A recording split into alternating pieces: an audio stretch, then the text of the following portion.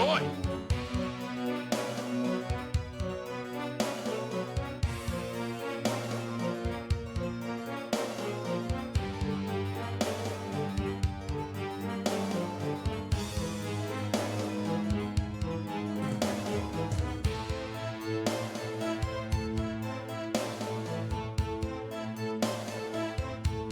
Good choice.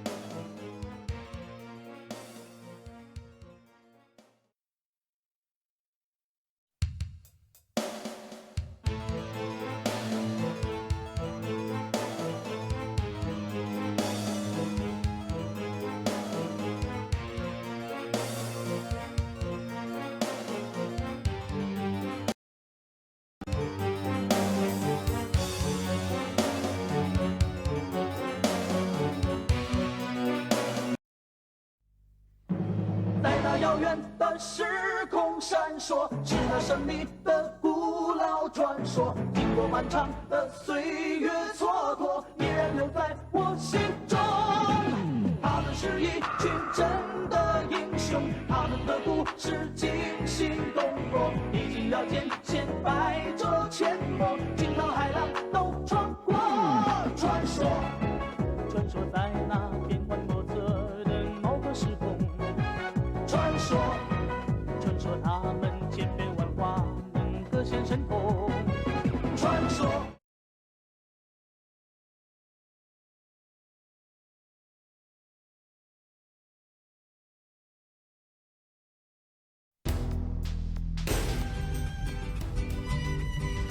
I don't need your fantasy women. Where are the Taiwanese Amistos RPGs? I need all the Taiwanese Amistos RPGs.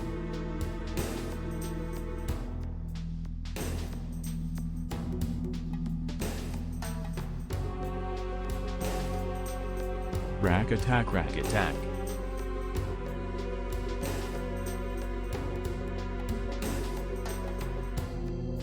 Good choice.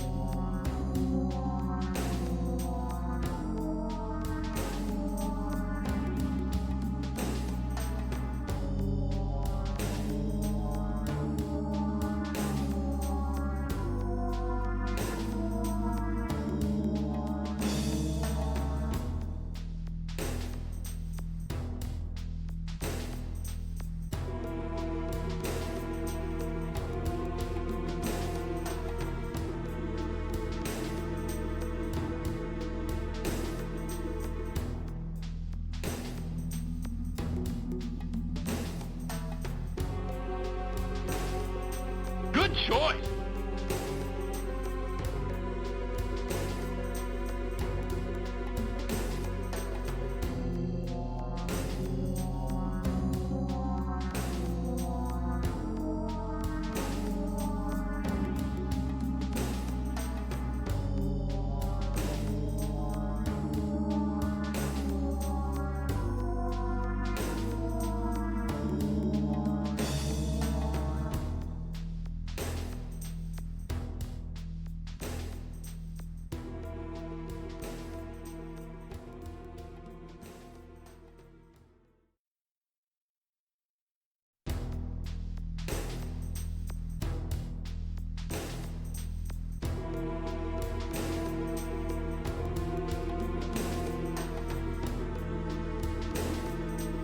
Good choice.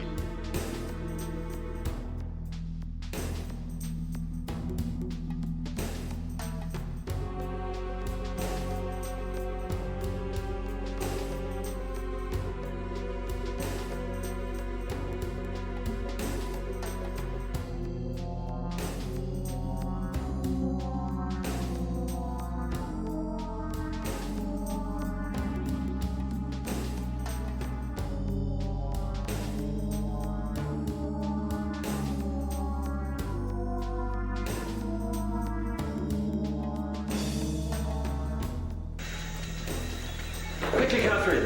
The Alpha Ozone, it's gone. Oh! I've been working on it for 30 years. I finally succeeded, and now it's gone. What are we going to do now at the International Clean Air Conference? Everybody's waiting to see it. What can I do? I'm so old now. Who is going to help me find the Alpha Ozone for me? Quickly, Catherine. Chuan Shuo, he's gone. Good choice.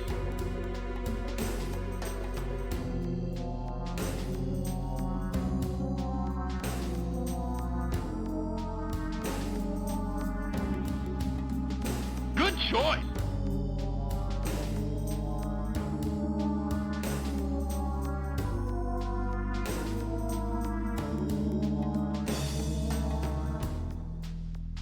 Good choice.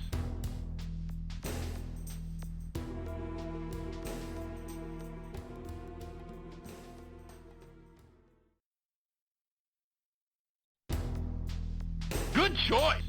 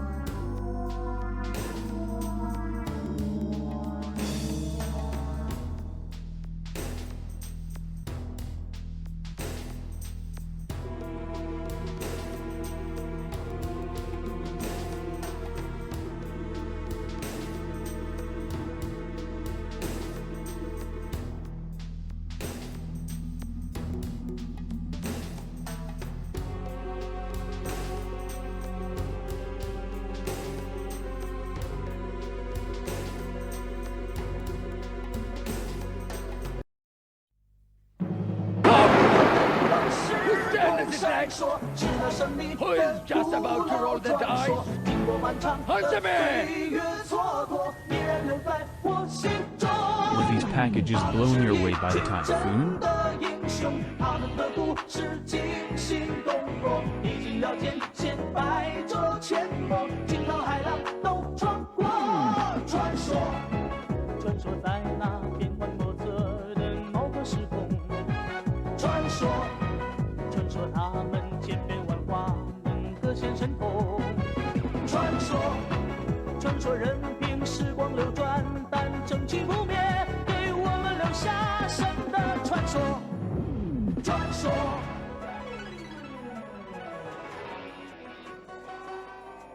传说，传说，传说，传说任凭时光流转，但正气不灭，给我们留下神的传说。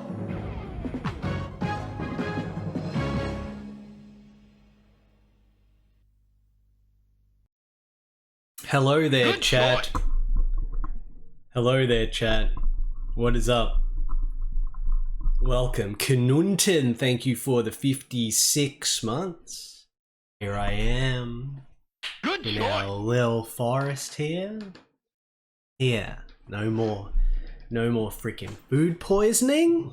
No more food poisoning. No more cyclone. Quickly, Catherine. The Alpha Ozone, it's gone. Oh, I've been working on it for 30 years. I finally succeeded, and now it's gone. What are we going to do now at the International Clean Air Conference? Everybody's waiting to see it. What can I do? I'm so old now. Who is going to help me find the Alpha Ozone for me? Hurry, Macaw. My extra hour, it's gone. I had it for about 6 months, and now it's gone. Macaw now starts streaming at around 9 p.m. instead of 8 p.m. It's so late at night, I'm so tired now. Who is gonna help me find the extra hour for me? Good choice. That's a good thing. That's a good thing, not a bad thing. That means you just get to stay up even longer now. You get to stay up longer. It's good. It's good. That's good. More comfier. Darker. Good choice. Middle of the night, comfier. It's good. That's good. We got a hype train and all this nonsense going. Let me quickly try to catch up here before I get to the news, so to speak. If I scroll back, Floor is Lava gave out 5 gift subs. Floor is Lava. I thank you very much, Floor is Lava, for providing... Floor is Lava, always there providing the floor of lava when we need it most. Thank you for the 5 gift subs. Appreciate that. Floor is indeed lava. Battle Hamster, thank you for the 67-month resub there, Battle Hamster. Samson, thank you for the 350 bits. If you're lucky, you might get some Taiwanese RPGs today. I don't know. Is there a package from Taiwan? We'll see. The Road Crew, thank you for the 31 months. Refurb, thank you for the 47 months. Nico Jazz, thank you for the 56 months. Professor Cavey, thank you for the 28 months. Nocifer, thank you for the 72 months. Baka, thank you for the 19 months. Good choice. Seormax, thank you for the 6 months. Goat Center, thank you for the 1,000 bits. Knunten, thank you for the 56 months. Keelan Kentaya, thank you for the 38 months. Carolyn Petit, thank you for the 555 bits. Noyawell, thank you for the 50 months. Lagaloid, thank you for the 9 months. Imminent Goblin, thank you for the 13 months. Imminent, guys, imminent. Simdel, thank you for the 67 months. Trap OXF. Have you guys heard about Trap OXF? He wants to see Tensio Corral too recently. Satisfaction of throwing dudes into other dudes. Thank you, Trap, for the resub. Immediate streaming, can't. There's no streaming. None of this no streaming nonsense. J-Bud Airline and Son Goku, thank you for the 100 bits. Lemon King gifting a sub to Boopet. Thank you for that. Lemon King gifting the sub to Boopet. And Cure Windy, thank you for the 100 bits. There is a level 4 hype train. The cyclone is indeed over, you know, it didn't hit as hard as expected, but then it sort of lingered with rain and wind and shit longer than expected. So the last 2 days didn't really have, like, it was very spotty power and it was very spotty internet connection. So like I couldn't really stream. 2 days ago I still had the freaking food poisoning because it was food poisoning and cyclone. I don't know if I'm going to be there in May, Base Hole. It might be a little bit too far away. Ralph! Quickly, Catherine. The Alpha Ozone, it's gone. I've been working on it for 30 years. I finally succeeded. And now it's gone. What are we going to do now at the International Clean Air Conference? Everybody's waiting to see it. What can I do? I'm sold now. Who is going to help me find the Alpha Ozone for me? You know the drill. I'm old, and I need help finding the Alpha Ozone. Who is going to help me find the Alpha Ozone for me? I will help you find the Alpha Ozone for you, Ralph. We'll all try together. Harder, you fools! Run! Thank you for the 20 months. I'm not dead. I'm not dead. Spencer Dinners, thank you for the 45 months there, Spencer. Appreciate that. I haven't seen Umbrella Anime Q, Windy. It might be washed away, I don't know. Fu Man Goo, thank you for the 19 months. Fu Man Goo.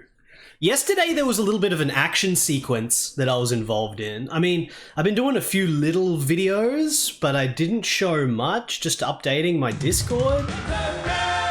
Punk Red Cat, thank you for the 100 bits. Brewy 8, thank you for the 300 bits.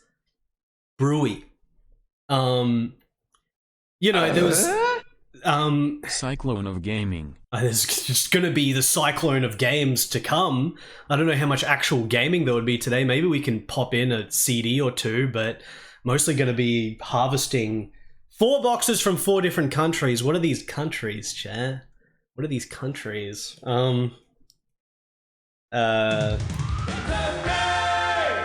Thank you, Basehole, for the 100 bits. I didn't get Pooh Volume 2. I'm sorry. That's too rare. It's too rare. Still hasn't been seen. That video I took with the wind that was like blowing away my umbrella, it was literally like, I couldn't take a video for very long before I had to cut it, but the freaking, like, my arm was getting blown like this, the umbrella was fucked. That video was probably when the winds were at the maximum. That was like 2 a.m. on like Friday night or Saturday night or something like that. Friday night, I think it was. Something like that. The wind was fucked. But it was the days after that where everything got flooded and shit. So yesterday, I was like driving around trying to get to a friend's place, and like half the roads around here were all blocked. They were all flooded, like just patches of flood everywhere. So it was like a maze. There was a night where it was like a maze, and it was storming heaps, so I couldn't see much, and the wind was still pretty high, but it was like driving around in a maze, and there were certain roads had got cut off. Certain roads had been blocked. What is this? Barfy. Chat, did you know that I built Barfy? I built Barfy using Lego. Thank you, Barfy, for the 74 months. Thank you, Barfy, for the 74 months in the level 5 hype train it is now. Holy crap, level 5 hype train. You want an emote, chat? You want an emote? Does anyone still have their golden kappas? Or were those only for a day? Were those for a day or a month? They're for a day, aren't they? Conan! Base hole. What is best in life? To crush your enemies, see them driven before you. I built Barfy. To hear the lamentation of your women. I built him. That is good. That is good, base hole. That is a fucking lie because you couldn't build a simple bird in 55 hours. I built the bird. It's there. Oh wait, no, that's not the actual Lego one. That's a different one. Good choice. The other one that I built is somewhere around here. I don't know where. Choco Socks, thank you for the 55 month there, Choco Socks. It's Choco Talks. Hello, what's up? What was I in the middle of saying? Bogged roads.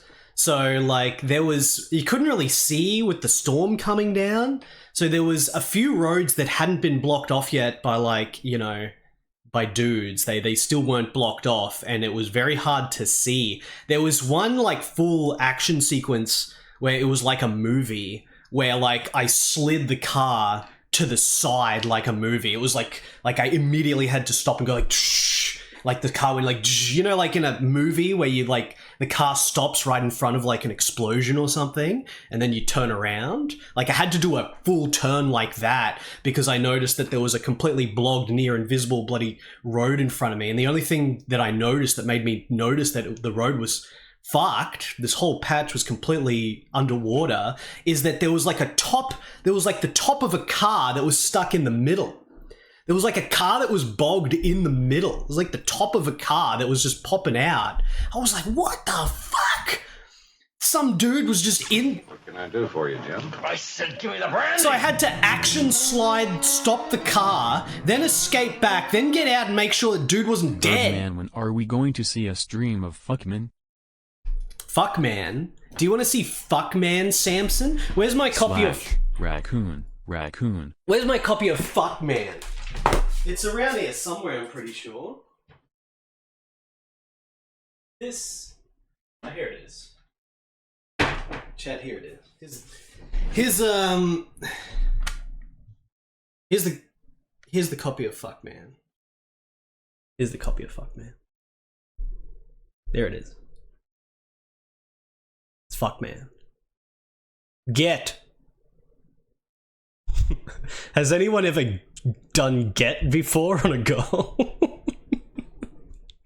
Has anyone ever done the get? Wait. What's this say here? Let's hunting. Warning. Good choice.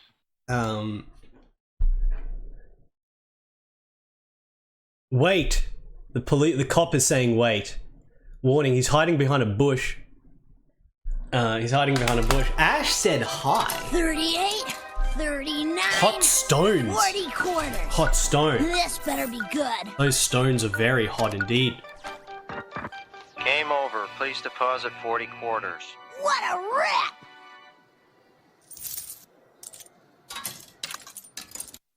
rip!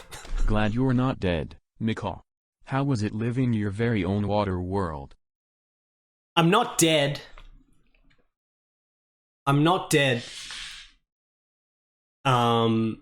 It's fine. I'm fine. But yeah, the maze action thing with having to avoid bogged roads that still weren't marked and you couldn't see them and it was raining and I couldn't see shit because all the rain was hitting the windshield. That was actually fucked.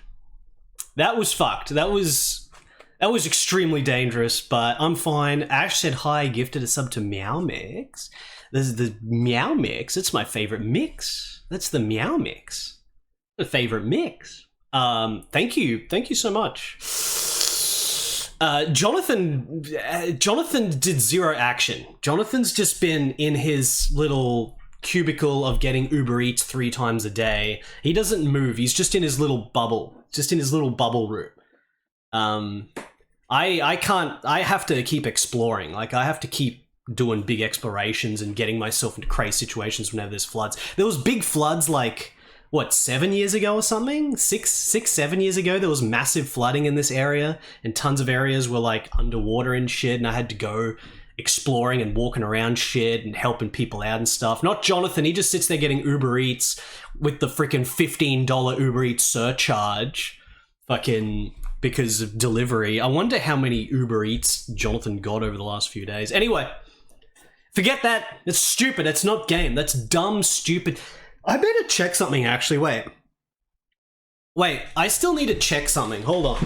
Wait, let me put Fuckman back. Put Fuckman back. There's something I still need to check, chat. Give me a second. I forgot.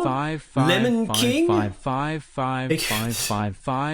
250 bits? The shirt is not stained, it's just flowers.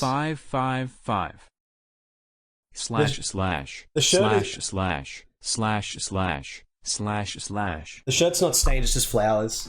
It's just flowers. Slash slash slash slash slash slash slash slash slash slash slash slash slash slash slash slash slash slash. We might need to stop this. Slash slash slash we slash. We might need to stop this. Slash slash. How long slash, is it? Slash slash slash. I'm in the slash, middle of slash. discussing action. Slash slash. Wait, I need to log into slash, the slash slash slash. I need to log in. slash, Thankfully, slash. the internet has all been good today. Like the internet hasn't cut out or been going slash, slow. Slash slash slash slash slash slash. Slash slash slash slash slash slash slash slash. How do I do this again? Exclamation mark inverted exclamation mark inverted exclamation mark Calibra inverted Lord Al. exclamation mark inverted exclamation mark inverted exclamation mark inverted exclamation mark inverted exclamation mark inverted exclamation Calibra mark Lord inverted exclamation Lord mark. Al. Come during an interesting time. I've forgotten how to stream. I've forgotten how to stream and shut down these meme alerts and shit. What can I do for you, Jim? I said give me the brandy! Thank you for the raid. Welcome, guys. I got 4 boxes here we're going to unbox, filled with crazed game. Do we have enough fives? 5 5 5 5 5 5 5 5 5 5 5 5 5. I don't know if we do. 5 5 5 5 5 Do we? 5 5 5 5 5 5 5 5 5 5 5 5 5 5 5 5 5 5 5 5 5 5 5 5. I found some extra. Phenomenon. That was a phenomenal amount there. That was a relatively quaint quantity of fives. That's a good thing.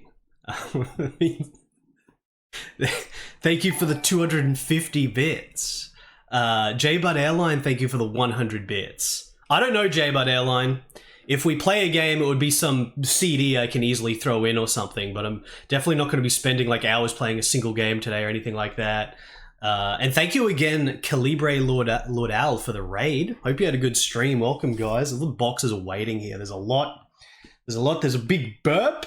We've got a big burp as well, which should give you an idea of what one of the countries is from, but maybe not as well, because it's probably not very well known which country excessively uses bird packaging. So yeah, forget the cyclone and all that nonsense. It's done. It's fine. It's good. Mr. Raydon, hello, welcome. So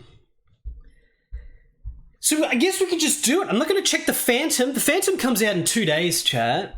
I don't think we can stream the Phantom tomorrow. I think it's 2 days from now. So tomorrow I can stream like solid, big, solid, normal game again. Because remember, the last stream was that weird stream where I had food poisoning and the cyclone was about to hit. I had food poisoning and I had to finish that really weird, not particularly good game, Vengeance of Mr. Peppermint, which was kind of shithouse, but it was interesting enough to where I wanted to keep playing it. It definitely has good things about it. Death Stranding 2 is coming out in June? How much longer do I have in the 1 month I said that I'm playing Death Stranding? Good. But what is best in life? The open steppe, free thoughts, falcons at your wrist, and the wind in your hair. Wrong! Conan, what is best in life? To crush your enemies, see them driven before you, and to hear the lamentation of your women. That is good. That is good. I have released my McCall VOD / VOD highlight archive. Barbarian.men / McCall45. Thank you, Proto Man. I still didn't talk to Proto Man yet. Because I've had spotty power and internet, and I've been journeying in the cyclone, finding cars bogged in the road and trying to avoid getting bogged myself while driving around. I haven't even looked at this yet, Proto Man, but we also need to figure out something if it's easily convertible to a YouTube channel, because there needs to be YouTube as well, unless it's already on YouTube and you do. I don't know. I'll talk to you. Can you send me a PM? Can you send me a PM, Proto Man? Send me a PM, because I always forget your Discord name.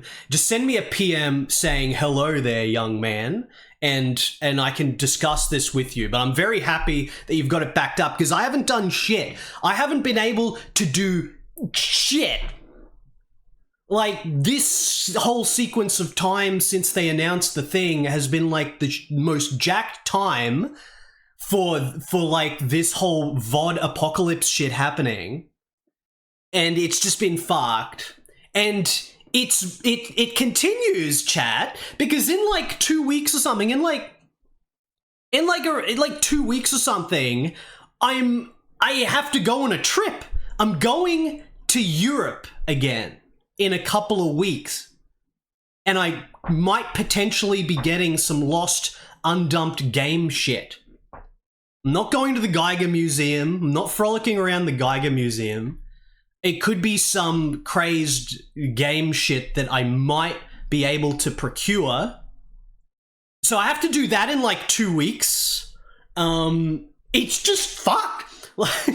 Like there's no way for me to do this VOD bullshit on Twitch. So everyone, please, give sexual favors to Proto Man or some shit. I don't know, dude. I have to. I'll talk to Proto Man and PMs. We can figure out YouTube and shit as well. Yeah, there's also Gomalul with the 2 kilogram lasagna shit.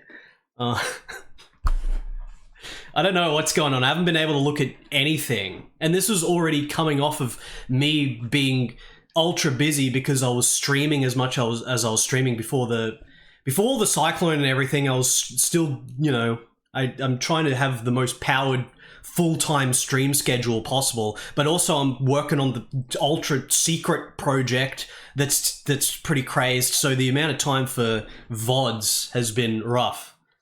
So yeah. But the VODs have been taken care of. We got the VODs. We'll figure out how it's going to go going forward, but the VODs are fine. The VODs are fine for the highlights and shit. They should be fine. I don't even know if I have enough time to manually delete, because I can't create new highlights. I cannot create new highlights because I need to delete all my VODs, my like 2,000 VODs. I'd have to delete them in order to make highlights. I don't even know if I have enough time to manually delete them, because you can only delete like 2 at a time. Like, I would have to sit there and like, I mean, if I just spend all the next few days trying to do it outside of the streams, but I want to keep streaming. I haven't been able to stream for like properly over the last week because of all this cyclone bullshit. So now I just want to stream a shitload, but then there's this other shit, and then there's this shit, and then there's shit, and then there's shit. It's fine though. It's fine. We got it all figured out, so it's completely fine. It's all figured out. It's all figured out. You don't have to delete them. You can still make them if you go directly to the following. Oh, really, Proto Man? I'll discuss with this with you further another time. But yeah, like, because, you know, I want to still make my highlights, and then you can like take the highlights and upload them. So I don't know. We'll figure it out. But it's all figured out already, chat. It's fine. It's fine. What am I concentrating on? My brain is trying to figure shit out.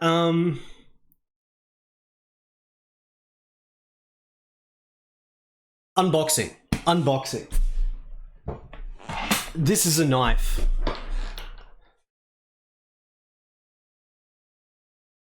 This is a knife. Did I scan? I didn't scan the manual, but I did do that just before I went live today. I remembered at the last second before I went live today, that guy that wanted the picture of the manual from Akiko Hard, I sent it. It's in my Discord in the game research channel. It's there. I did that right before I went live. I'm catching up, chat. I'm catching up with all these tasks that need to be done, and now I've got a knife. Proto Man, thank you again for the 3,000 bits, by the way. I appreciate that very much. Chuck Man with the raid. Chuck Man. You're a fan of Chuck Norris, Chuck Man? Thank you for the raid. I hope you had a good stream. Panzer Wolf, thank you for the 52 months. It has been Panzer Wolf. I'm still here. And now we've got an unboxing. What is with this hair? What is with the hair? The hair has to be fixed a little bit. At least a little bit. Try to get it into... Now it's buffed out. Who the fuck knows what's going on with the hair? Who gives a shit? Who gives a shit? I'm going to cut it off, chat. I'm going to cut it off with a knife. This is a pretty blunt knife.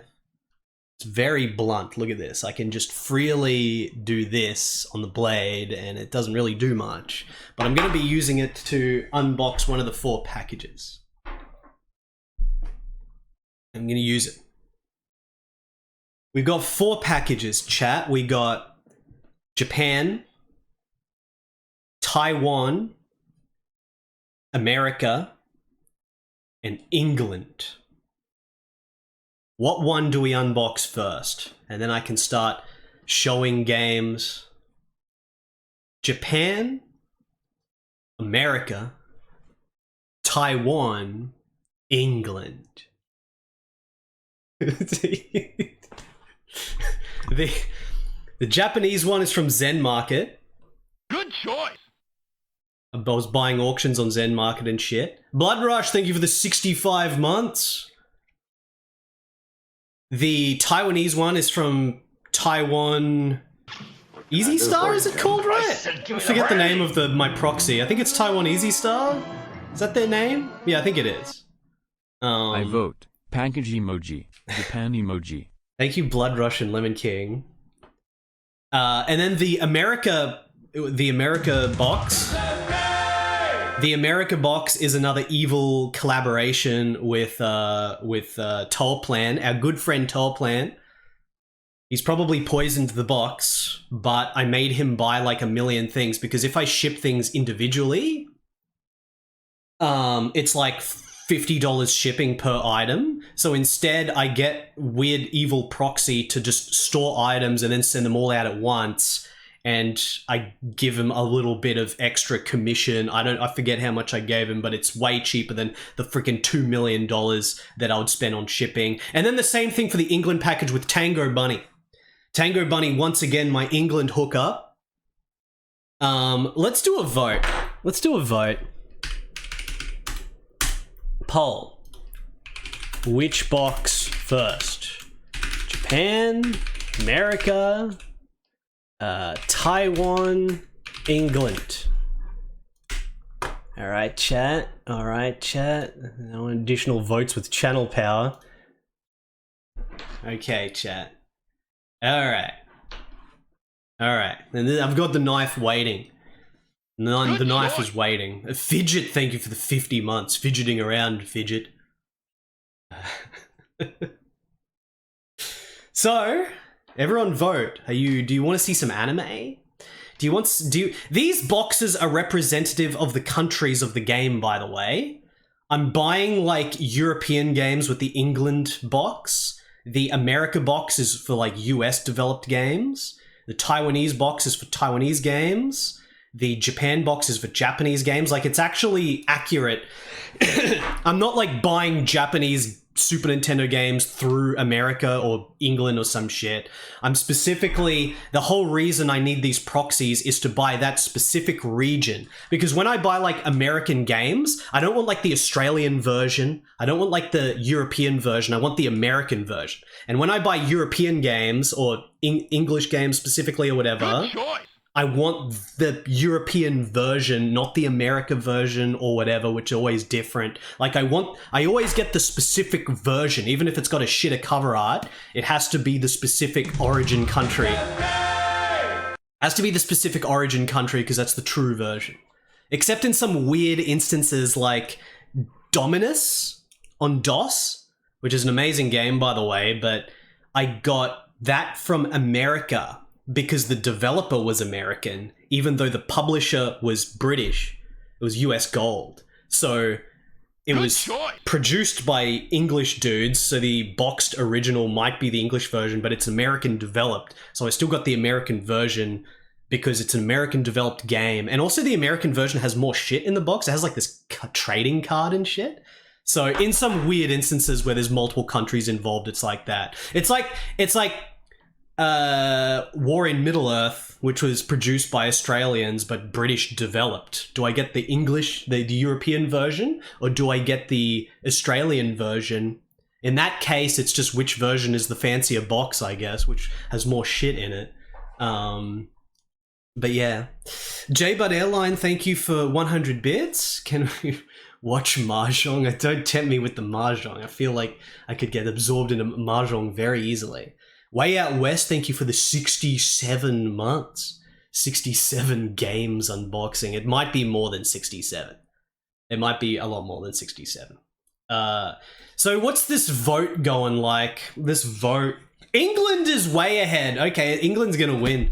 England is way ahead. That's weird. Alright, we're gonna be doing the English box first then. I'm guessing there's just a lot of English people in chat or something, or someone's cheating. I don't know.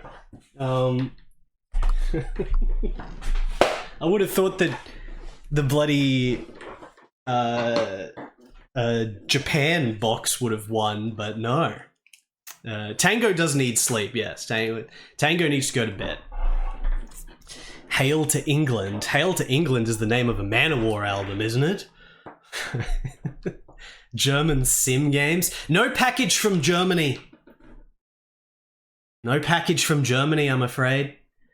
Germany doesn't count from in the English box. If I get German games, they're directly from Germany or Switzerland or Austria or whatever. But that can be for when I go to bloody Europe in a couple of weeks, because that's where I have to procure the real crazed shit. That's where I have to procure the real insane shit, chat. That's when I'm procuring it. I'll try anyway. There could be some German shit. There could be. I'm not going to England yet, unfortunately. I've still never been to London. But, you know, we'll see what happens. See what happens. It's all for game. It's all for game. Gotta do it for game. This is it, chat. This is it. Is this the right box? This is it. This is it. It's this big. This is how big it is. This is how big it is. Okay, so let me dig in with knife. Wait. Tango said not to assault it violently. Because it's packed pretty tight. So I'm not gonna stab. The other boxes I will stab though.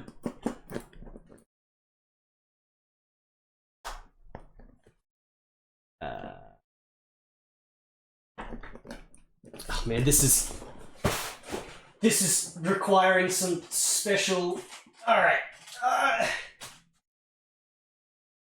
Right, that's not digging into a thing. Good. Good. Oh.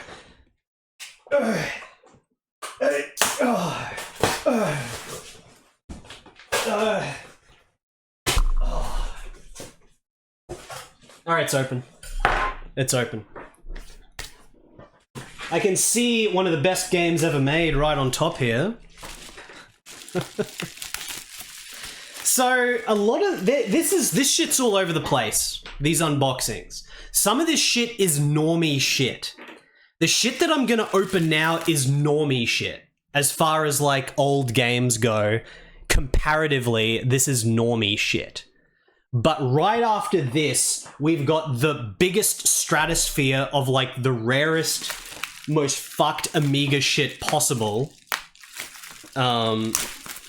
Except for one other certain game, which, again, I might be able to procure when I go to Europe soon.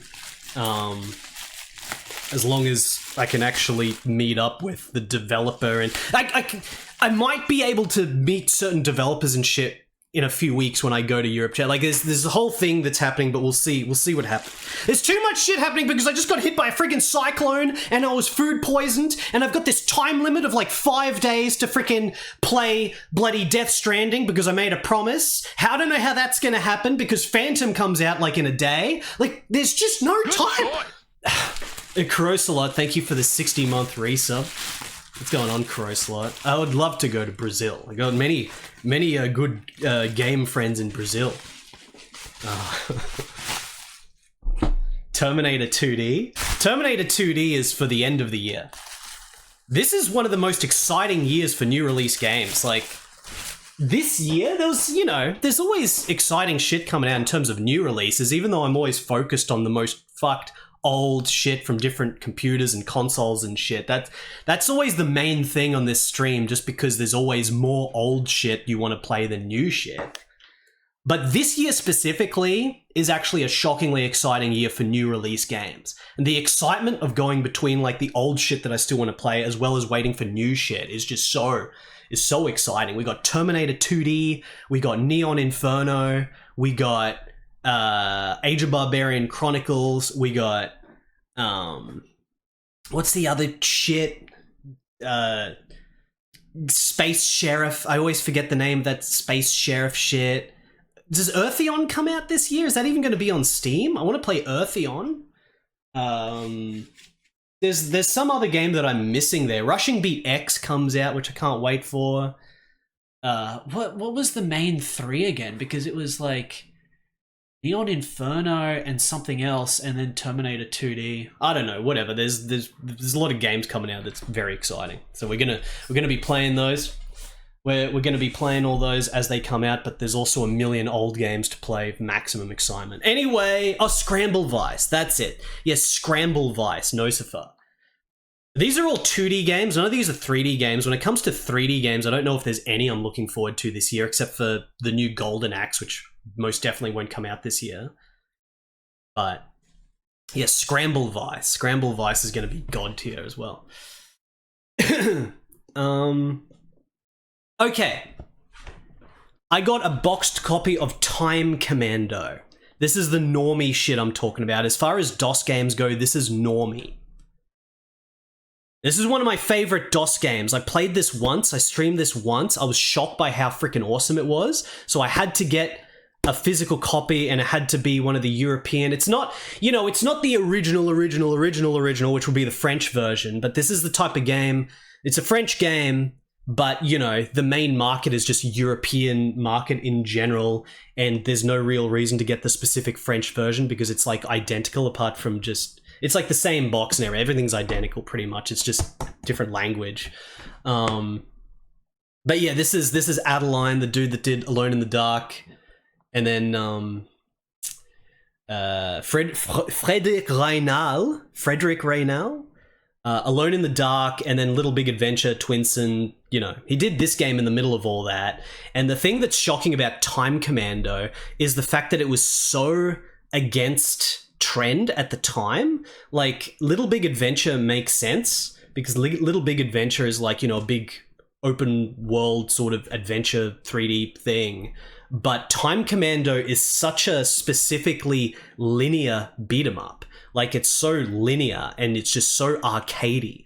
And that's completely against trend at the time in the mid-90s, especially for a company as prestigious and as, like, cutting edge. It was like a cutting edge company. So for a cutting edge company to be bloody doing such a strictly linear beat 'em up type game like Time Commando is completely out of control. It's got the same sort of incredible artwork, incredible sort of 3D engine style and stuff to it that the Little Big Adventure games have, Alone in the Dark and shit.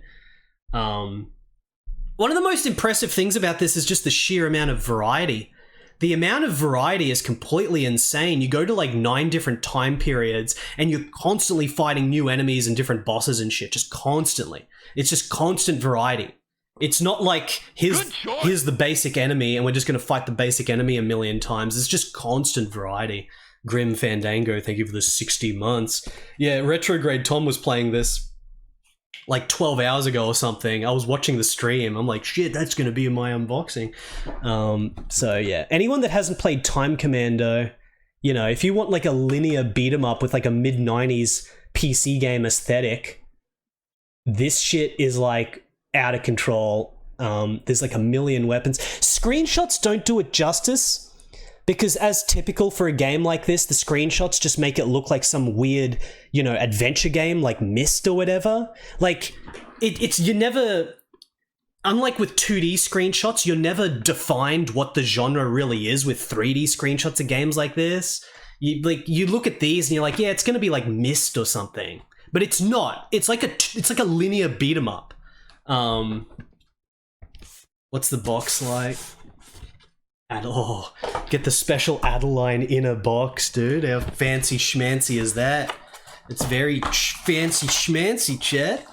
And then we've got the, you know, they got the little fancy little case in there, and it's going to be one of those games where the manual is like the jewel case thing. Time Commando, the manual is jewel case. Manual's probably not going to be particularly exciting. It's a total piece of shit. Yeah, the manual's just a black and white piece of shit, as expected, but, you know, that's what happens sometimes. The box is cool, though. But I need, like, you know, for a game that I like as much as this, and a game that I'm definitely going to be streaming again, I need to get a physical copy. I want to get physical copies of, like, my absolute favorite shit. So this counted as that. Oh, we've also got the, information in other languages and shit. Whatever. Good. Let's put this box back. Fancy box. Look at that. Just sweat on that? I think I just sweated on the box. Unparalleled Dev, hello. We just got Time Commando. I've only streamed it once, but it's only a matter of time before we play Time Commando again, and there it is. The Lord Time Commando. It's amazing. Next. Alright, now let's dive into some galaxy-level crazed shit. Extremely galaxy-level crazed shit here. Alright. So these were all in one set, one sort of, auction where there was a dude that clearly didn't really know what he had. He was just putting all these as a set. There's like, the only thing that's consistent about this is that they're all ultra budget games. And they all come in these tiny boxes. So he put them all in a set. Little did this guy know that it's got 2 of the rarest Amiga games in existence in here. Not the rarest game in existence on Amiga, but 2 of the rarest Amiga games in existence. But they're all the little mini boxes. Here's Rome 92 AD. Crowscape. Thank you for the 6-month resub, Crowscape. Here's Rome. Some people might know this game. This is like the isometric sort of... I don't know if this is before or after the Robin Hood game. There's like a Robin Hood game that uses the same engine. Good choice. One of them is the first one of them is the second one. In case you wouldn't have guessed that, well, they didn't make them at the same time at the very least. But this is like a budget version of that. I don't care about this. I do care about this game. This game is sick and I want to play it along with the Robin Hood game. Did Sonneville? I saw Sonneville playing the Robin Hood game, but not Rome. But then again, I've had not much access to watching streams recently. Sigur Bjorn L, thank you for the 6 months in advance. 6 months in advance, the 2 months. Thank you so much. I appreciate that, Sigur. Thank you so much. So I don't care about this because I would, you know, I only care about the proper big box release of this game. This is just the little budget. This is a little budget release. But this just happened to be in the same auction. It just happened to be in the same auction of this crazy shit. Crazy shit. I've got like a few other games on Amiga, or maybe one other game on Amiga that comes in a little box like this. But I don't care about a budget version of what's supposed to be a big box game. I only care about the games that were only released in this budget little box thing because there was these independent little rare releases. So this game is super obscure and like rare as well, but I don't care about it much at all. Yeah, there's only floppies in these. There's no manuals in these. This is classic card and board games on Amiga. Classic card and board games. I don't even think I've looked up a screenshot of this. There's no screenshot on the back. I'm guessing you can look this up on Hall of Light. I'm guessing this has got to be dumped, right? There's no way this is not dumped. But it wouldn't surprise me if it's not dumped either. It's just a nothingness. No, it's complete nothingness. Game Quota, thank you for the 58 months. Game Quota, that's a lot of months. Damn, this comes on a lot of discs. I guess it could just be like a compilation or something. Like, this is a lot of discs. That's a lot of discs. So inside the little box is just this little thing, no manual, just a bunch of floppies. And it looks like it says 10 card games. It's not in Hall of Light. This might just be a compilation. It might not be in Hall of Light because it's a compilation. So these might be in Hall of Light. Dragon Tiles, Dragon Pyramids, Full House Poker, Turn It. I don't give a shit about any of these. Bonus games, chess, whatever, Monopoly, 10 card, whatever. Turn It. I don't care about it. This is like an extremely rare release, but it's an extremely rare release of something I don't give a shit about at all. But it just happened to be in the collection as well. So, you know, I'd probably sell this or something. I don't know. I have to make sure that the stuff's actually dumped, but copyright 1998 Epic UK Associates. I'm pretty sure these are just existing games that are just compiled. Anyway, now we get to the good shit. The shit that was only released in these tiny boxes and that's extremely rare. I've never even seen the box of this before, but it's here. The box is completely nondescript. It's got generic art on it because it's literally like a little shareware thing, essentially. It's a physical copy of like a shareware thing. This is a game that I streamed once. It was a pretty good game. It's actually a game I would play again. This is a good game. And I got a physical copy. There's a physical copy of this.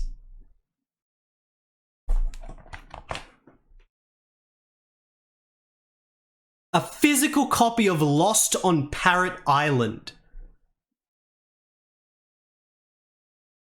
This is a physical copy of Lost on Parrot Island.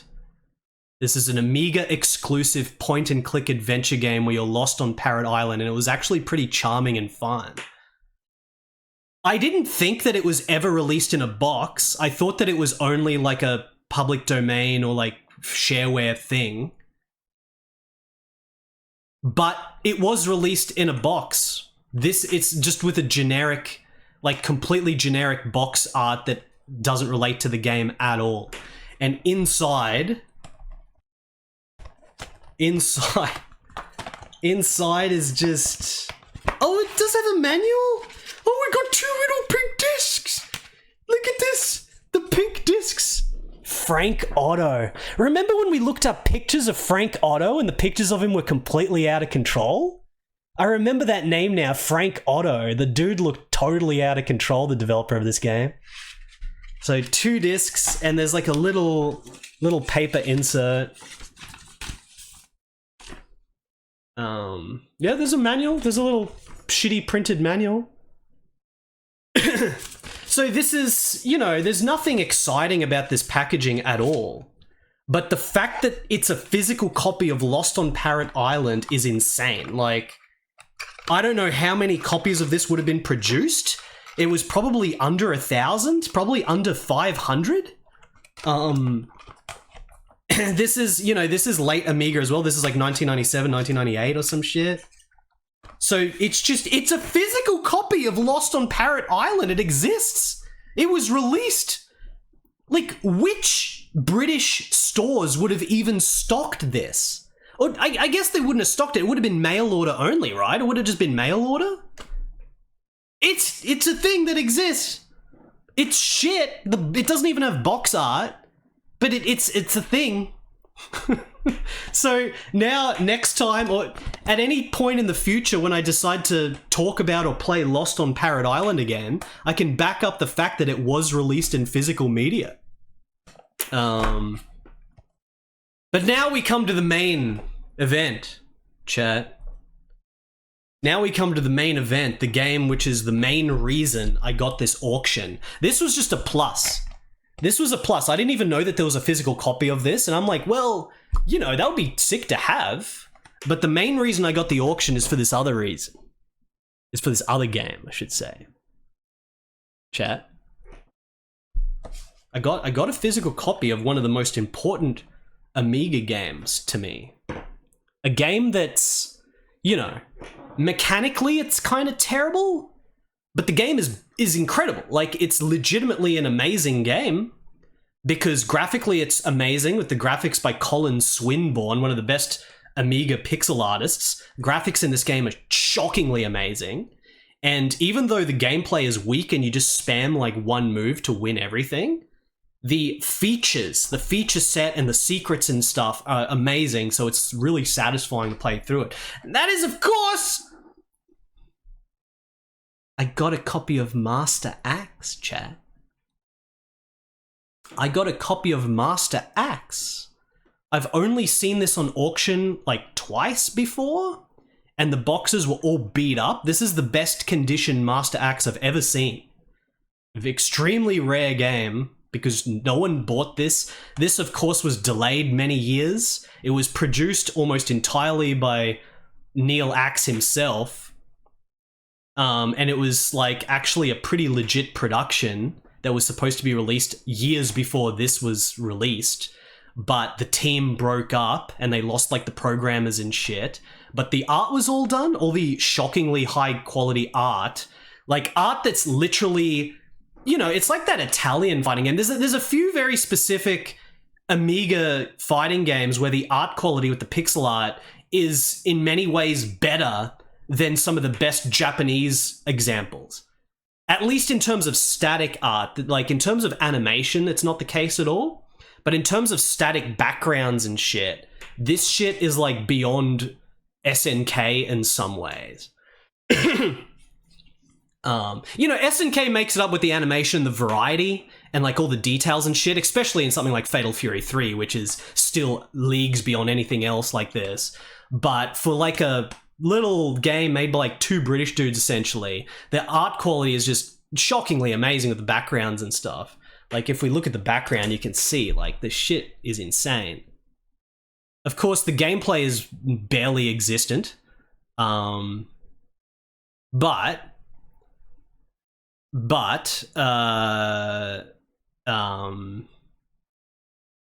it's amazing.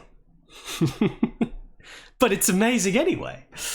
The genesis of Mr. X is Loner. So yeah, this was supposed to be released in like 94, I believe. I guess it was like 3 years earlier.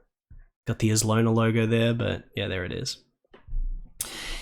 There was like a legit team. The reason it's got such good art and everything is because there was a legit team that were working on it. It was supposed to be released in like 1994, but then they like lost the programmer and shit, and then the game got like cancelled, but Neil Axe kept it afloat and eventually got it released for real through this ghetto budget publisher years later. and the game is just barely scrapped together with like, they got like a programmer to just finish it, and the programmer basically just sealed off the game. Essentially just doing the bare minimum to make it a playable game from beginning to end, even though it's definitely not finished. That's why, like, you know, you look at screenshots of this game, you look at footage, and like the UI at the top for the health bars and shit is like so fucked, it all looks like placeholder, even though the pixel art's so amazing, because it's like, it's not a finished game. It's just a game where like a programmer sealed it off to make it actually a thing that you can play, but it's by no means finished. But it's still like, you know, it's still so feature packed. Like the spirit, you know, I'm not going to get into it now for anyone that doesn't know like the story of Neil Axe, who was like a real dude, and he has this like bogus, he's sort of like a bogus sort of martial artist in the same vein of like Frank Dukes and shit, in the sense that, you know, I don't want to say he's not tough or anything. He could probably beat the shit out of us, but he's like got this story that he tries to commercialize or market in the same way that Frank Dukes did it for like Bloodsport. But the story that Neil Axe had is just so shit. Like the story of them doing the bicycle ride around America. But then when we looked into it more, it's like most of the time they weren't even in bikes. They were actually had cars, and they were only just driving around to certain spots and getting out on their bike for a little photo shoot and shit. Like it's all the most bogus nonsense bullshit. And like, even if it was real, it's not even that good anyway, because it's just bicycling around America. But they've got this bogus story about having to fight dudes that were trying to stop him and shit. It's all, you know, it's totally insane, dude. It's totally insane. But nonetheless, Neil Axe was determined, and he didn't really have a good judgment, I guess, on what would actually have appeal or marketing potential, because releasing an Amiga game in 1997 after the original, you know, it was already a game that was late in 1994. The Amiga was already dead. So the fact that he, you know, used his own money, look at this. Copyright 1997 Neil Axe. Like, he owns the copyright and shit, like... The fact that he was determined to get it released and paid these programmers and shit to get it released in 1997 is insane, because how much would this have sold? There's probably only a couple of 100 copies of this shit. Like, it's so obscure. Zero marketing penetration, zero purchasing penetration on dead system at the time. Like, there's no purpose to do it. Like, he would have been better off trying to fund a DOS port of it, and even that would have sold barely at all. It's just weird. But anyway, I got a physical copy of Neil Axe, a game which, despite the subject matter being so bogus and weird, the actual game itself is unbelievably cool in terms of like the spirit of martial arts and shit. Like the game itself, for being... the game itself is like Street Fighter 1, because it's like a boss rush fighting game. You pick one of the 4 heroes, and then you go around America and it's fighting bosses. And, you know, that always appeals to me. That's sick. That's awesome. But the actual spirit of this game by the original developers, what they were doing, is unbelievably cool. Like the training mode that has the unique guy that you fight, and like the freaking spirit mode. And if you do the spirit mode and then play the proper mode, there's like secret stages because of your ghost and all this weird shit. Like, it's unbelievably cool. It's so cool. And the graphics are amazing. So the spirit of this game is very high, even if the subject matter is a little bit bogus. Just like Bloodsport, really. Just like Bloodsport. Let's see what's in here. No manual, of course. No manual. We don't even get a printout like Parrot Island. We've just got the 3 discs. So there's your 3 authentic Master Axe discs. And that's it. It's just this little box. So now, next time I play Master Axe, the Genesis of Mr. X, we got a physical copy. We got a physical copy, Chad. Got a physical copy. It's so funny on like the resume and shit of Neil Axe, how he says like star of the hit video game and shit. And then there was like those Kickstarter, whatever the heck he did, where like they had copies of the game like in the background, or like not copies, but like the artwork of the game in the background and shit. Like, he seems to regard the fact that he was in a video game or had a video game based on him. He seems to think that it's this huge thing, But in reality, the fact that this is such an obscure game that certainly has less than 500 copies in circulation, like it's literally nothing. It's like zero. Like this is a nothingness phantom release essentially. Like there's no prestige or anything related to this video game release. No one knows about it really. It's so obscure. It's not worth anything. It's worth something to me because I think the game is so interesting, but for his career, it means nothing. No kids played it or anything. Like, it's really weird. Anyway, show his face on the spine of the box. Oh yeah, it's because it's Islona. So I got one other Islona game like a year ago or something. I forget, what was it called again? It's like Entrapment or something? What was it called? Captive or something like that? That was another game that was put out by Islona.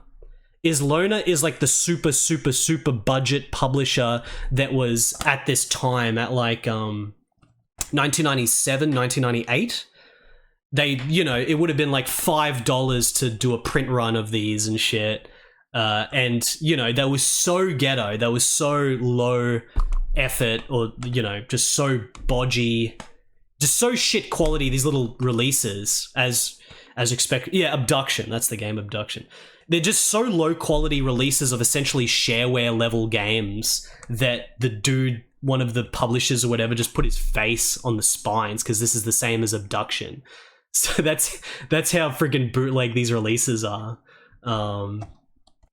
What's it say on the back? It is in German and English on the back, but there's probably no copies that made their way to Germany. There was probably like one German dude that got this in mail order or something. I'm guessing this was mail order as well from some magazine back or some shit. Like really just like barely any copies of this shit. There's probably even less copies of Lost on Parrot Island than Master Axe. But yeah, this is like a very nothingness game. Physical copy though! Physical copy! Another physical copy of one of the sickest Amiga games. There it is. For frickin' Neil Axe. Now I'm even better prepared for the Neil Axe story next time we play it. Because I'm always going to be returning to play that game. Like, it is always a complete riot to play through this game and do all the modes and shit. It's so fun every time, so graphically brilliant. But yeah. I don't think Islona published Lost on Parrot Island. This is... What's it say on the spine? Does it say that? I don't even know what it says. It's like the text is so tiny. Can you guys read it? Oh, I can read it on the thumbnail now. Something entertainment? Entertainment? Is it Islona? Is it Islona? I can't even see the shit. Okay, so it is Islona. So they were putting out like weird shareware shit and stuff as well. This is the level. This is the level that Master Axe was released through. Like, this was supposed to be a big box, fully featured, hyped up game in 1994. And as I said, even 1994 is way past the commercial viability for something like this on the Amiga. But it was supposed to be 1994. So it got cancelled. Neil Axe had to fund the rest of development himself with some dodgy programmer. And they finished it off to be released in this $2 format like 3 years later. Very, very interesting stuff. Anyway, let's move on because there's more in here. I got 2 copies of Tango's zine, Tango Punk. Guys, freaking advertisement snuck in here. If you're interested in very in-depth articles of very obscure shit, look into Tango Punk, Tango Bunny's zine, which is always filled with articles of extremely detailed shit. Like, I never finished Alone in the Dick. I couldn't figure out how to finish Alone in the Dick. I sent a copy to Tango Bunny, and Tango Bunny figured out how to finish Alone in the Dick, and there was an article in one of these issues of Alone in the Dick. I'm seeing here an article of Hisatsu Pachinko Collection the Super Nintendo version. I actually have the Windows 95 version of this that I still need to play. Like, this Super Nintendo version is actually a port. The original version is actually Windows 95 with high-res graphics. I still haven't played it yet. Oh, Hisatsu Pachinko Collection 3? Hisatsu Pachinko Collection 3, I think, was not on Windows 95. This was console only. 4, yeah, it kept going. There's all kinds of crazy shit. Tango Punk, guys. Very cool. Thank you very much for that Tango Bunny. I'll put those back there. Oh, there's another one as well! I've got another copy! There's 3 of them! So much shit in these. Good articles on, like, Japanese PC shit in general, like freaking Can Bunny and stuff, I remember seeing. Very good, very good. Very good indeed. Oh, look at this! Oh, here it is. Alright. Alright, chat. What's this? Oh, this was like a thing that came with one of them? Alright. Okay, these are some things that I ordered that I really needed to get for quite a while, and I finally got them. Fractal Mind Mike, thank you for the 48-month resub. Hello there, Fractal Mind Mike. Fractal Mind Mike, hello. What is up? This camera is annoying me. Camera. TangoPunk.com, there you go. If anyone's interested. What is in this? Oh, this is just like an advertisement for other issues. Okay. Okay, so I had to get 2 very specific things that are still being made. This is very, very specific. This is very, very, very, very specific shit here. This is the Twilight Zone of game shit for stuff that you would think is like unfindable now, but it's actually fully available.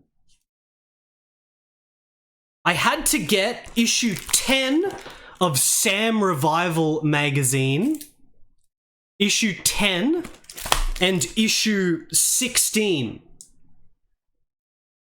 I had to get issues 10 and issues 16 of Sam Revival. What is Sam Revival magazine? These are from 2006 and 2004, by the way. 2006 and 2004. These are magazines... Dude, this freaking... Okay, let's just do that. Alright, good. These magazines are enthusiast magazines for the Sam Coupe. Good choice. Does anyone have a Sam Coupe computer? It's for the Sam Coupe. Coupe? I don't know how you really say it. Dante, thank you for the 17 months. Dante, how's it going, Dante? The Sam Coupe. It's related to the ZX Spectrum. It's like the Amiga of the ZX Spectrum. It's like if you go past ZX Spectrum and then you go into Atari ST Amiga territory, there's the Sam Coupe. It was purchased by approximately maybe about 5 British dudes, bought a Sam Coupe, and they're enthusiastic enough to make magazines to this day. The Sam Revival, it's like samrevival.com or something. They still sell them. They still sell these. I just specifically had to get old issues from 2004 and 2006. Because the Sam Coupe has a library of about 40 games.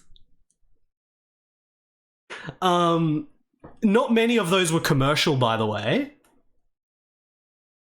Not many of those were commercial. Rama Blue, thank you for the 27-month resub, Rama Blue. Not many of them were commercial. I don't know how many commercial games were released for the Sam Coupe, probably like 5. Like, this is one of those, like, this is, you know, if you're gonna look at weird British computers that had very, very small game libraries, like, the Acorn Archimedes is infinitely bigger than this. Like, the Acorn Archimedes had a decent scene of like a good 100, 200 games released for it. This is like 5 games. This is a computer that had like no scene really. Phenomenon, thank you for the 6 months in advance. 12 months. The Sam Coupe. The Sam Coupe phenomenon. Look at it. Buffy, of course, had a Sam Coupe as a kid. So anyway, what I'm trying to say to simplify the story is that there's 2 games for the Sam Coupe that I want to play. There's only 2. I've gone through, you know, you guys know me, I'm obsessed with games, so it doesn't matter what system or what console, I've already harvested entire game lists of all the shit so that I can know what there is in case there's shit that I want to play or barbarian games or whatever. You know, I already harvested all the shit.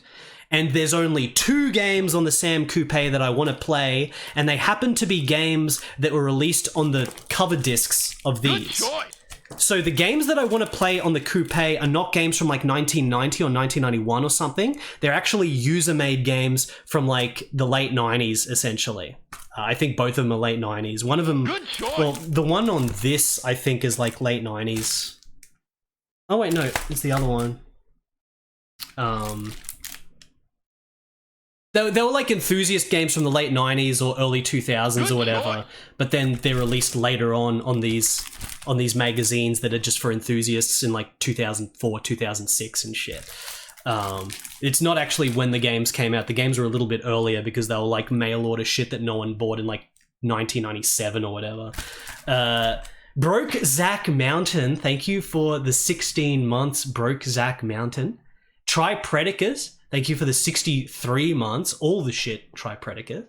Pixel Turkey, thank you for the 23 months. How's it going, Pixel Turkey? Playing Star Wars Droids at the moment, which I've never played. Reminds me of Star Wars Gungan Frontier. So anyway, what are the games? What are the 2 games that I want to play on this computer that no one bloody bought? One of the games is called Colony, I think. Yeah, Colony. Here's a screenshot. Colony. It's like Utopia. Isometric sci-fi city building game. It's like Utopia. It's probably shit, I don't know, but it's the type of thing that I immediately need to play. Like, I know, like, you know, I'm very specific with what I know about all the games and shit. If you were to say, like, what are all the games that have, like, an isometric view that looks like Utopia, like that, like the Gremlin software Utopia, I would, like, obsessively know all of them because I'm so specific with what games I search for and what I keep track of and shit. So, like, this is the reason why I want to play it. It could be a shit game. It could be very minimal. It probably is very minimal. But I gotta play it because it's like, you know, it's a new one. It's a new one that I haven't played from back then. I gotta play it. So it's on a floppy in this. Butt Doctor, thank you for the 73 months, Butt Doc. Thank you, Butt Doc. How's it going? And then the other one, well, you know what? Let's see if we can open this and have a look. Let's actually see what these are like. I'm gonna open it, chat. If I can open it, I'm gonna open it. Because the only way to get these games, there is a Sam Coupe emulator. Obviously, I'm not going to be buying the computer, but there is a Sam Coupe emulator. And these games are not available for download. Like, you can't download them. You got to get these magazines to get the floppy disk that has Colony on it. So now I can rip the files for Colony and run it in an emulator. So now I can play these games. So these are just, you know, enthusiast magazines of all the indie goings on for the Sam Coupe of like all 5 British dudes that are using the computer. So, like, this is the most niche of the niche, dude. This is like, who the heck is using this computer? But but these dudes are hype enough to actually do this. It's got an interview with Derek Casello. Who is Derek Casello? I don't know. Oh, he's the dude that made the game that I want to play. He's the dude that made Colony. He made this game. So do they have any screenshots of Colony in here? Colony. Yep. Just a couple black and white screenshots of Colony here. So yeah, city building game on the Sam Coupe. I want to play it. Cool. Now, what is the game that I want to play on the other disc? What is the second Sam Coupe game that I want to play? Well, it's actually way more exciting than Colony, I'll tell you that. Let's have a look in here. Here is the disc. There it is. It's called Invasion 2. It's called Invasion 2, which is the most generic sounding name for just the most generic throwaway nothingness, like just indie British developed shareware piece of shit that's probably shit. But that's not the case, chat. If I can find potential screenshots in here. Oh man, look. Oh, he's got like screenshots of his other games. Sniper Fight, it's like a light gun game or something. Oh shit, there's like, oh shit, he's got like all this concept art and shit in here as well a little bit.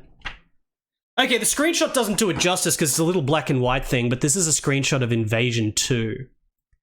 It's not a good screenshot because it makes it look like a Lode Runner type game or something, but if you look up screenshots of this, if you go to the Sam Coupe archive site or whatever and you look up screenshots of Invasion 2, this game actually looks sick as fuck. This is like a super sick side-scrolling run-and-gun thing. Look, there's like gun. There's gun and shit. It's not just like a maze thing, puzzle, platformer thing like the screenshot makes it look like. It actually has screen size bosses and shit. Like this. Look at this. He's got the concept art. Like this is the pixel art. There's a screenshot you can find of this if you look it up.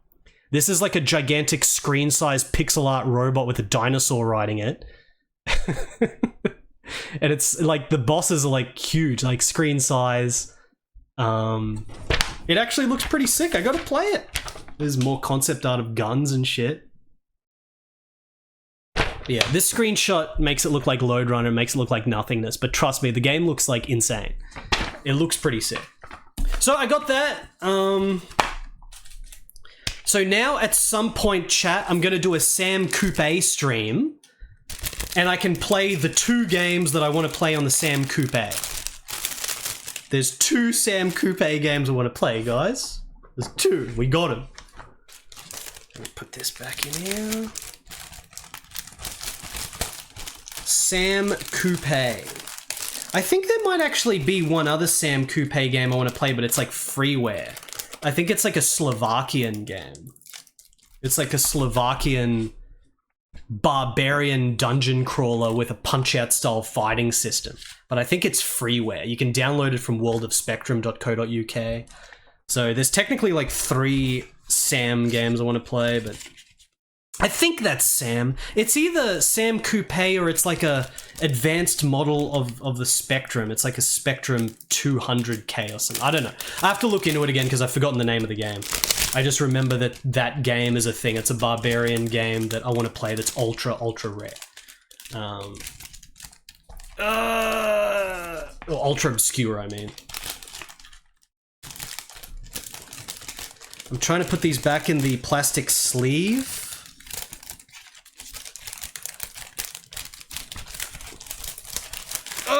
Okay. Okay, there we go, chat. That's like about as max British as you can get. This is about as max British as you can get. Sam Coupe. Good choice. Enthusiast games and bloody Master Axe and shit on Amiga. This is as mega British as you can get. Proud Onions, thank you for the 53 months. And then it also came with this advertisement for other issues of Coupe Revival, which I don't care about. Like, I don't care about any of these issues of Coupe Revival unless they've got a game I want to play on it, and there's only these 2 games that I care about. Look at this! Quasar, celebrating 31 years of developing for the Sam Coupe. This has gotta be like 10 dudes in this freaking market. There's gotta be like 10 dudes. It's gotta be like 10 dudes. Like, I don't understand. I don't understand. Because there's no like enthusiast magazine for the Acorn Archimedes, and the Acorn Archimedes was way bigger than the Coupe, way bigger. Like, the Archimedes has, like, a library of games that are unique to the Archimedes. There's, like, a good 100 or so unique Archimedes games. Anyway, back to big box Amiga action. And I finally got a copy of one of the sickest Amiga games ever made because of its uniqueness and its enthusiasm and its coolness. This is Maximum Amiga. The best thing about Amiga games, Amiga does occasionally have the super god artisanal quality, like shmups or whatever, that are like on the same level of like the Japanese games.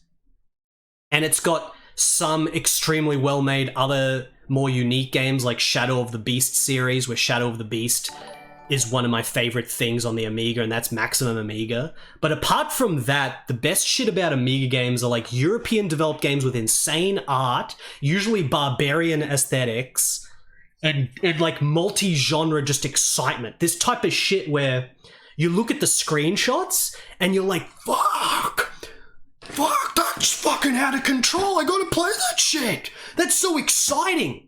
Like, you don't get that with Japanese games because the Japanese shit is, like, too civilized. It's like, even the most insane Japanese, like, bloody side-scroller or whatever, like, fucking, I don't know, like, that's 2D. You know, like, when you first saw screenshots of Symphony of the Night, or you first saw screenshots of, like, you know, Gunstar Heroes, Contra 3 and shit, it looks sick. It's, like, top of the field for the genre. But it's, like, expected. It's like, yes, that's another super high-quality Japanese side-scroller. But what you get with these Amiga games is you're looking at it and you're like, what the fuck? This looks out of control. Like, what the fuck is this? That's the best thing about Amiga games. About this kind of Amiga game. Because like I said, there are plenty of normal Amiga games. I still gotta finish Z out, dude. I never finished Z out, which was like the most insane shmup. I gotta finish Z out, but... PMC Trilogy, thank you for the raid. I'm just about to show this game that I'm talking about here. But this game that I'm talking about, that has the qualities of holy shit, is of course Piracy on the High Seas. Piracy on the High Seas. Very shitty box here. This cover art doesn't really represent the game very well. Piracy on the High Seas. I streamed this once. What is Piracy of the High Seas? Why is it so sick? Look at these screenshots on the back, guys. Look at this. If you never saw me play this game, you have no idea what this is, which is probably the majority of people in chat. Look at this.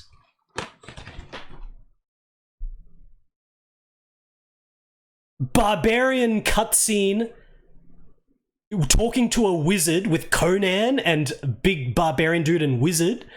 Insane pixel art. Insane freaking ultra crazed Amiga European fantasy sword and sorcery pixel art. And then we've got wizard fighting a fucking octopus on the edge of a ship. Action scene. And we got fucking map of adventure, sailing around adventure map. And we got buy big ship. So apparently there's like money and currency and shit buying ship. So we've got like barbarian cutscenes fighting boss octopus in some kind of unique Punch-Out-esque scene. Map of adventure showing it's some kind of adventure RPG thing as well. Upgrading your ship, which means there could be trade and like economy in it. And then we've got this scene, which kind of looks like Pirates, where you sail around and adventure. And then we've got search dungeons for treasures, isometric scene where half the UI is the bloody HUD of a treasure chest and the wizard with a health bar, like a beat 'em up. And then there's like a gauntlet style fucking top down isometric, like running around shooting enemies, like Gauntlet. It's like Gauntlet, chat. And then we got fucking Travel the Land but Beware Ambush. We've got side scroll. We got the side-scrolling beat 'em up barbarian action.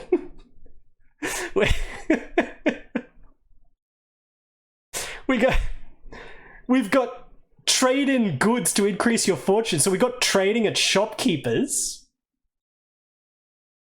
And then we've got fight off rogue pirates. So we've got another beat 'em up scene on the ship with literal Conan the Barbarian, not generic pirates, but we've literally got barbarians and shit fighting on the ship.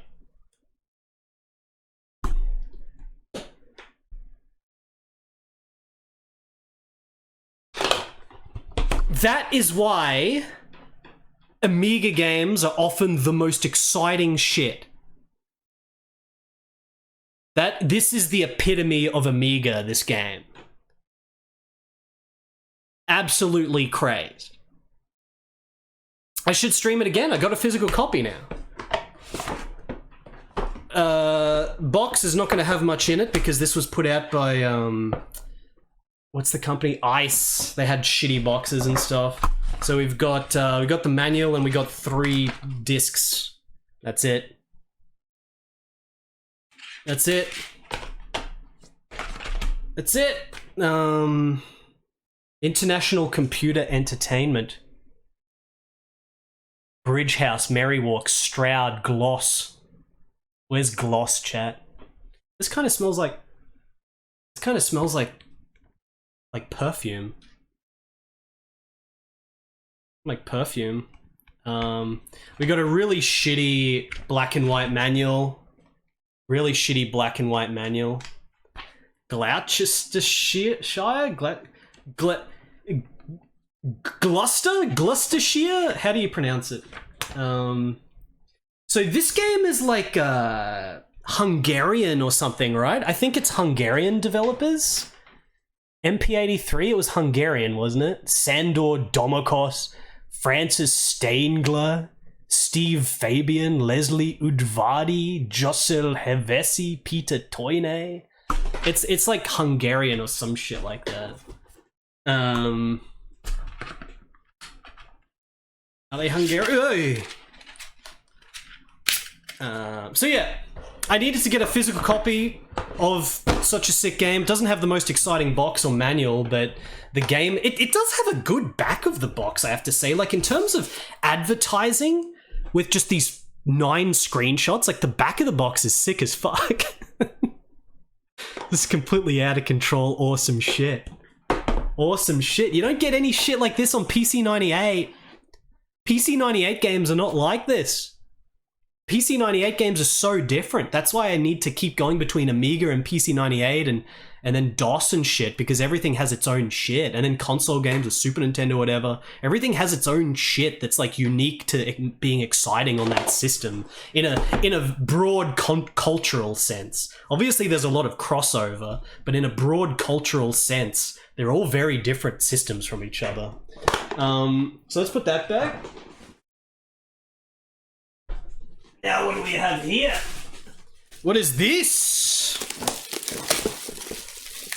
Oh, they're the same company that made Abandoned Places. That's right. That's right. Alright guys, we got a sealed copy of something that I need to play soon. We got a sealed copy, which I'm gonna open. I specifically bought a sealed copy of this because I really want the manual just on hand and shit. I don't want to mess around with any scans or whatever, and this is dirt cheap. This is completely unwanted game. Dirt cheap, very common. This is a cryo game. I bought a cryo game, chat. This is a cryo game that I haven't played yet. And it's not the Third Millennium or something like that. This is, of course, Dragon Lore 2, the sequel to Dragon Lore. French gaming, sealed. This cover art is so shit. This is so shit compared to the brilliant cover art of Dragon Lore 1. Dragon Lore 1, of course, had music by Stefan Pick, the guy that did the music to Dune 1, as well as like Lost Eden and shit. He's like the god. He passed away recently, but he's like the god. Like one of the best music composers there's ever been. Absolute god. He didn't do the music to this because this is, of course, moving on in years a little bit. And this is the point where they got another crazed composer, because every composer for Cryo was crazed, just like everything about the company was crazed. We got Stefan Pick, we got David Cage, and for this game, of course, we got Pierre Estève. Pierre Estève, who did the soundtrack to this, and he did the soundtrack to Black Moon Chronicles. He's the dude that's completely out of control. Like his music is absolutely fucking insane. Someone link the SoundCloud of Pierre Estève. Someone link it and we'll listen to some bloody Black Moon Chronicles music. That dude is insane. Even the picture on his SoundCloud, he looks like Jesus. He looks like Moses or some shit. Bolt Vanderhuge, thank you for the 55 months. I still really like Stefan Pick. But, Dragon Lore 2. This is a game. Oh, thank you, Psychic Spoon. I'm gonna bring that up. We'll listen to it in a second. Like the Bandcamp as well. Or maybe it's the Bandcamp that we want. That might be the better one that has links to all his albums and shit. Lord Cryo. Look at his picture. Look at the picture of freaking Pierre Estève.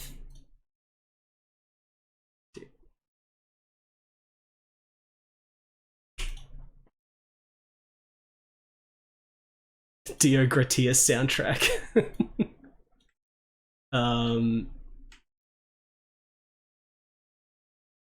Look at his picture, man.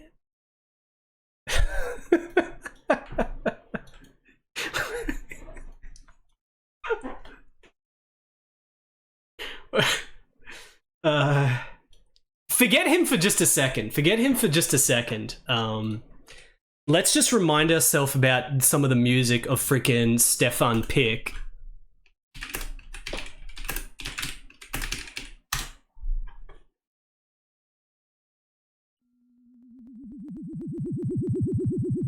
Dude, Cryo soundtrack. Cryo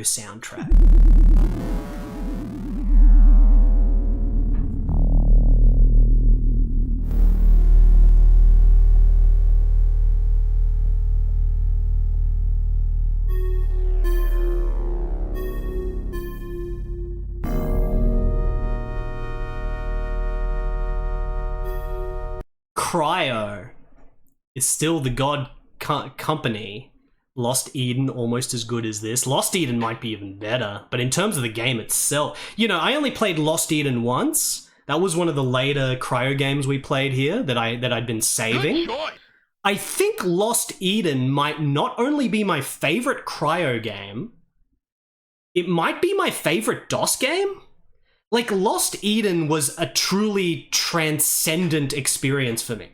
Like, that's so far beyond normal games, or like, oh, this game is sick. This game is fucking awesome.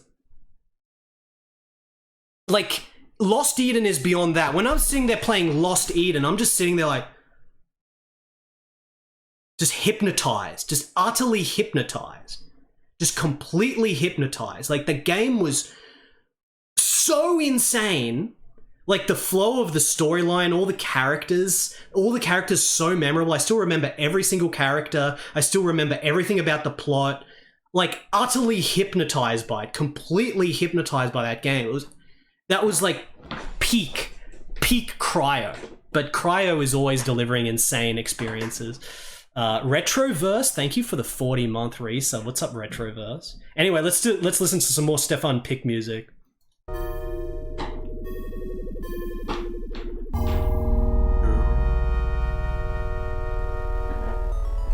In Japan, there was a PC-98 version of Lost Eden.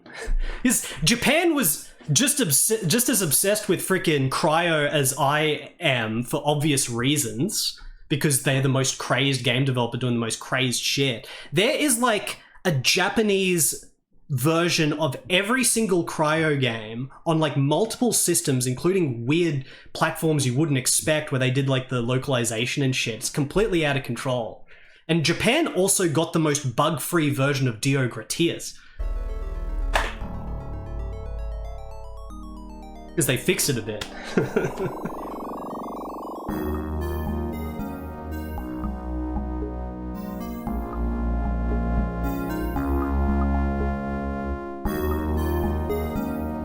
Anyway, that's Stefan Pick music. I could get distracted listening to that for ages. But we're going to stay focused on the fact that I got a copy of Dragon Lore 2.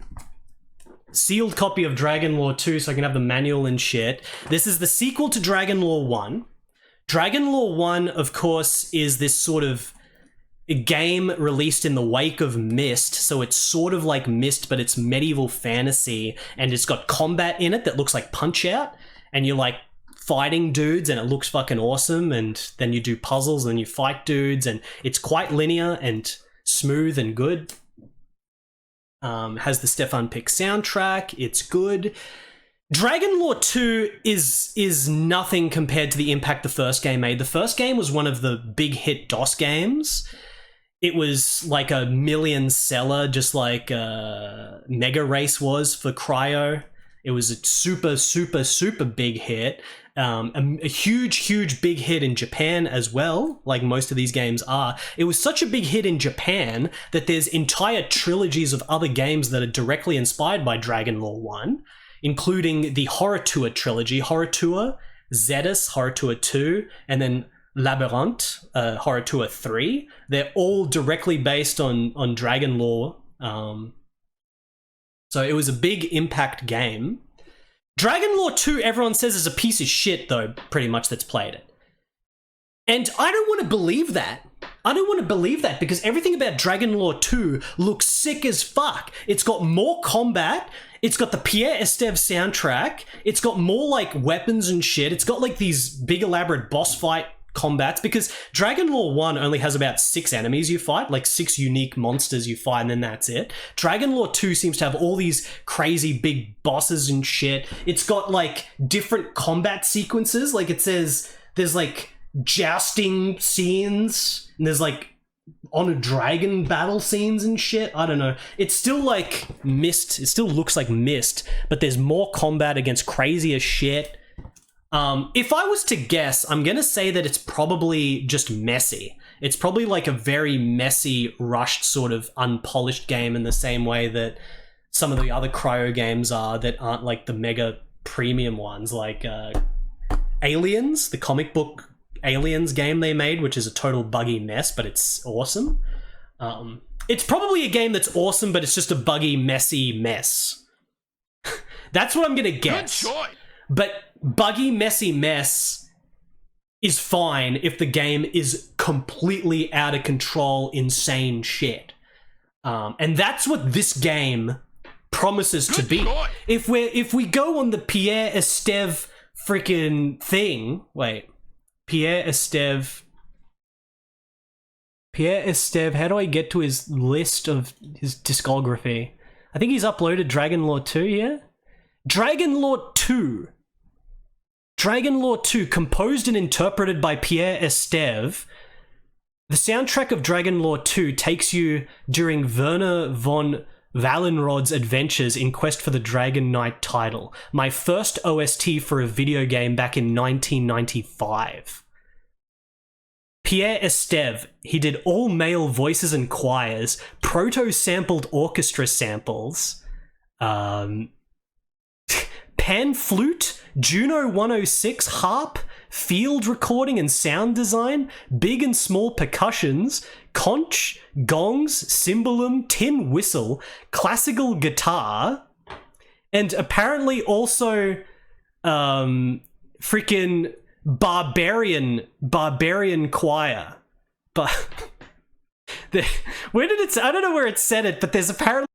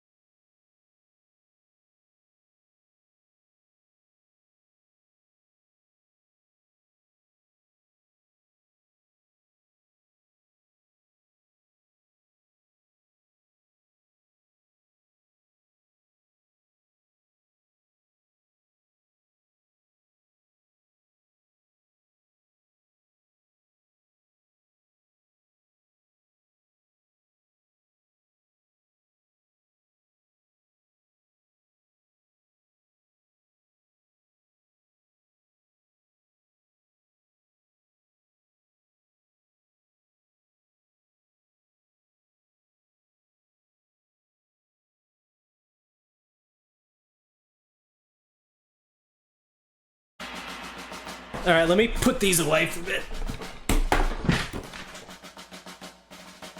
So here.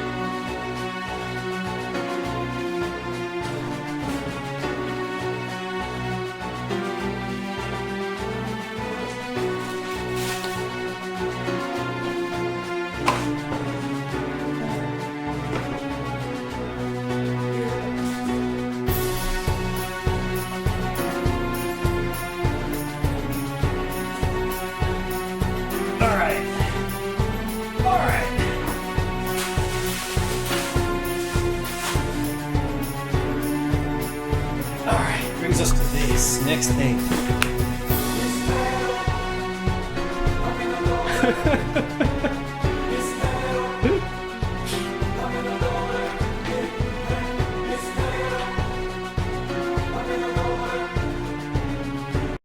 Does anyone think that this music would be distracting while you're trying to play an RTS? Anyone?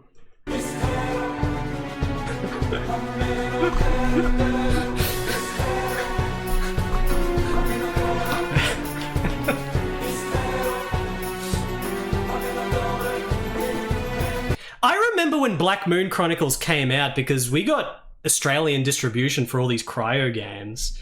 And I almost bought it as a kid, but instead of getting that, I got Saga Rage of the Vikings instead. And Saga Rage of the Vikings, one of the shittest games cryo ever put out. I don't even remember the soundtrack in it. It might not even be one of their main dudes. It was completely unfinished sort of RTS where you build a little Viking village and shit. I kind of want to revisit again, but, you know, it was definitely not as good as other cryo games, so I didn't get Black Moon Chronicles. I love his descriptions for this shit. Dark symphonic music with drums and choir and mixed choirs to render the titanic dimension of Freudeval's universe. His descriptions in English, it's not even in French, his English description of the game soundtrack shows how serious he took the games, and he wasn't treating the games as like lower art or anything. His description of this RTS is freaking dark symphonic music with drums and mixed choirs to render the titanic dimension of Freudeval's universe, because Freudeval was like a comic book illustrator that did the Black Moon Chronicles comic book, and this is like a RTS based on the comic book.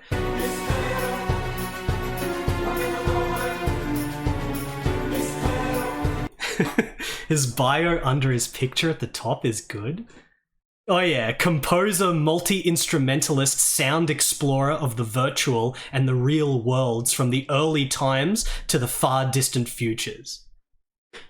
He's the only one that possibly could have pulled off the bloody Dio Gratias soundtrack. Like, Dio Gratias, of course, the bloody, you know, Dio Gratias, what can I say about Dio Gratias? This is when Cryo went so out of control that there was nowhere left to go. Like, they went too out of control. They went more out of control than any other video game developer ever went with Dio Gratias and the Third Millennium. The Third Millennium's a whole different story. The guy that they got to compose the soundtrack to the Third Millennium, did I ever tell you guys about that freaking rabbit hole I went down? He's got like a freaking performance art website and shit where he's sitting there with like, he's like a 55-year-old dude, and he's sitting there like grabbing this like young like 18-year-old model girl for like performance art. She's like naked and he's just touching her and shit. Like, the freaking cryo composers are so fucking insane. Does anyone remember the soundtrack to fucking the Third Millennium? Holy shit, dude, that soundtrack. The soundtrack to the Third Millennium. Let me see if I can bring up the soundtrack to the Third Millennium, because it's like not on YouTube or anything, but I did rip it, except you have to use this very special program to play it. VGM rips Third Millennium. Is it?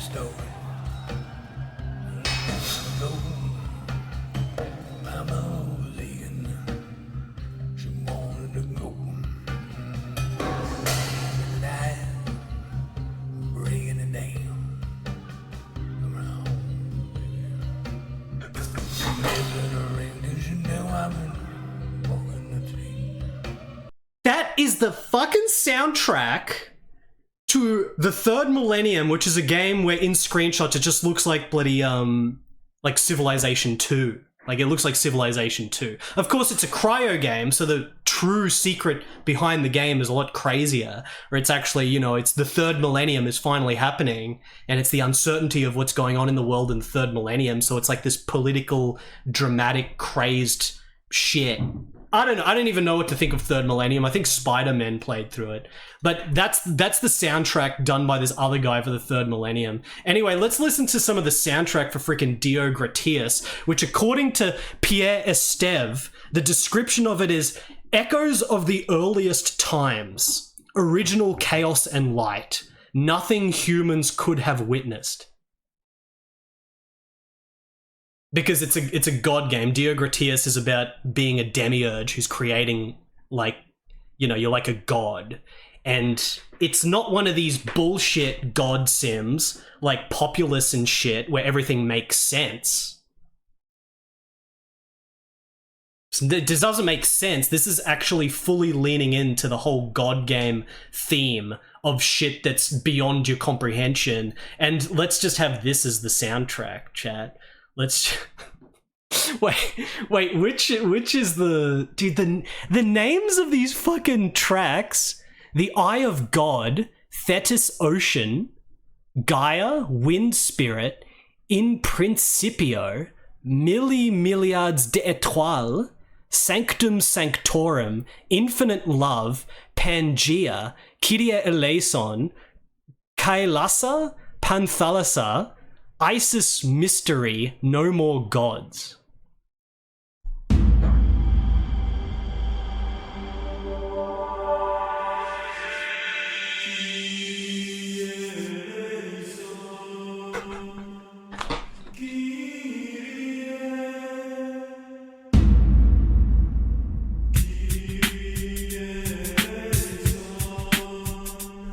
By the way, this game is so weird and incomprehensible that you can't play it. If you don't believe me, just try to play it yourself, chat. Remember when I finished this game? Remember when I got the staff roll, chat?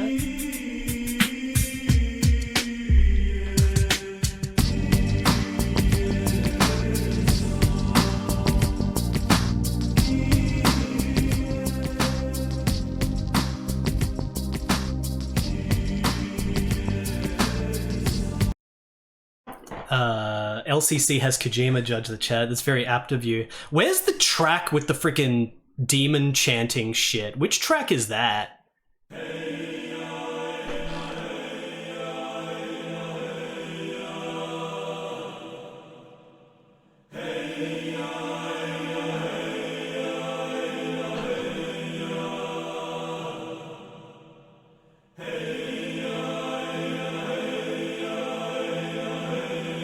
In Principio? Okay, we're gonna listen to In Principio, chat.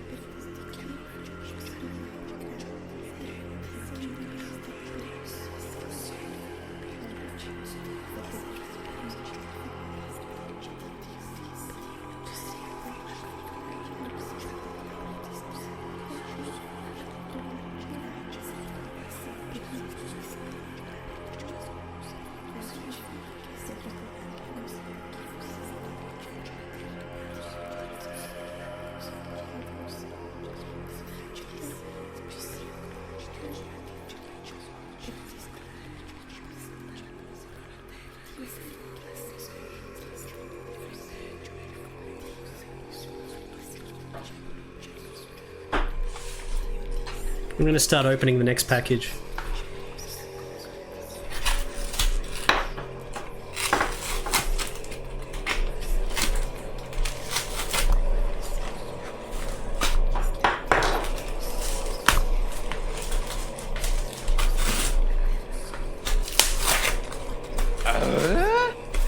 Thank you, Turbo Blazer.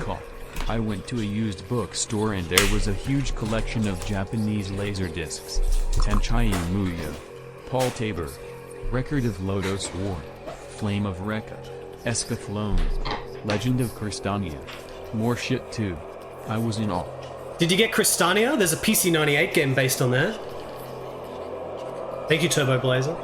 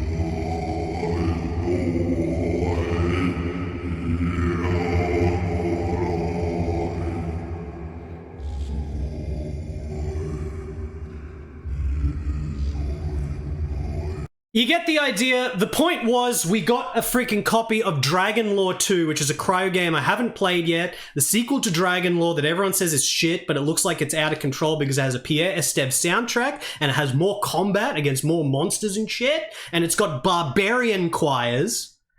It's got barbarian choirs. I can't wait for the next time we play a cryo game, chat. Anyway, we've got a special gift that Tango Bunny threw in, which looks like it's this. The fantasy art of Oliver Trey. I don't know who that is. This is a bonus gift just for the kindness of Tango Bunny. Let's see what the fantasy art of Oliver Trey is quickly here. Let me burst this open.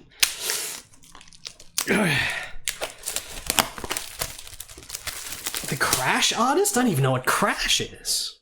Let me look. Is there going to be barbarians? Oliver Frey, not Oliver Trey. Oliver Frey.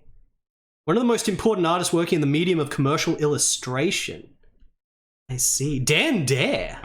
There's Dan Dare games. I just opened it up to this page and look at this. Look at that. Did this dude do any game cover arts? Did this dude do video game cover arts as well? Look at that. That's maximum power there. Holy shit. This is pretty good. This guy's pretty good. This guy's pretty good. Guy's pretty good. Wouldn't surprise me if he's done like some video game cover arts but I just don't know it's him. There's a lot of extremely sick shit in this. Oh, could be from a beat 'em up. Oh, there's a barbarian. There's a barbarian. There's a barbarian. There's a barbarian on the side. I wonder if we've got space barbarians as well. There was space barbarians in the last gift that Tango Bunny gave me, which was the novel from, what's his name with the good name? Michael Moorcock. That was the last gift, the Michael Moorcock Space Barbarian book, which I haven't read yet. Look at this. This guy's clearly out of control. Imagine like an Amiga game or something that has this as the cover art. That'd be pretty good. There are some Amiga cover arts like that. Amiga cover art equivalent of like the Noriyoshi Orais and shit. Oh, this is a pretty powered pop culture montage here. Powered pop culture montage, look at that. Very good. Thank you, Tango, for that. It looks out of control. That's a complete gift of Tango Bunny. Thank you so much. Everyone give Tango Bunny a clap. Thank you. Thank you for that. We're done with the English box. We've got 3 boxes left. Let's do a poll. At this rate, we should have all the boxes unboxed by the 7-hour mark, right?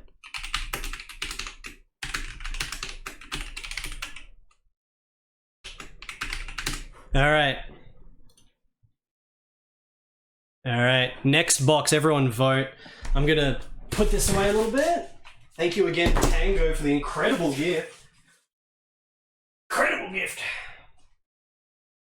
Alright. Keep those off to the side.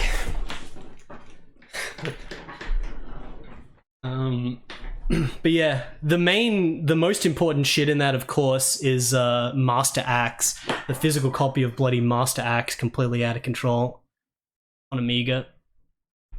Everything else is quite common and cheap.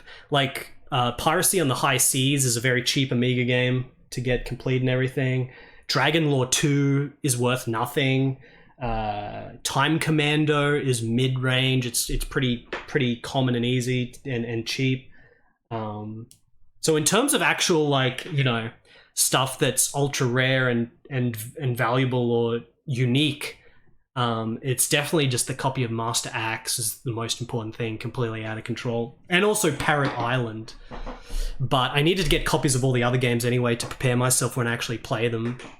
Or when I play them again, like with Time Commando, I want the boxes of games that I'm a big fan of, regardless of whether the box is good or whether whatever. But we'll see what happens next. What's the next unboxing we want, chat? The magical video game art of Oliver Trey. Oh, so there is like... He did do cover arts? What cover arts? Oh, the Crash is like a... it was a magazine, was it? It was a British video game magazine. I see. That's why there was all the pop culture stuff, I guess. Is Taiwan coming?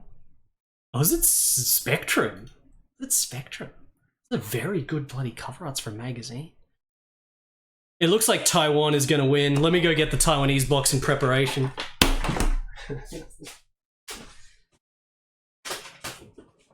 Oh.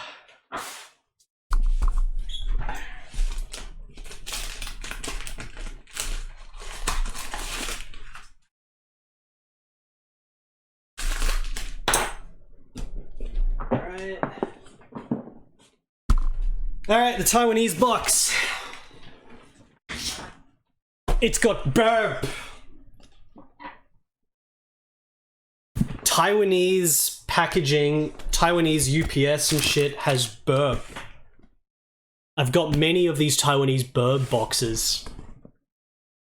Over the years, all these Taiwanese games. Now there is another Taiwanese box here, chat.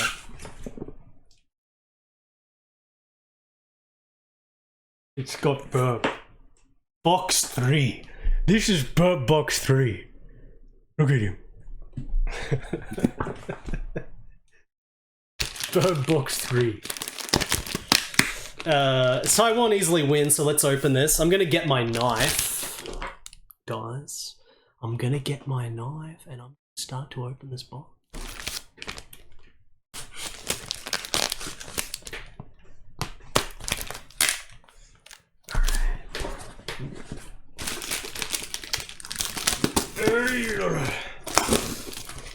Alright. Don't cut into the soft within. There's a bunch of crazy shit in this. There's some very crazy shit in this box.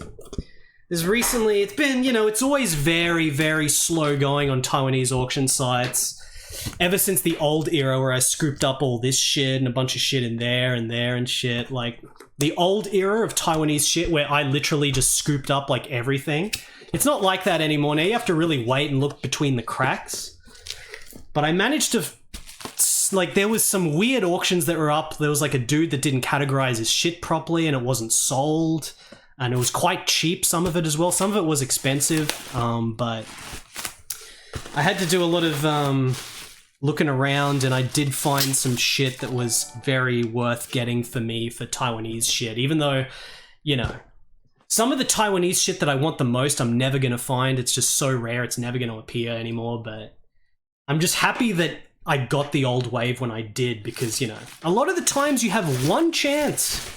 You have one chance to find to buy like a Taiwanese box DOS game, and then you're never going to see it on auction again. It's never going to appear again. Rand Scott, thank you for the raid. We're getting to box number 2, which is from Taiwan. I didn't have my text. There was supposed to be text.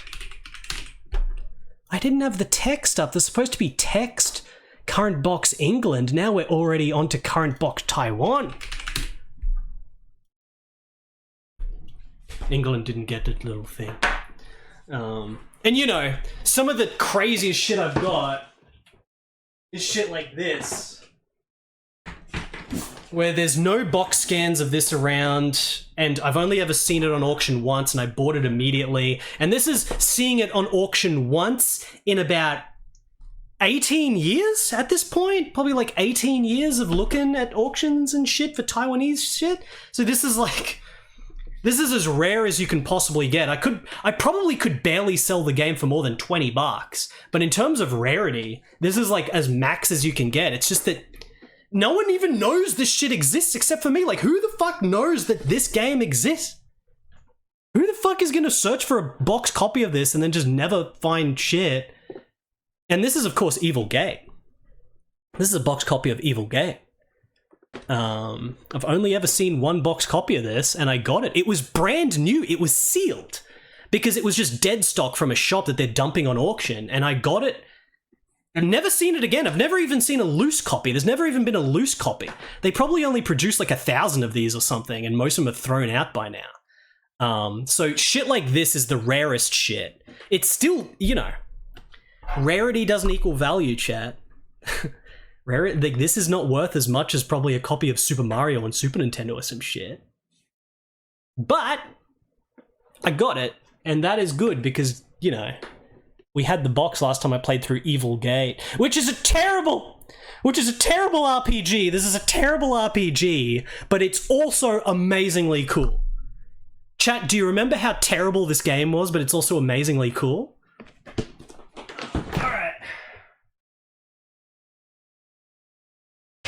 Shit like that. Fractal Mind Mike, if you want your Taiwanese box copy of Skyroads, which does exist, you just have to... It's just really hard to find sometimes, this shit. It's just really hard to find. Like, I cannot stress enough that Taiwan got big box copies of everything. Shareware games and everything. Like, they got it, dude. They got the shit. It all exists. Where's the,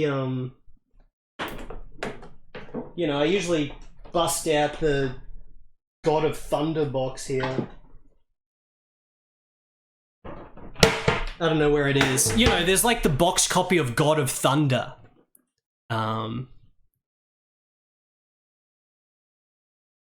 got the box Taiwanese copy of God of Thunder that has like the painted cover art that's original for the game.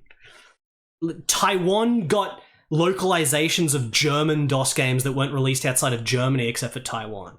Taiwan got boxed copies of all the Spanish DOS games. That's the most insane shit. The Spanish DOS games that were so obscure, somehow even those got scouted by the Taiwanese publishers and released in boxes. There's like a original hand-painted cover art to La Sagrada Espada, or whatever the heck it's called, which I played on stream once, and there's a Taiwanese version of it, and it's even in Spanish with the title and then Chinese underneath it. It's just Taiwan was the ultimate melting pot for PC games. No other country comes close to having commercially released big box versions of everything on DOS. It's completely out of control. Anyway,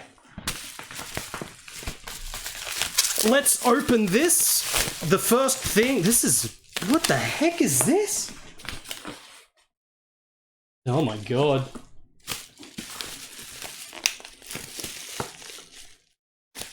Oh, this is multiple things. Okay, that makes sense. Alright. Alright. Itchy nose. I got such an itchy nose, chat.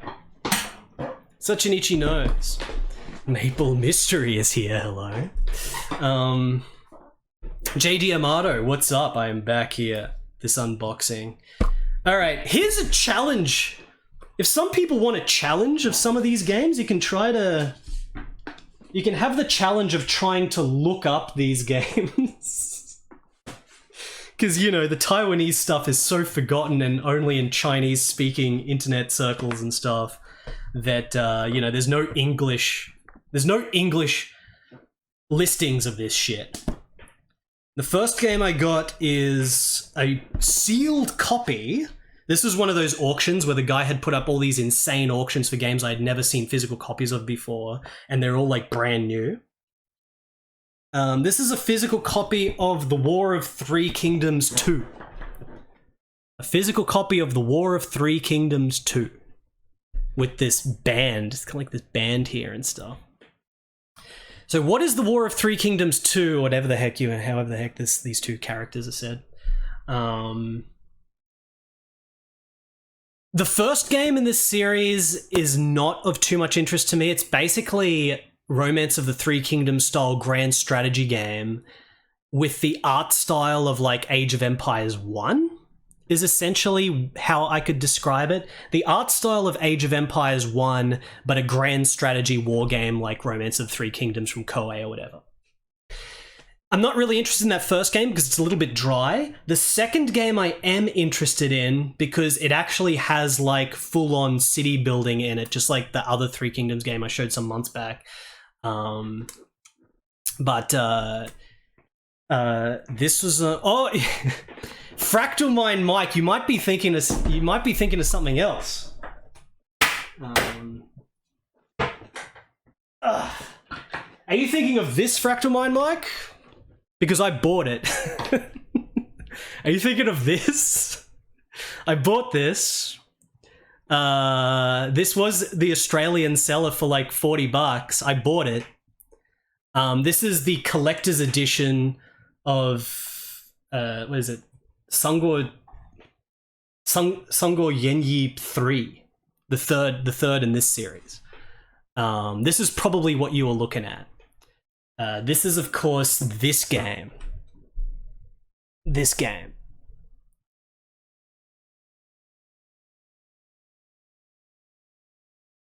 This game. This game. I've got both versions of this. I've got the normal release and this release. I only bought this release because it was dirt cheap by an Australian seller, and it's complete. So, you know, I just got it. I just got it. He had it listed as just Three Kingdoms game. That's what he had it listed as. But I've got both of the releases of that now. But now we've got this one. This is much, much, much rarer. That other series, that other game, it's the third in a series, that was a very common series in Taiwan. This was a very niche sequel to an already niche game. This sequel, there's not even any videos of this. There's actually a lot of videos of the first game, but not the second one. So this is basically the same as the first game with this sort of Age of Empires 1 looking graphics. But the big difference is that you can actually go into the cities now like this, and you can actually build them. It's like SimCity. So it's still a grand strategy type thing, but you can build the cities like SimCity, put down buildings. Do you have a physical copy of Yes, Feng Sheng Bang? Let me just look at the archives on that one. Let's see.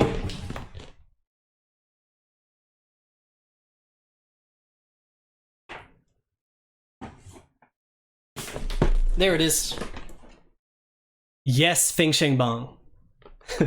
This was the 3D Dynasty Warriors style action game, which was hilariously sick. I do have a box copy of that.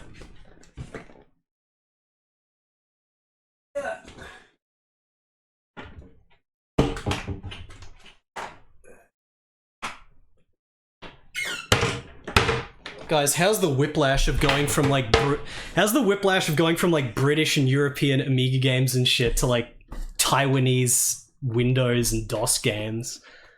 So yeah, you know, it's like Age of Empires 1 graphics strategy game, one of millions upon millions of Taiwanese Three Kingdoms strategy games like this. But this is quite an obscure one. Like trying to find information on this online is kind of hard. Remember, it's not the original one, it's 2.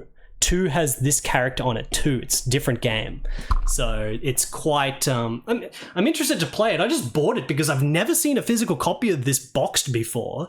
Never seen the box art before. This is like the only place you're going to see the box cover to this. It's just... I had to get it. The game could be sick. I have to play it. So that's that. And then I got this. I've always sort of toyed with the idea of wanting to get this, but I could never get a physical copy. Now we got a physical copy of this. With this band thing, which I'll explain in a second. I'll explain that in a second, but we got God of Gamblers 2000 in this huge box. God of Gamblers 2000. God of Gamblers 2000. What is God of Gamblers 2000?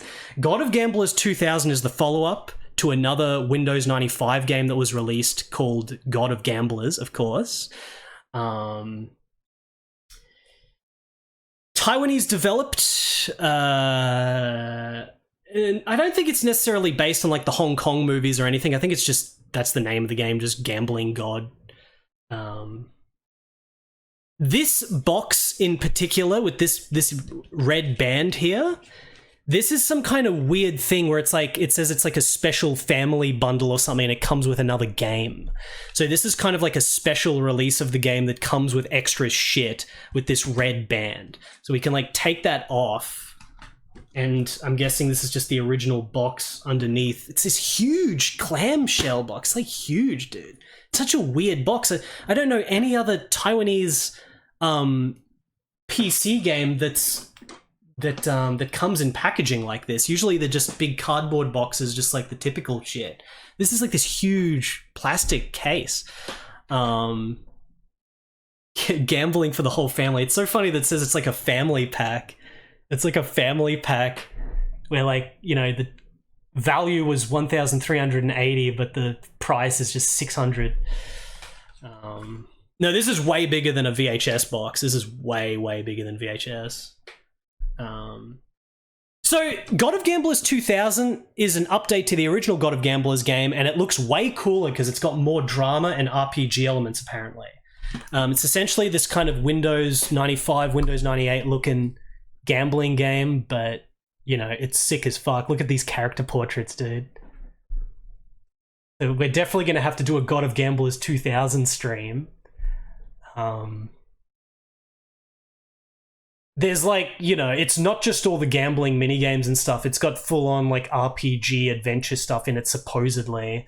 So I am very curious about this. If we open this up, we've got the CD and a card? It's like a card? Is this some kind of gambling card? I think it's some kind of gambling card thing it comes with or something that you can use. We got the freaking feedback form and 2 manuals? 2 manuals? It's 2 manuals. What the heck are 2 manuals for? God, this looks so good. It's got like all the freaking adventure shit in it. Look at this, you're like at a desk. like at a desk. All the shit that's not the gambling shit is what's appealing to me in these games. Like all the shit that's like all the presentation around the actual just gambling mini games, like all the drama adventure shit. One for the game and one for the rules. I see. Probably the rules of all the different mini games and shit. Yeah, here's like your status. You got like all these status things and probably like freaking level up and shit. You got like stats. All the characters. There's like all these characters and shit. Let me look at the other manual. The other manual's probably boringer though. Yeah, you got like poker, some dice thing. I wonder if there's any mahjong. I don't know. We're gonna have to play this, chat. We're gonna have to play this. We're gonna have to play this. You know, this is all the shit in the box, but there's only one CD in there. So I think it's missing, you know, the special band thing where it says it comes with something else. It's missing the other thing that was supposed to come in this bundle, which I don't really care about. I remember translating it and I just didn't care. It's like some chess game or something. So it's missing that, but, you know, it's got all the shit there for God of Gamblers 2000. So let me put that back. This game has a lot of potential. I can't wait to play this. It's going to be pretty funny. Let me put this here. Boom. Oh, look at that. Yeah, no extra chess game or whatever. Here it is. God of Gamblers 2000, chat. Let's translate it now. Let's just see what the other game that was supposed to be bundled in this special family pack. I don't know why it's a special family pack when it's like a extremely hard-boiled adult gambling game where you literally have to date women and have sex with women and shit. Super Hotel Baron. Super Hotel Baron. I think I know what game that is. I think I know what it is actually. Let me translate the thing.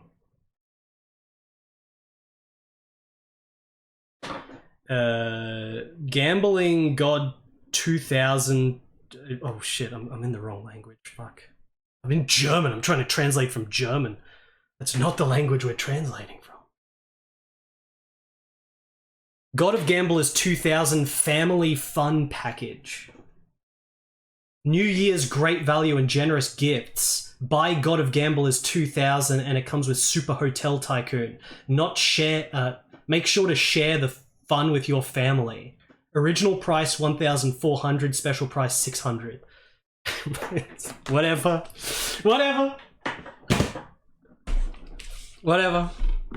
I got God of Gamblers 2000 with all the manuals and shit in this big crazy box, and that's all that matters. Sick. Totally a fake red envelope thing because New Year's. I see. I wonder if this is rarer. I've never seen a boxed copy of God of Gamblers 2000. Like, this is another one of those games where you never see the boxed copies. I've never seen a boxed copy of the original God of Gamblers, let alone 2000, which is like rarer because it was like less popular. So I wonder if this special version with this band is even rarer. I've got like the super rare one. Not that it matters anyway. It doesn't fucking matter. But, you know, I just buy what you get. There's no... With Taiwanese PC games, you never, ever wait to get a better copy. Because it's never going to happen. There's been so many games where I'm like, oh yeah, it's complete, but it's missing the feedback form. I'll just wait for another copy to appear. And it doesn't appear 15 years later. That happened with bloody... That happened with, what's it called? Let me bring it up. There's the, I have to go over here, hold on. That happened with this. In my military folder. It happened with this back 15 years ago. I had a potential chance to get Space Time Squad. It was complete, had all the shit, but it didn't seem to have a feedback card. And back then, when I didn't realize how, like, rare it was for... you know, I'll just say it one more time. Back 15 years ago, there was a whole bunch of DOS games dumped on Taiwanese auction sites that were just sitting there. No one was buying them. So there were certain games that I didn't buy because I was like, I'll just wait for a better copy. And none of them have ever appeared again. None of them ever appeared again. So I ended up just buying everything. I just bought everything that was on the sites. And because I got almost everything that was interesting to me, at least, now it's just the trickle. Now it's the trickle of the few games that trickle through. So this was like a trickle. This was both the same seller. This was the same seller. And like I said, this guy just put up all his shit without even categorizing it as like a PC game or anything. It's just like the raw name and shit. So it had to be a little bit of like exploration to find these auctions. And there's other stuff from this seller as well that I got. So let's put these over there. And let's get the next thing, which is this. He finally put up a copy of this finally came up. I don't know what's going on inside the box. We'll see. This is sealed though. This is literally sealed. I finally got a copy of Killing Sun's Hero Story. Sealed. Killing Sun's Hero Story. I got a copy of this. I've been wanting to get a copy of this for ages. This guy put up a copy. There's like a little thing in the corner, but there's nothing visible there, so I don't know if it's come loose of what's inside or what, but this is a Diablo clone. This is another Taiwanese Diablo clone. I've got, you know, back some years back I played a lot of Diablo clones from Taiwan, including the best one, which is Broken Land. But I've still got like 30 I need to play. There's like 30 that I still need to play that look interesting enough for me to want to play them. So this is one of them. This game was supposedly quite popular. The Killing Sun's Hero Story, Diablo clone. What makes this more interesting as well is that there was a sequel to this game, which I've had for like 10 years and I haven't played it yet. There's a sequel to it. Where is it?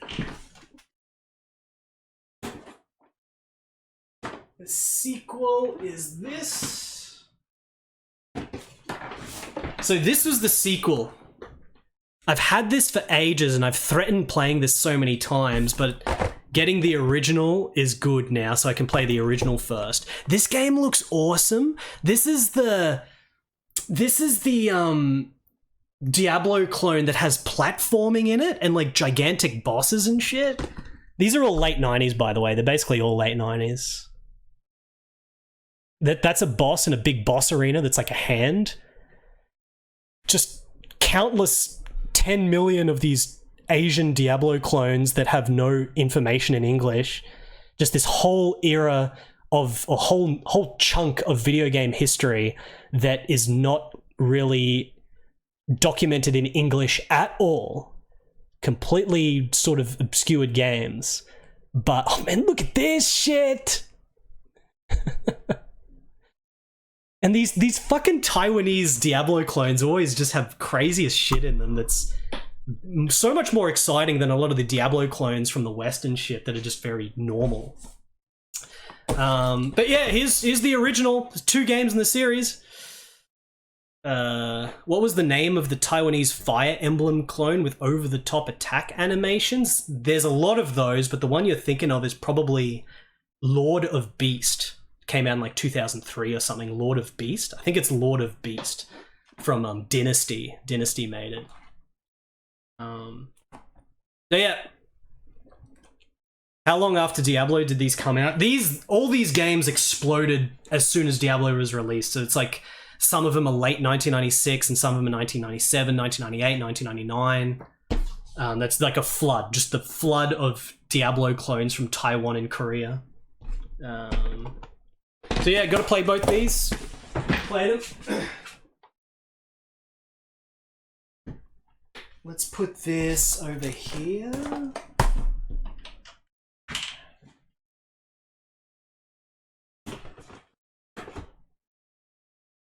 Alright.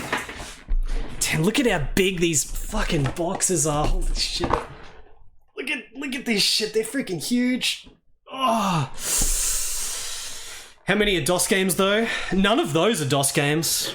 The Diablo clones are all Windows 95 by that point. Alright.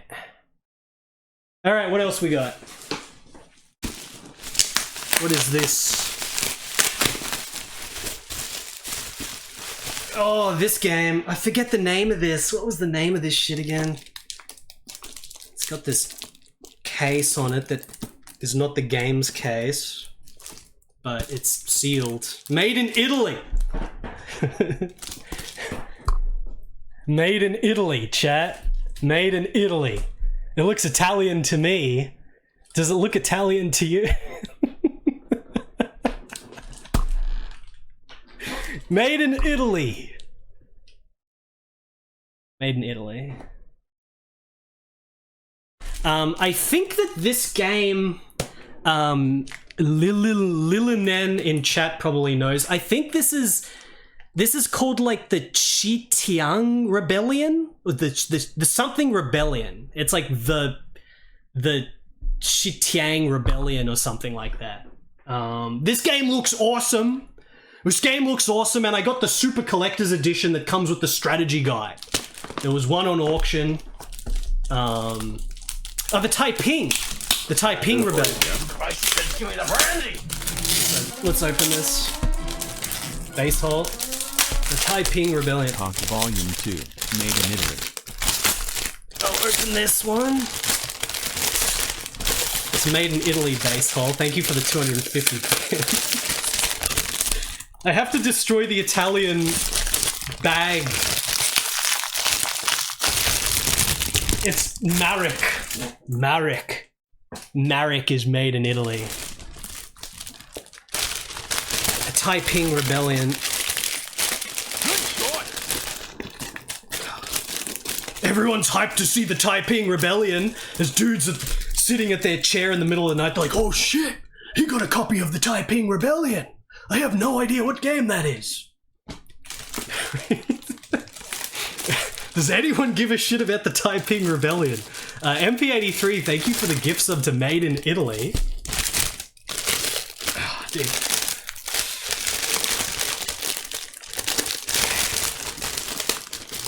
I'm gonna get it open, chat. I'm gonna get it open.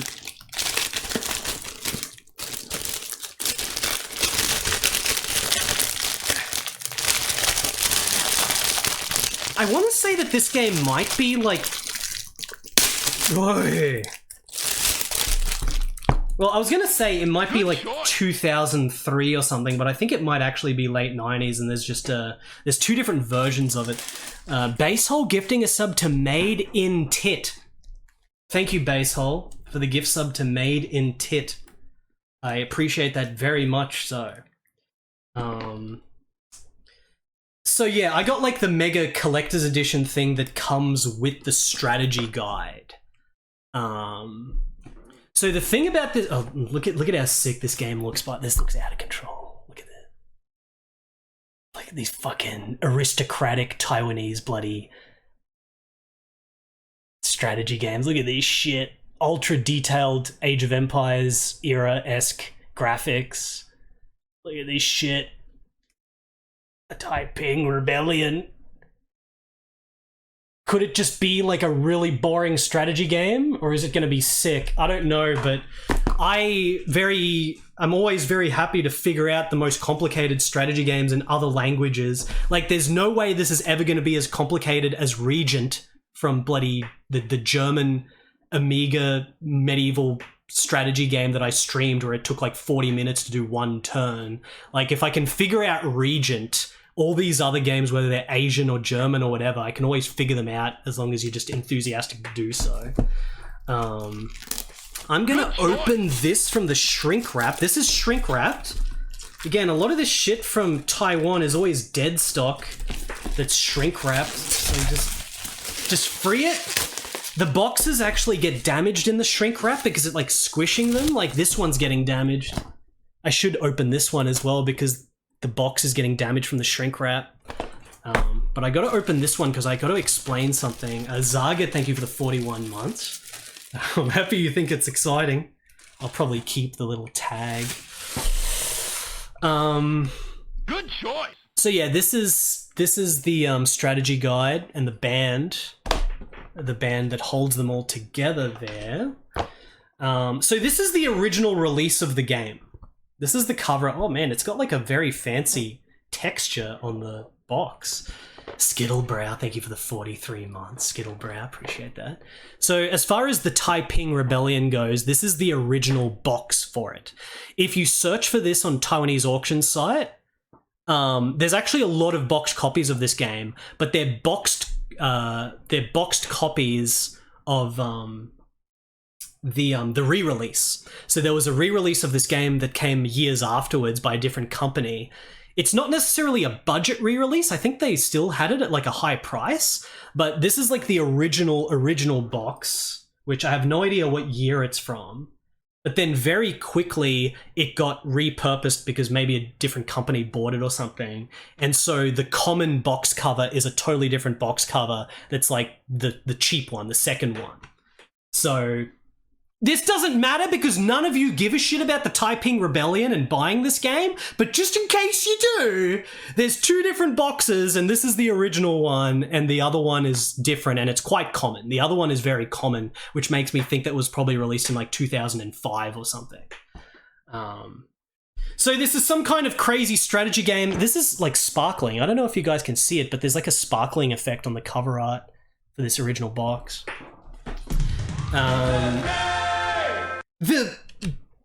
I think that this was a pretty high profile game because it's like, look at this, the strategy guide is all in color. It's like a super high quality thing. Basehole, thank you for the 100 bits. Like what is this game? Like I don't really know if this is just a generic typical sort of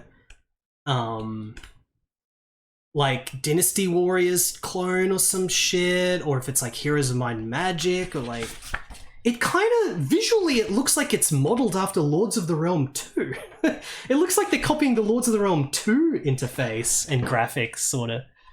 Like, it's very Lords of the Realm 2 with the roads and the interface on the right and shit. Bloody Chinese Lords of the Realm 2. It looks like it's grand strategy. It's not like city building or anything, but I don't know. It is listing buildings here, so maybe you do build buildings. Oh shit. Roads, bridges. Roads, bridges, towns, forts, forests, mines.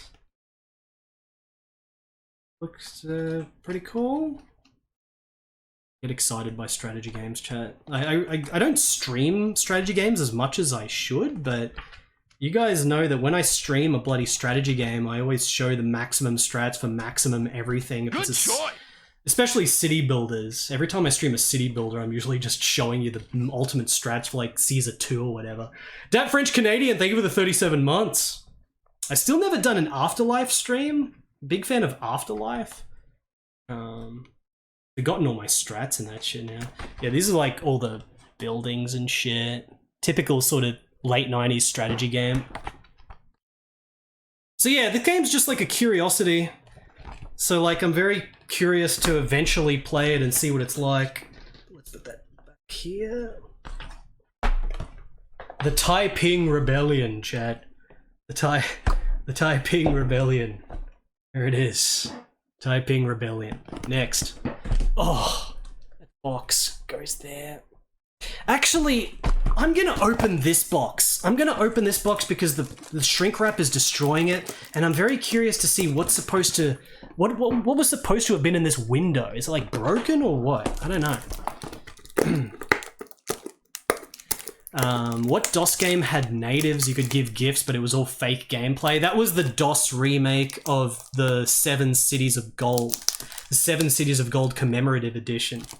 Which I've put in the shit pile now, I don't want it anymore. That game was such a disappointment.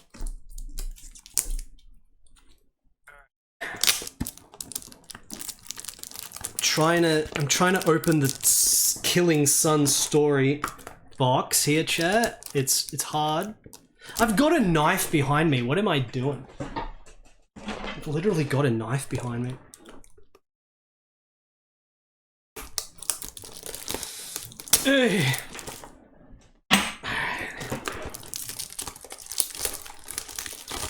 0 cities of gold is true, yes, it had literally no cities of freaking gold. Multiple layers of packaging? Alright.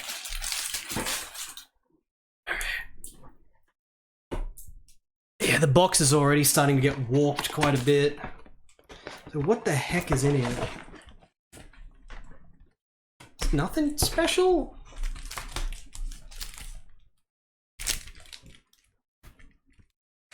It's got this shit in it. Let me translate what it even was supposed to say in the corner. What's it supposed to say in the corner? Free collection of original manuscript posters included. What? That was like the little window in the corner. Free collection of original poster manuscript included. I think that's... Is that this? No, that's like strategy guide shit. I don't know. Who the fuck knows? Who the fuck knows? This shit's all sealed. I think it might... I have a feeling that this shit's all sealed, but it's not the original seal. I think this is like just the dude sealing it, but it wasn't actually a sealed game. Which, I don't give a shit. There's both discs intact. It's got both discs. It's a 2-disc game. I don't know if posters are in here. What does the manual look like? What's the manual look like? Is it just generic? There's no character artwork and shit? You never really know what to expect from these Diablo clones. Like, there's no way... Like, because in screenshots, these 10 million different Diablo clones all look the same. They all, like, look the same in screenshots. So you really don't know if the shit's gonna be fun or shit until you play a Diablo clone. That's the thing about Diablo clones. You just gotta play them to know. At least for these old ones and shit. There's nothing particularly visually standout about this game. It's very much just Diablo clone. It's just Diablo 1 clone. So, you know, we'll see. We'll see what it's like, chat. We'll see. I might as well put these in these little things. Alright.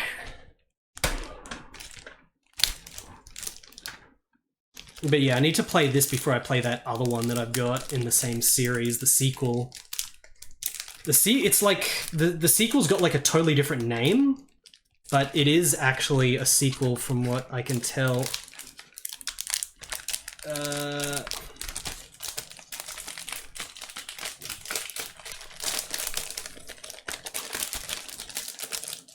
Okay. All this fiddling around with bits and pieces. Alright, that's it. That's it. There it is. Killing Sun Story. I better keep this as well. Next! Oh my god. What the fuck? This is huge! This is fucking way bigger than I was expecting. Okay, I'm opening it. If only they'd waited to copy D2. Too hard to copy D2, there's too much volume. Much easier to make a Diablo 1 clone. Diablo 2 clone, impossible though. This is huge! Look at how big this is!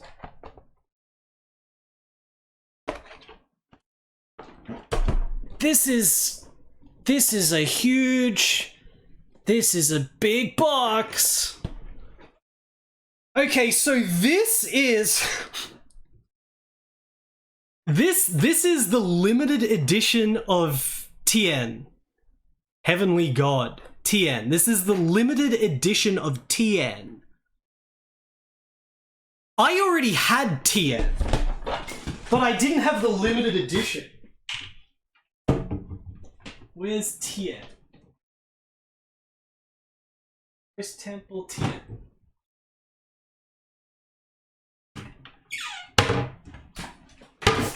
Alright. This is Tien. This is the normal release of Tien.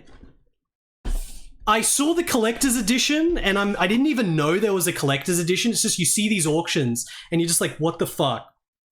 It never felt like, you know, every year I'm constantly seeing new shit that was released in Taiwan. You never know all the shit that was released because there's just too much shit. Like I was saying before with those other shareware releases and big boxes and stuff. Like Taiwan got so many box game releases that aren't documented anywhere. There's no database. So it's just constant crazy shit, including the superior versions of so many Western games. I was talking about this a while ago, but there's like an FMV game, a Western developed FMV game called like Sherlock Holmes Consulting Detective or something. And the Taiwanese release of that game is so insane. Like the Western version is just normal box, normal shit. The Taiwanese version comes in like a freaking chest. It comes in like a freaking chest that you open up and there's all this shit in it and stuff. It's just out of control bloody versions of even Western games and stuff. Anyway, this is the original Tien. This is the collector's edition that comes in a God Titan box. This, in case you can't tell perspectives, this is normal big box. This is normal Western game big box. Yeah, let me get something that you guys might recognize. Yeah, like silver, Tien. Tien's actually a little bit bigger than the silver box. And then, you know.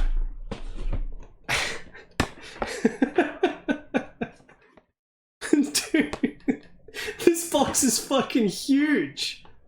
This box is fucking huge. They don't bangle, no one's really done it yet. There is a wiki that's trying to do it, but it's not even like 5% complete, really. It's like, it's tiny. Is there something else I could use as like a reference point here?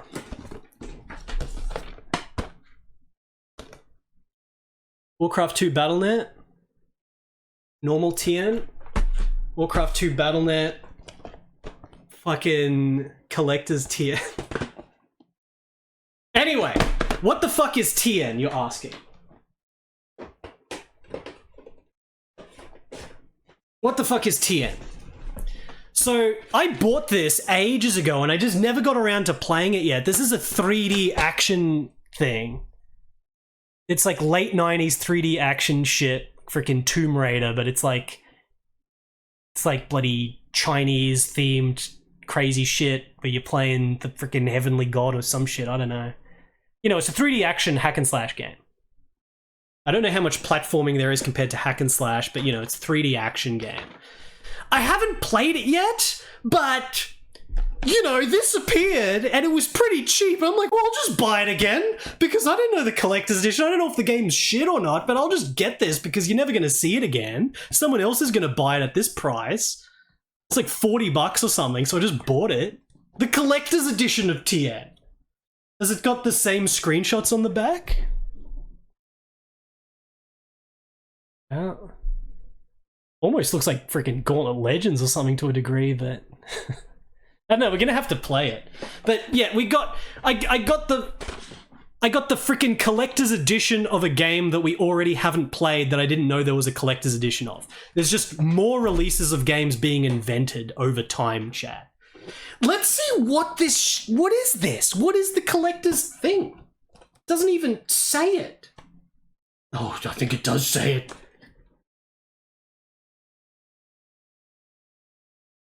It's got a TNT shirt, chat. Am I gonna have to wear this t-shirt? Oh, I got a freaking t-shirt. Where's the discs? Oh my! Don't steal my serial code, chat. Don't steal my serial code. Good choice. Leonardo Steinmetz, thank you for the 50 months. 50 months, Leonardo Steinmetz. Oh. Alright, so manual. I think there's like multiple manuals here. Oh shit. Feedback form. 2 different manuals. This is all black and white. This might just all just be tech shit. Maybe. Oh yeah, this has got like some shit in it. Got characters and stuff. This must have been a decently hyped game if it got a collector's edition, but I honestly don't remember the magazines featuring it much in the Taiwanese magazines that I went through. The shirt.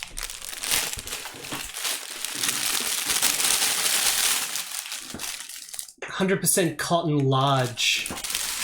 Tien. I got a Tien shirt, chat. I got a Tien shirt. Let me try to squish this down. Hold on. All right. Wait, the disc almost falling out here. Okay, how do I put this back? I guess I'll put this in here first. Put all this stuff in here. It's basically brand new. It's got all the shit.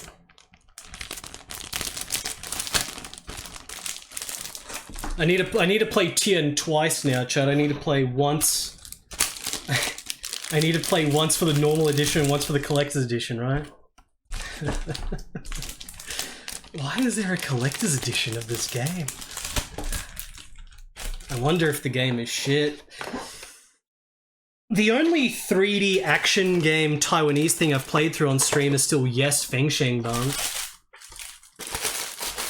So this could be the new best one, who knows? Alright, shut that. Squish that shirt in there, just like that. And put this like this. Probably more how it's supposed to show in the box. Or some, or probably not. And now I'm showing it like shit, but I don't care. I don't care, I'm just trying to get it back in the box. I'm just trying to get it back in the box without destroying it. The box is freaking huge.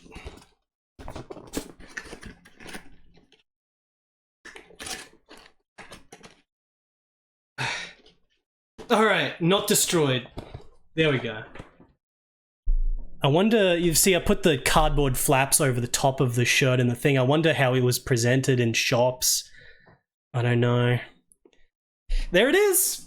I got a freaking collector's edition of Tien, which is like twice the size of the other box in total volume. Look at how much wider it is as well. So yeah, it's gonna be interesting when we play this game, see if the game's any good. It just reminds me that we gotta play this shit. There's just so many games I haven't played that I've got now. You gotta get them when you get the chance, otherwise someone's gonna buy the shit. These Taiwanese games. Okay, so that only leaves one thing left for the Taiwanese box.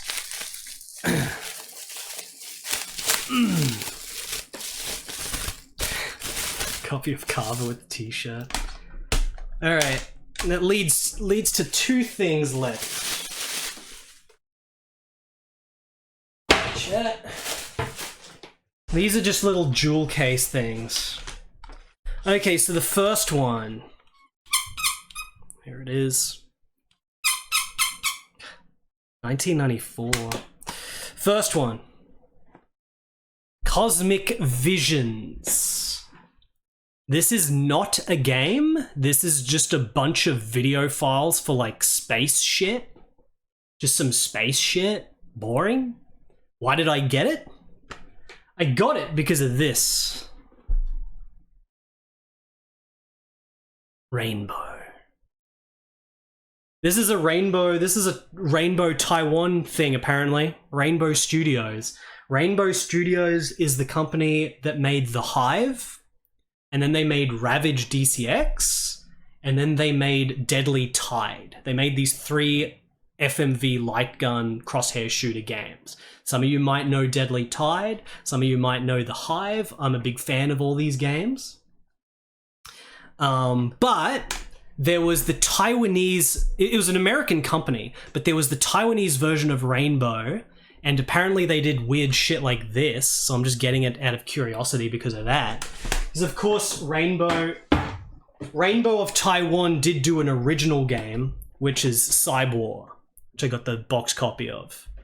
This was released outside of Taiwan as a budget thing called ThunderGun, and it was so low budget that the American branch of Rainbow, which at the same time as this came out in Taiwan, they were probably putting out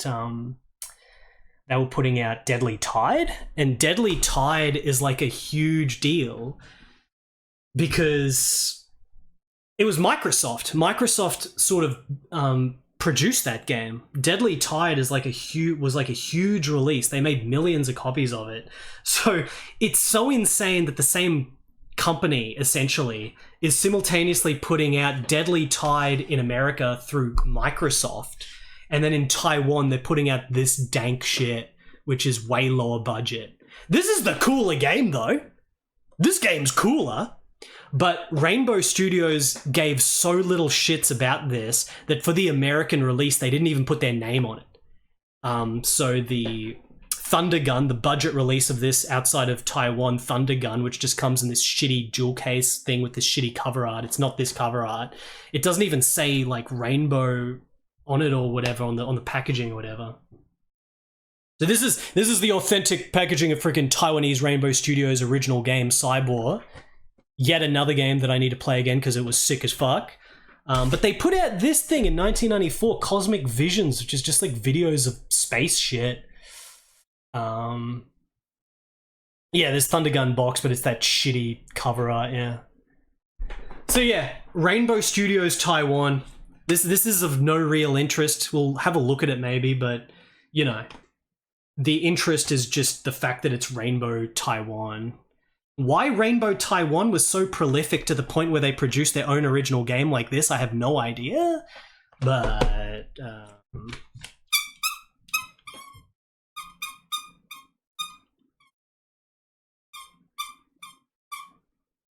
why is it squeaking so much? What's with the squeaking? I probably shouldn't do that. I'm probably scratching it more.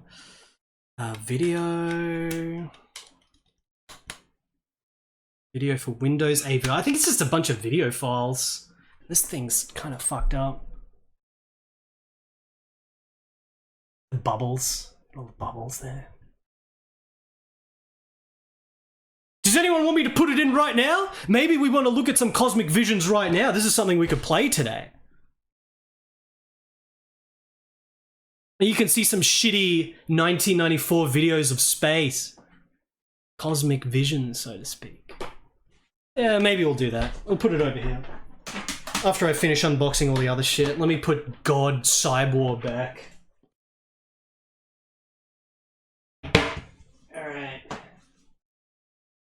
Alright. Okay, the final thing now. We got dudes fighting over a big McDonald's burger.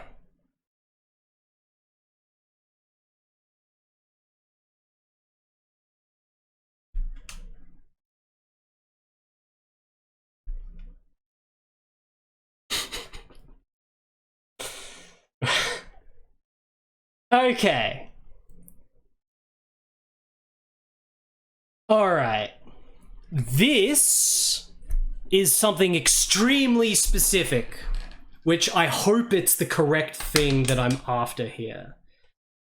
I think it is. I think it is. I think it is. Got a manual and everything. A manual which is in Chinese and English, by the way. Chinese and English. And yeah. Okay. So this is what I believe that this is. You know when you go to like McDonald's and you get a Happy Meal and it comes with like a CD? I think that's what this is. This is like a bonus CD that came with food which I found completely by chance because there's no name of the games and shit on the thing. Why is it important? I don't know if anyone has noticed the artwork on the cover art. This is Dark Judgement. This is the full version of Dark Judgement. Dark Judgement was a Hong Kong developed game by Frankenstein Studio, I think their name was. Frankenstein Studio. I've got the other Frankenstein Studio game here. Where was it? We played it somewhat recently-ish. Yeah, here we go. Frankenstein Studio. This is man, what was the name of this? Like Final Force or something? Final Force? This was the shmup. I don't know how many people remember this. This was the shmup 1996. Frankenstein Studio. So this was the developed in Hong Kong. Final Guard, yeah, that's it. Final Guard, Anastia. Final Guard. Developed in Hong Kong, and pretty cool shmup. Does it say Final Guard? Oh yeah, it does. It's fucking Final Guard right there. Could barely tell. I thought it was an emblem or something. This is the game where I bought it like 10 years ago. I got this loose copy. I've never seen a box copy. Too rare. Never seen a box copy, but I got this loose copy. And I thought it was copy protected, and I could never play it. But then something happened where I discovered that the way you play the game, it's not actually copy protection, which I couldn't do because I didn't have the manual. It's actually something totally unrelated, where it had to be installed in the base C drive. And then it just worked, and we could literally play this game that freaking was just like this new game that we could play, this new undocumented DOS shmup. The M-Foolery.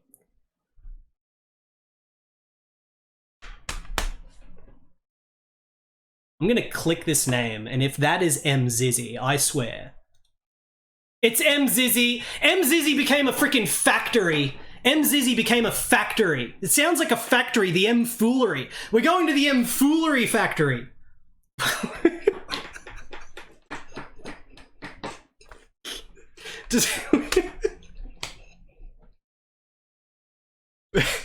That is, yeah, that's good. We can spell it now. I can spell it. Now I can spell it. Because I could never spell it before because I would always get the Z's and X's mixed up. I could never actually learn that name. I couldn't get the Z's and X's the right way around. I couldn't do it. Like, I always thought it was the Z's and then the X's and it... Anyway, so this was a pretty good shmup. There's so many things to talk about that I'm like getting confused, but Frankenstein Studio, based in Hong Kong, this was their first game. Then they made the second game. The second game is Dark Judgement. Dark Judgement is on Steam. They've like put it on Steam. So you can play this on Steam. And there was all kinds of releases of Dark Judgement over the years. I used to have a Windows 95 version of Dark Judgement that was Taiwanese, developed. It was really shitty packaging and stuff. There used to be a blog, I don't know if it's still up, it might still be up, but one of the developers of Dark Judgement had a blog where he said what the name was in Chinese. I've never found the game in Chinese. I cannot prove that this game got a normal release in Chinese, in Taiwan or Hong Kong or whatever. I've never proven it. There's no loose copies. At least there was a loose copy of Final Guard. I've still never found the original DOS version of Dark Judgement. But he says in the blog, he says how it was him and like 3 other dudes, and they were working in some dude's house overtime, getting paid nothing. And by the time they released the game after like 6 months or 10 months of work or something like that, they were overdue on their rent. They hadn't paid their rent. They had no money, and they got a deal to publish the game under this like Chinese name that was called like the Dark Forces or something, it translates to. And they said that they got a flat payment of like $10,000, which wasn't even enough to pay half the rent, and then they never made another game. So whoever published Dark Judgement originally, they got they barely paid the devs. It was a terrible deal. They got no money. They probably got barely any money from this either. But the thing about Final Guard is that it seems to have had a yeah, like they definitely got a decent deal on Final Guard because this was put out by Third Wave. This company, Third Wave. This was a legit company. They did legit boxes and legit manuals, all legit. So they probably got paid decent for Final Guard. But by the time they finished Dark Judgement, it was probably too late. It was too late on or whatever. And they got no money for it. They got like zero money. You can check the blog if the blog is still up. He's got it in English. So the shitty Windows port, which, you know, he talks about in the blog how they got like an extra payment of like $1,000 when another company put out like a Windows version and they got paid like nothing in royalties basically. But that's the version I got. I got one of the Windows versions. And now they've got it on Steam. I don't know if it's the original dudes that have it on Steam or whatever, but there's like a Steam version you can play or whatever. You can play Dark Judgement. It's pretty widely available, whatever version of Dark Judgement, you can like play it. The reason that this is important, this Happy Meal thing that came with burgers or whatever, is because this should be the DOS version. Because there's no DOS version you can download. It's all the Windows piece of shit versions that run like shit. They're like those Windows games that run in like a 300 resolution window. Steam version is very busted from what I've tried. Clip out of bounds, super... Yeah, the Steam version did sound pretty fucked up. But the Windows 95 version was shit as well. Windows 98 version. I think there was even a Windows XP version that was like a shitty re-release or whatever. Because it's one of those games that runs in the tiny, tiny window. So if you're running it in a virtual machine... I mean, if you're running it in PCM or whatever, it's fine. But if you're running it in on your actual system or whatever... It's a resolution that's not supported by modern video cards anymore. It's like, it's just this little thumbnail you have to play the game in, so it's shit. DOS emulation is good, and DOS as a system is better than the early Windows shit, because the early Windows shit was so bad with the full screening and stuff. So I always wanted the DOS version, and so we might have the DOS version here. This might be finally finding a version of the original DOS version. Maybe there really was an original boxed version of the game that is super rare. I'm sure that there might be in Hong Kong or whatever that has like 10 copies in circulation. But this is common. This shit that doesn't say Dark Judgement or anything. I found this by chance. I found this completely by chance. And I'm like, fuck, what the fuck? And then I looked into it and I'm like, maybe they released the full version a year later or whatever, but it's still early enough to where it's the DOS version. It says DOS. Wait, where does it say DOS? It says DOS. DOS. And it's got the Frankenstein Studio thing there. It's even possible that the game never managed to get released in a box originally. It never got its own release. Maybe this is the original release. It was only a tie-in to some burger shit. Like, this could have been the original release. Who knows? But there's a chance that this is the DOS version. And the DOS version for this game is important because all these Windows versions are so shitty and so annoying to get running and so cumbersome. So the DOS version will just be a comfy... You could just play it in DOSBox and it'll be good. Like, it will be properly full screen and just proper. Everything's proper. It's the original DOS version. So that's what this could be. Let me have a look. Because it's actually a sick beat-em-up. It's not a joke. Like, it's a very, very high-effort beat-em-up that's very much in the style of, like, Cadillacs and dinosaurs and shit like that. Also, yeah, this is kind of weird because it's got English. It's got English after the Chinese. Like, there's a whole English section after the freaking Chinese for some freaking reason. So I can only assume that the only reason it's in English there is because this probably got distribution to Singapore? Hong Kong? Hong Kong or Singapore probably got this Happy Meal CD, full version of Dark Judgement with your Happy Meal. You know, if a kid's going to buy a Happy Meal, he's going to get his little Happy Meal, then you might as well get a very violent and serious beat-em-up to go along with it, right? You might as well. Let's read the English here. I haven't read this yet. I have a feeling this could be very jacked English.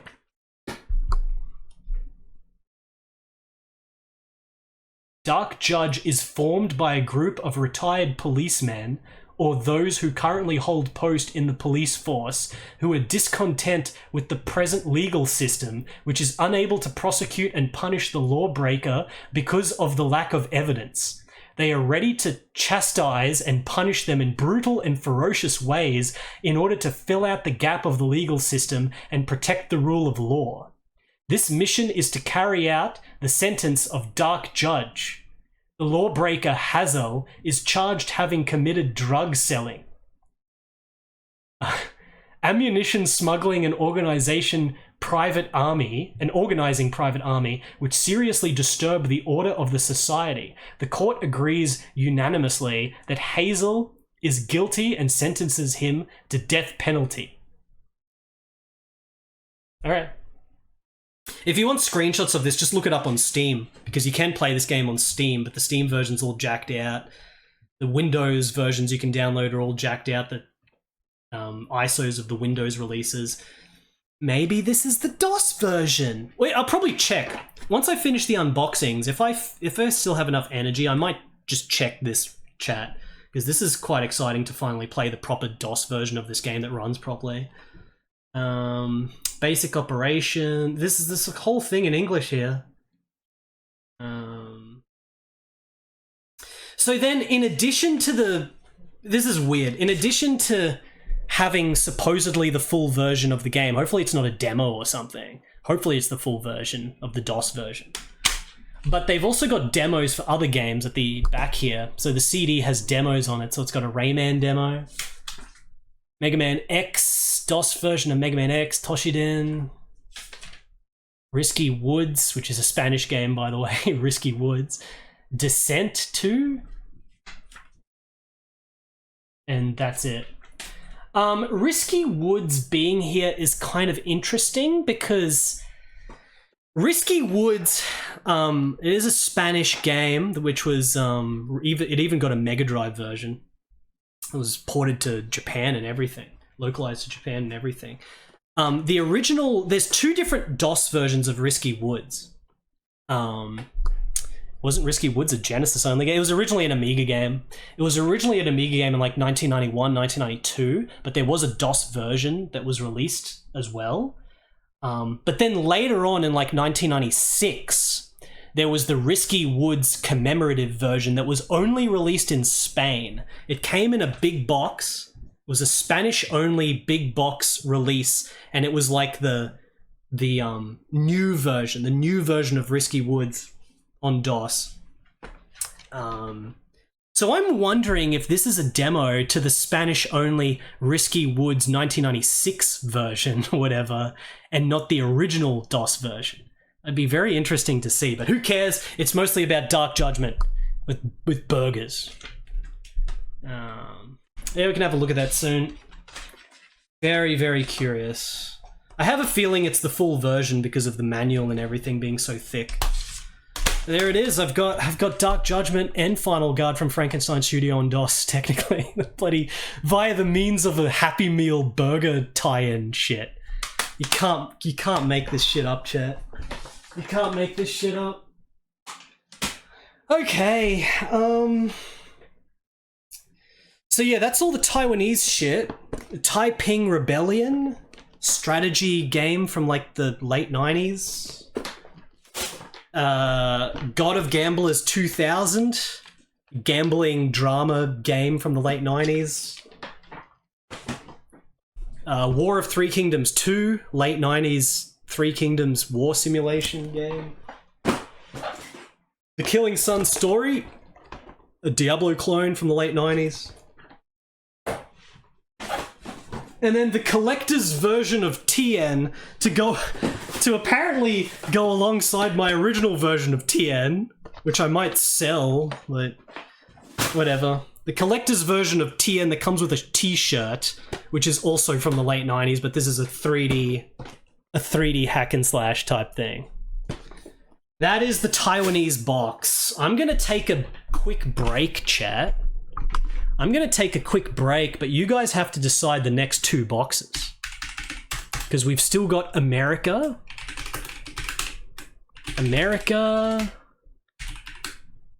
and Japan. I'm going to put a 5-minute vote on this. All right, chat, America or Japan, you decide. I'll be right back.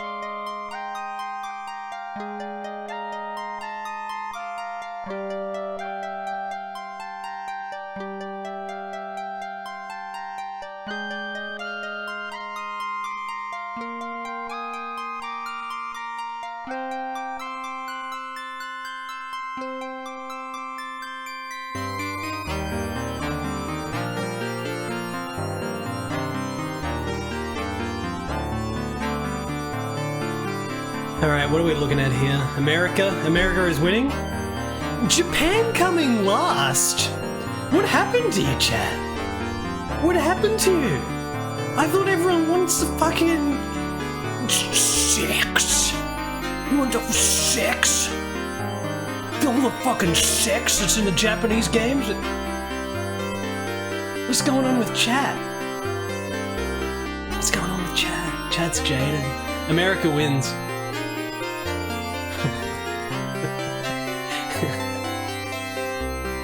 Alright.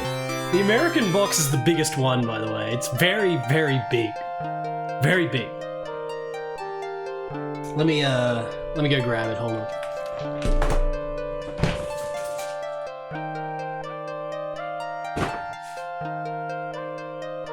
Good choice.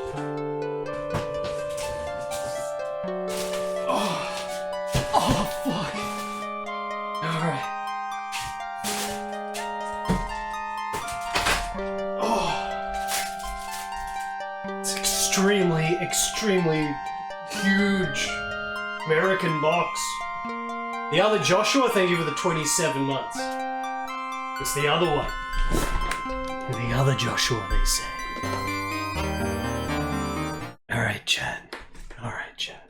Let me try to fix the hair. Trying to fix the hair.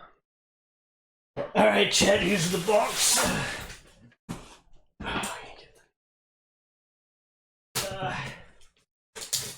I'll protect Tollplan's address. Or I could just dox him. Does anyone want Tollplan's address?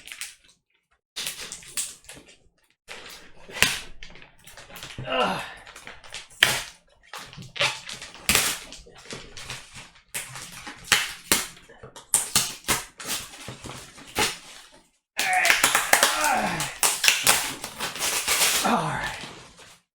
Throw that down there.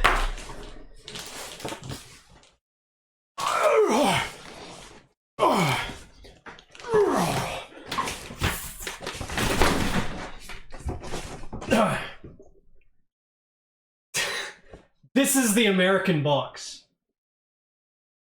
It's the American box. I can't get it all. I can't get it all into the view. Get it all into the view. American boxes can only be one size. They can only be one size. Why is this so big? I don't remember half the shit that's in this. I got like a... I got a lot of... I got a lot of games that are sort of...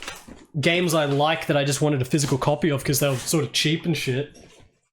There's a couple of rare things in here, but I don't know. I don't know. All I really remember is that it had a lot of just sort of big box PC games that I wanted box copies of. But they're not exactly like unknown games or anything. That's a lot of paper.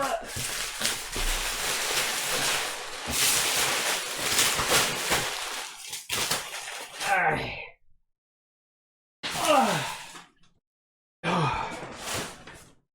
Alright. We've got meme items. He put meme items in it. I got a Hot Wheels Batman car. Thank you, Toll Plan, for the Hot Wheels Batman car.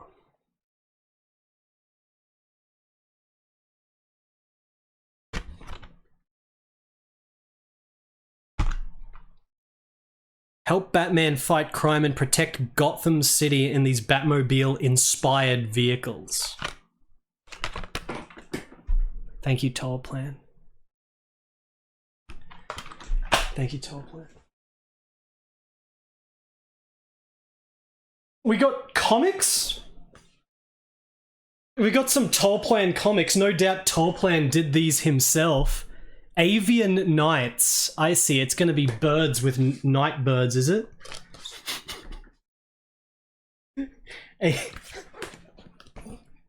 What?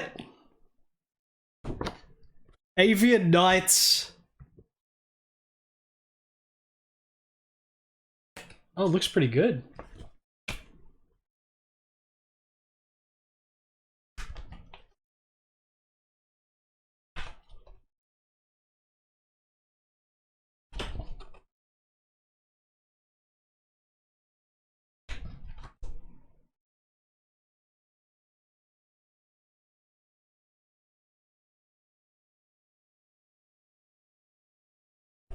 It looked pretty good.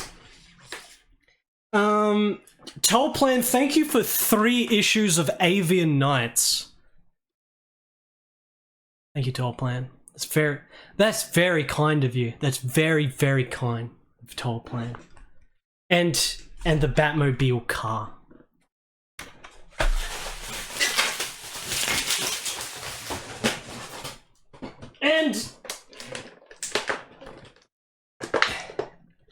And apparently we also got freaking Appleseed figurine. Tollplan just dumping all his trash in this box. Thank you, Tollplan, for dumping all your trash in this box. I like Appleseed, thanks to the Super Nintendo Appleseed game. I like Appleseed. The Super Nintendo game's pretty good. Here's a figure. Here's a DVD figure one, apparently. DVD figure. Hey, thank you for the figure of, is this just the girl? Is this just the girl? She's looking a little bit worse for wear here compared to what she's supposed to look like, I feel. Unless this is a different character, but look at the eye patch. Alright. You see, the good thing about big bubble plastic packaging like that is I can throw it across the room and it's still completely good condition. Land flat on its back. I'll have to get that figure and I can put it at the back here when we play Appleseed on Super Nintendo. Alright. So now to some of the shit that I actually bought.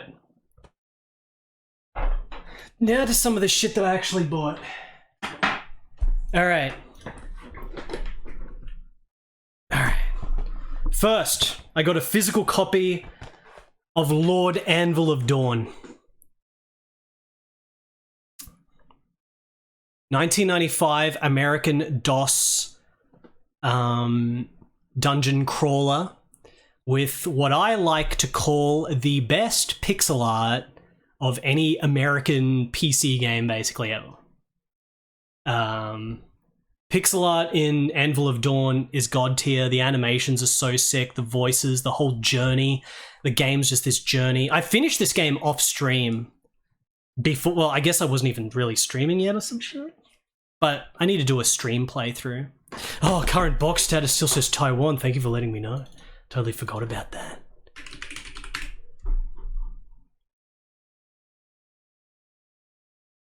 All right.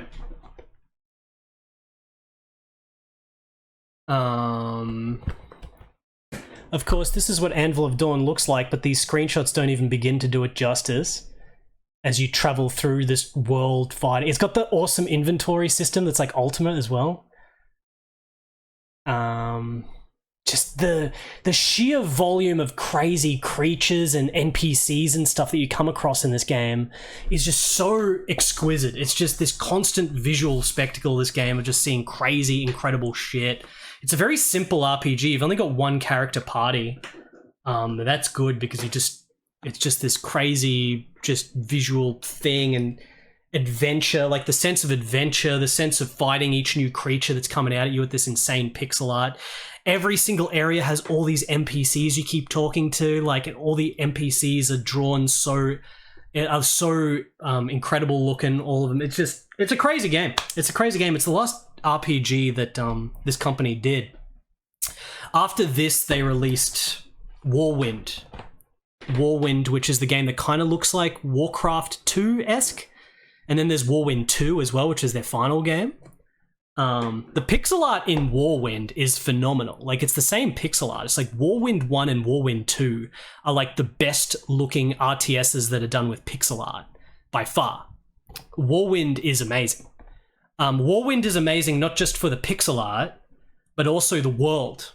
Like in Warwind, where there's 4 factions, when all the other RTSs were still 2 factions, and Warcraft 2 was 2 factions, and this was released with Warcraft 2. They did 4 factions, and they're all so memorable. The freaking Tarun, the Aegra, the Oblonox, and the Shamali.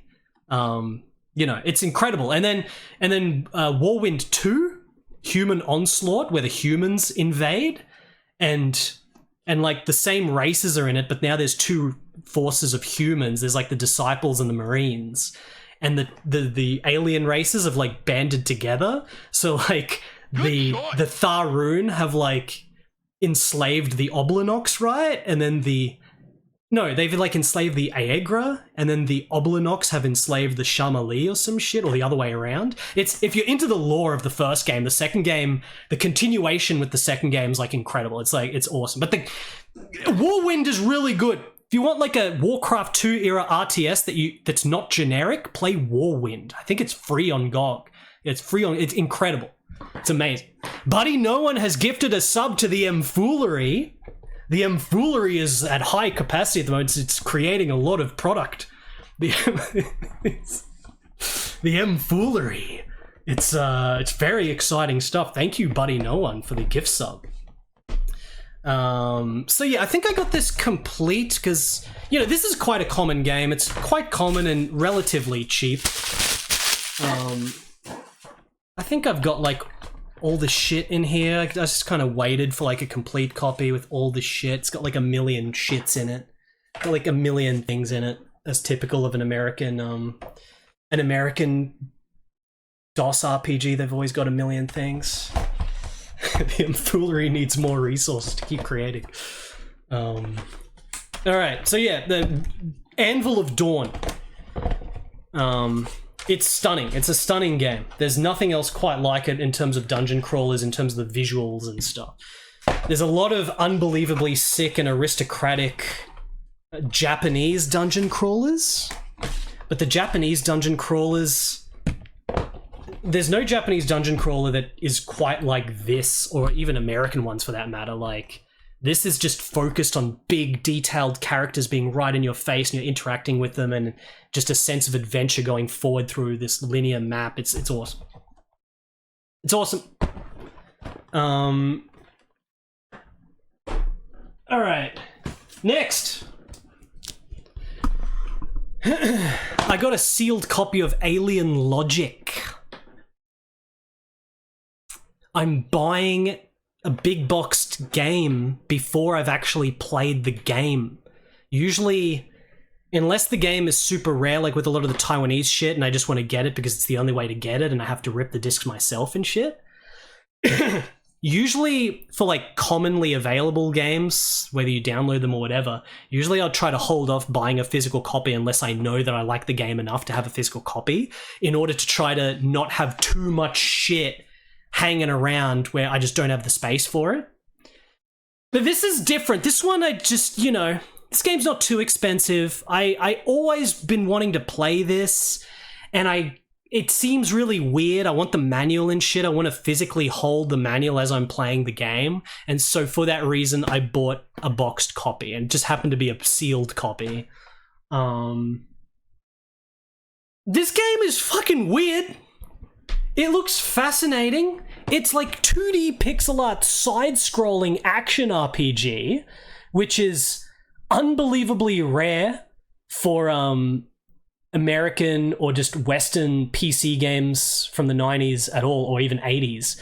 It's very common for Japanese games to be 2D side-scrolling action RPGs.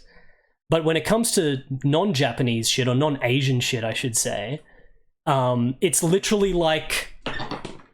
There's this. Is there any other side-scrolling, side-view RPG that's Western developed? Is there any? I'm trying to think. Maybe you could say that Ancient Glory from Westwood is kind of like that, but Ancient Glory was cancelled for the DOS release, so it's only on Apple II GS. That's sort of like an adventure action side-scrolling thing, sorta. It's just a very uncommon genre. But that's only a small part of this game. This is definitely not a Japanese-style side-scrolling action RPG. This is a game where, even though it has those scenes in it, it's mostly this weird science adventure. It's like an open-world science adventure where you have to use all these scientific gadgets and shit in order to do archaeology and shit. You have to use these scanners, biometric scanner, DNA reconstruct, all this kind of weird shit. You have to do all this science shit. It's like this science-based alien world management thing. Where it's like open, from what I can tell, it's a fairly open game without much of a linear narrative. The game very quickly becomes open, and you just sort of explore and explore ruins, like ancient ruins, in order to find treasures and stuff, which you then use science machines to research, and this is all to eventually kill the last boss or whatever. How does it even describe it? Open your mind to alien logic. Jorune, leave your world behind and step into a whole new reality of ancient mysticism and futuristic technology.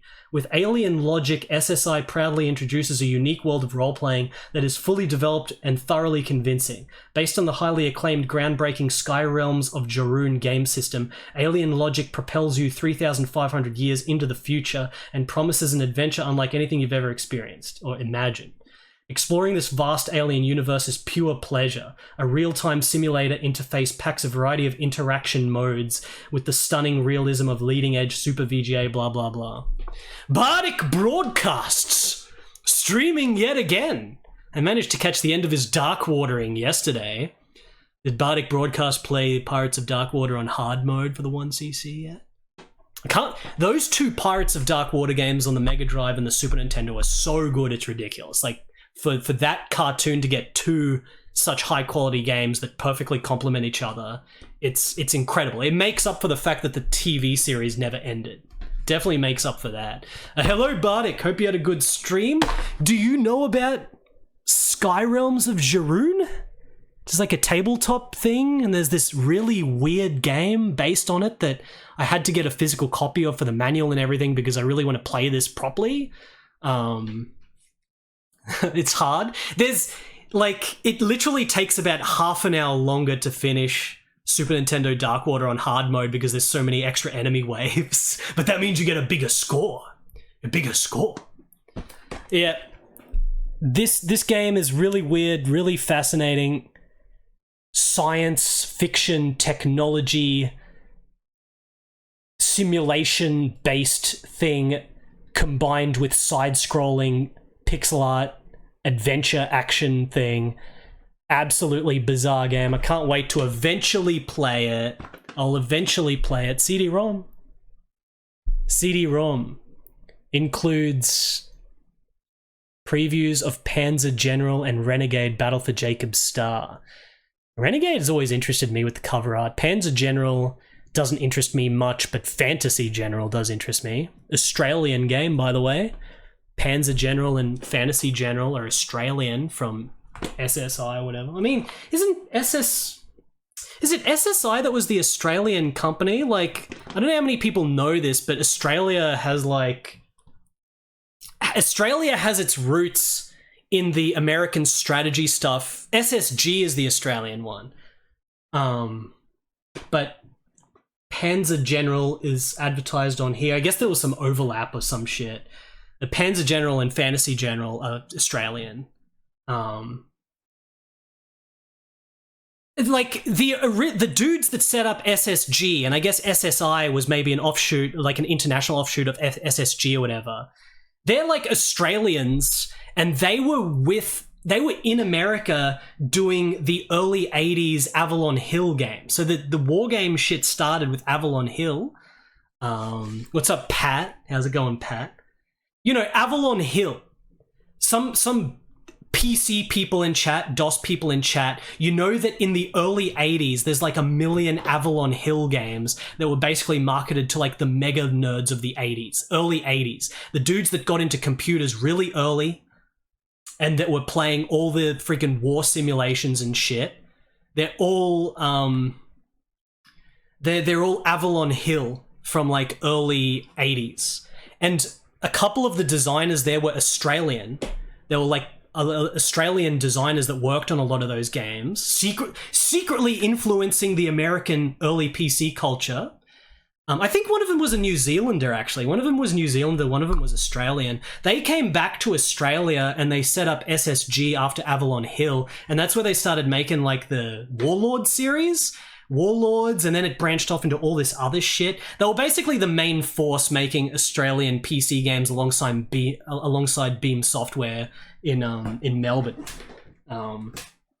So there's links to that here, but this game, I'm sure, doesn't have anything to do with them specifically. This game's probably all American, as it should be.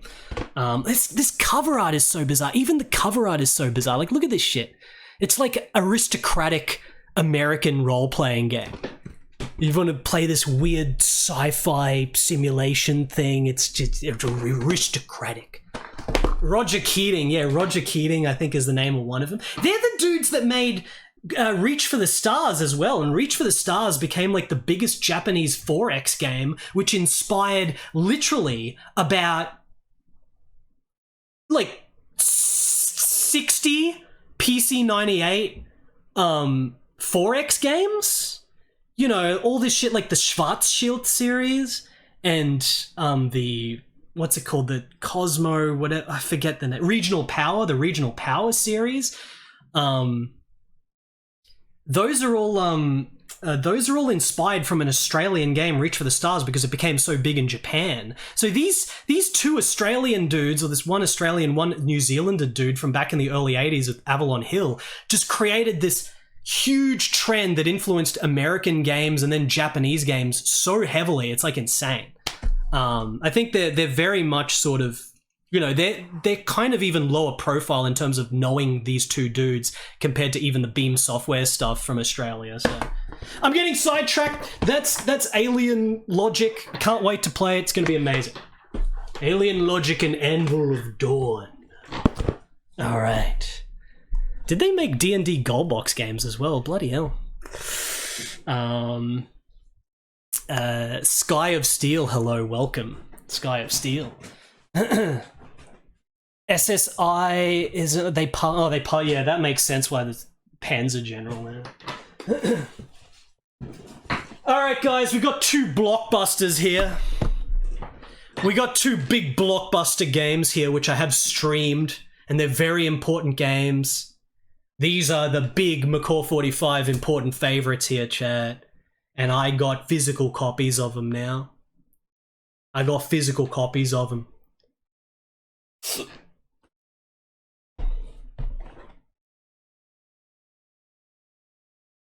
I got a physical copy of Quantum Gate. Quantum Gate. This is the original box of Quantum Gate. One of the best FMV games. Alongside the likes of Phantasmagoria 2, Blue Chicago Blues, Hardline. Alongside that level of FMV game, you've also got Quantum Gate. Quantum Gate is kind of the easiest one to digest because it's the shortest. It's like 1.5 hours long. Midnight Stranger. I wouldn't put Midnight Stranger in that regard, but Mode comes close, for sure. Midnight Stranger has maximum excitement value to it, but overall it's just like a, you know, it's very rough compared to these other games. It's not story based, that's the thing. It's more like random crazy events, which is its own amazing thing. But we're not talking about that. We're talking about Quantum Gate, the original boxed version. This is the original cover art for the boxed version before they became all these jewel case things with Michaels on the cover art. Michaels is on the back here. There he is. Michaels. And this guy, the characters in this game, Jesus Christ. So, you know, this is made by Greg Roach, who later did Quantum Gate 2, which I hate. The sequel to this is terrible. I'm not a fan of it at all. But this is a god game. There's god stuff at the beginning of Quantum Gate 2, but very quickly it veers off to become just bland nothingness. With the main story anyway. The whole gimmick with Quantum Gate 2 is that it's got a million endings, but you know, it's got all these joke endings and stuff, but I just don't care. I just don't care. That the first game is the proper artistic masterpiece in my opinion. And then he also did the X-Files FMV game. That was the last game they did, the X-Files FMV game. I don't remember the last time I played through Quantum Gate.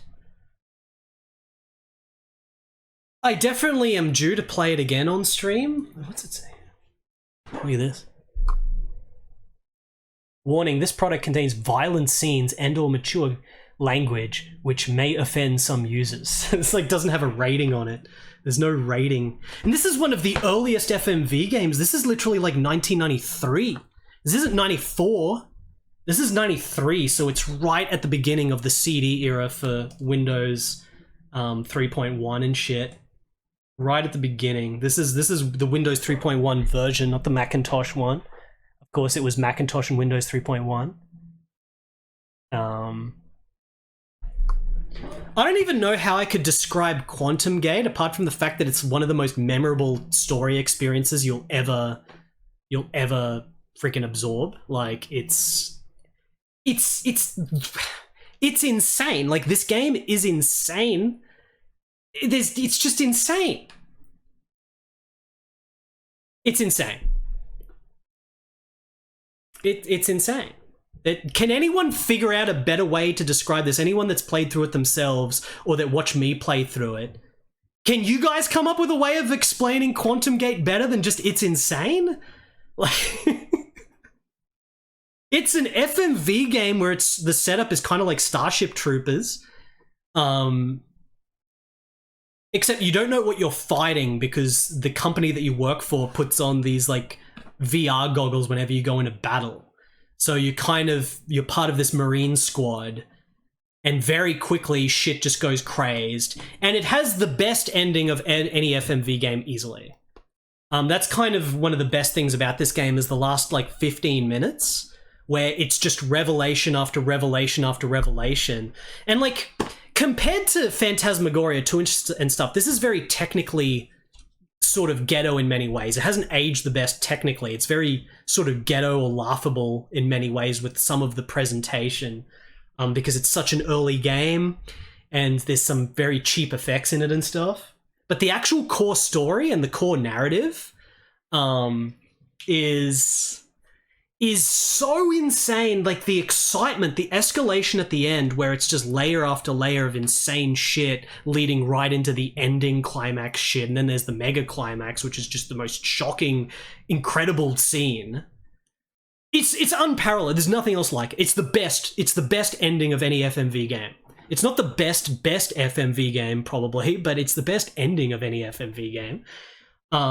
Your guy is like stuck with his squad of Marines and they're fighting some unknown force and you're getting messages from your wife, but there's some kind of weird shit between you and your wife that doesn't make sense. You can't figure it out. It's like you're like broken up or you're not together anymore. There's something weird going on that the game doesn't properly explain, and it's really weird and it just keeps getting weirder and weirder, and it's the ultimate mind craze shit. Remember when I first played through this and I was like shocked at how much it was like Zeta, the Japanese adventure game, which is like my favorite adventure game ever, Zeta. This is so shockingly like Zeta, but like there's no way they could have seen each other for influence because they were released at the exact same time in like 1993. I guess this is after Zeta. Zeta might have been 91 or 92. But there's no way that this dude saw Zeta. There's no way. But Michaels, this character here, is almost a carbon copy of everything that happens with bloody Sid in Zeta. So it's unbelievably weird. Like, it's unbelievably weird, the parallels between this and Zeta. This game is sick as fuck. I'm gonna open it. The box is already getting squished because of the shrink wrap. So shrink wrapping is not good, chat. It's not good. They probably both saw Solaris. This has nothing to do with Solaris. There's like no Solaris references in this game at all, unlike Zeta. It's very different.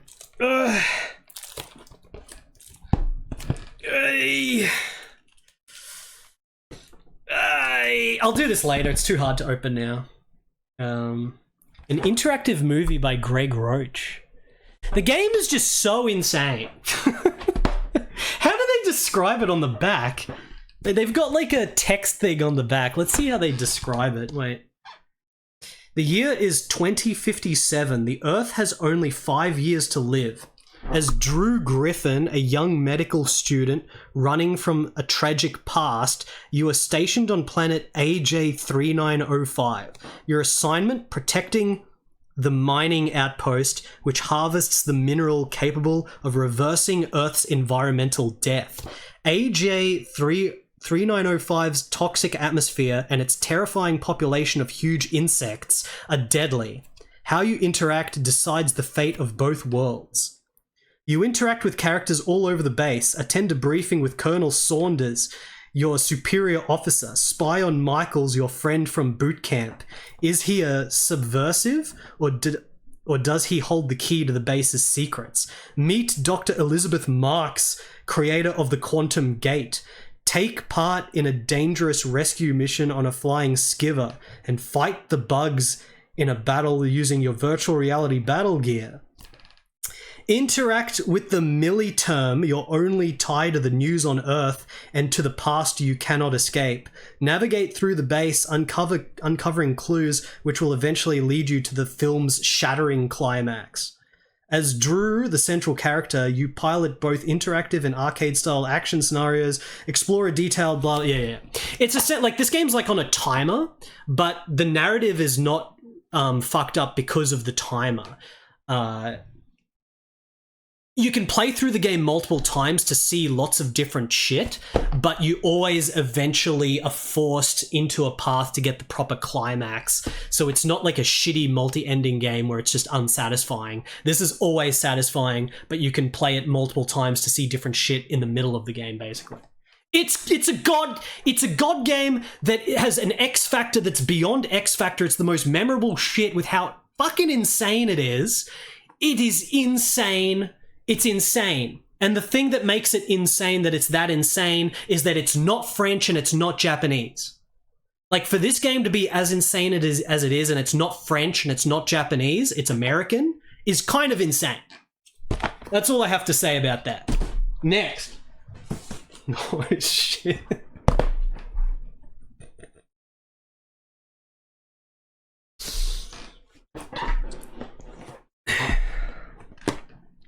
I got this. Chat. I got Neo Hunter. Last time I played Neo Hunter on stream was like 2018. So there's probably a lot of people that don't understand. There's a lot of people that don't understand. Press 1 in chat if you do not understand this. What's special about this? I don't understand. Press 1 in chat. This game is also insane and American, just in a totally different way to this. Whereas Quantum Gate is like, as if it's a French game almost, where it's this, like, visually avant-garde, bizarro shit with bizarro dream sequences and weird shit and crazed, edgy shit and insane characters saying the most insane nonsense shit of insanity. That's what Quantum Gate's all about, very avant-garde. This game is not avant-garde. This is a bunch of American dudes sitting down and wanting to make an anime with a very sort of stock standard sci-fi cyberpunk sort of storyline. The dude that directed this is Kalani Stryker, who was the dude that did Super Star Wars 1 and the Super Star Wars trilogy on Super Nintendo. He left LucasArts, founded this new company, which is called... What was the name of the company? I don't even remember. And he made this! There's one of my VODs, 9 hours. 9 hours. I did 2 playthroughs of this on stream. I think that was the second playthrough. If anyone can't wait for me to play this again, watch that VOD over 9 hours and you enjoy that. Look at this. From the co-designer of X-Wing and TIE Fighter and the designer of the Super Star Wars game trilogy, An interactive... oh, dude, can this... An interactive story with dialogue written? Can this... With dialogue written by renowned science fiction author Orson Scott Card and created in the dramatic graphic style of anime.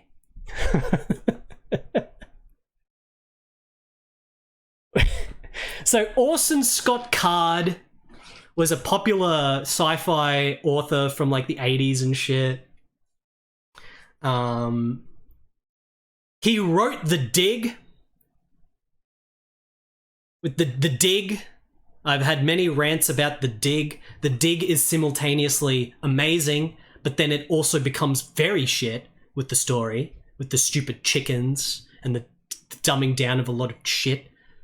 Basically, the stuff that's amazing about The Dig is the sort of presentation and voice actors and shit, and not so much the dialogue, although the actual concept of the story is amazingly cool. But the concept of the story, the narrative, was not done by Orson Scott Card. It was done by Steven Spielberg. He's the one that came up with the narrative of The Dig, and then Orson Scott Card did the dialogue, and the dialogue is the shittest part of The Dig. Orson Scott Card, when he worked on Neo Hunter, apparently was told to just be completely unhinged or something. Because this game's storyline, and this is, you know, I always say this, it's not hyperbole. This is not hyperbole. This is not me building it up to try to be more exciting than it is or anything. This literally is the storyline of the game, or at least what the storyline becomes in the game, because the storyline is that you're trying to find an assassin that killed your father or some shit. And it's essentially like a light gun game. It's like a light gun crosshair shooter thing that sort of looks like Virtual Cop, but with 2D graphics. It looks awesome. These screenshots look like shit, doesn't really do it justice, but it's literally like a crosshair shooting light gun adventure game, which is awesome. That's sick. And it looks sick. It's got all the LucasArts art guys on it and shit. Amazing team working on it.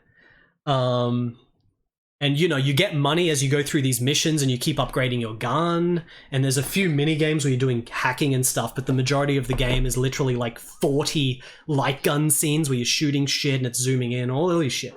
It's awesome. Like, you know, that's another thing that's a super rare genre. Apart from FMV rail shooters, this is like the only light gun adventure game on DOS, essentially, so that's awesome.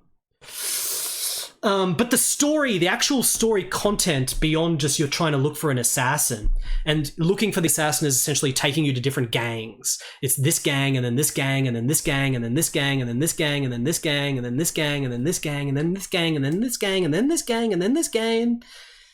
And it's basically, that's all the game is.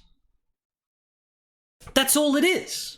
And you start off with the Latinos, and it's got tons of voice acting in the game, and they're just constantly yelling out insults at you in like Spanish and shit, or they're saying all these, and you kill all the Latinos first. You have to go through all the Latino gangs and you kill them, and then who's after the Latinos? Is it the Japanese?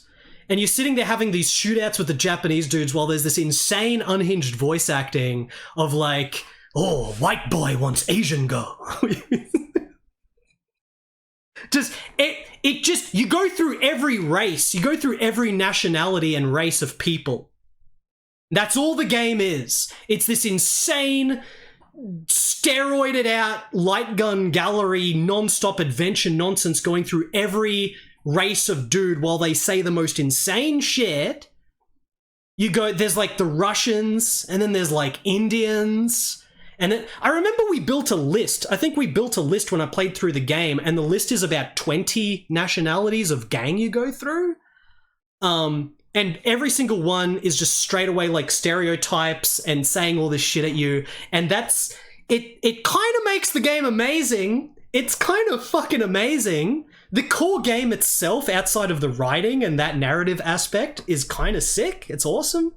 But then having this unhinged, absurdist bloody plot, like script, where you're literally just going through different nationalities of gangs and killing them, is totally insane. It's absolutely insane. And you don't see that in games anymore. You don't see unhinged shit in games anymore, which is a bit boring, because everything is like, oh, we just have to make sure that no one gets offended from the... It could be that's the thing that's kind of like the paradigm that's kind of interesting, is that even if it's the most hard-boiled R-rated AAA game, it's still in this... It's presented in a way to try to make sure that it's not offensive or anything. Like, it's all this watered-down shit, even if it's like a hard R game. That's like the weird paradigm about it. But this shit is just unhinged in the same way as, like, Orion Conspiracy on DOS. Orion Conspiracy, which was an incredible point-and-click adventure game. That shit was fucking insane. It was so good. I need to play it again. That shit was unhinged with all these, like, you know, when it comes to, like, violence and shit and, like, all these different topics, it's fine. But there's one very specific set of topics in like, modern social media that's always avoided because of social media and people being afraid of backlash and shit and all this shit. And it just has to do with, like, social shit. It's just social, like people, like nationalities and races of people and shit related to that is the one little fragment of storyline that you can't really explore as it used to be explored in shit in games like this. And it's such an important shit. It's such an important shit and still... But anyway, the game's pretty funny. It's pretty funny. I can't wait to play it again. It's absurd. It's completely out of control. It's not like a legitimately awesome, crazed storyline shit like Orion Conspiracy was.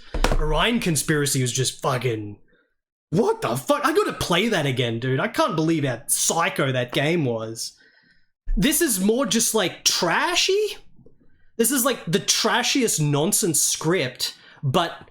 overlaid with really high quality ex-LucasArts team with the art and animation and game design and everything. So this game's like a duality between, like, the trashiest but super entertaining script and narrative with the high quality game assets and shit. So it's very unique. It stands out for sure. So I got Neo Hunter, chat. I got Neo Hunter.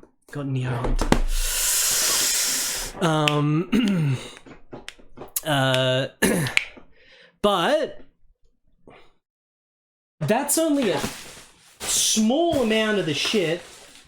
It's only a small amount of the shit because we got another shit here, chat. That's in here, and there's other toll plant nonsense underneath here, which I'll get into. Later on. Give me just a second. Let me put these in a different room. Oh. Alright.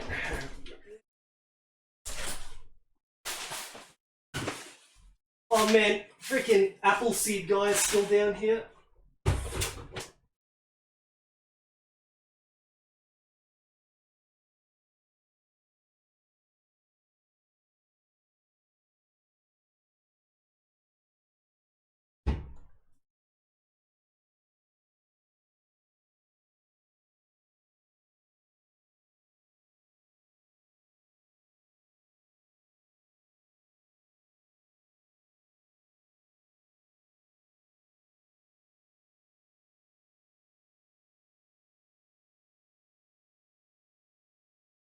This room needs air circulation. Fucking boxes everywhere.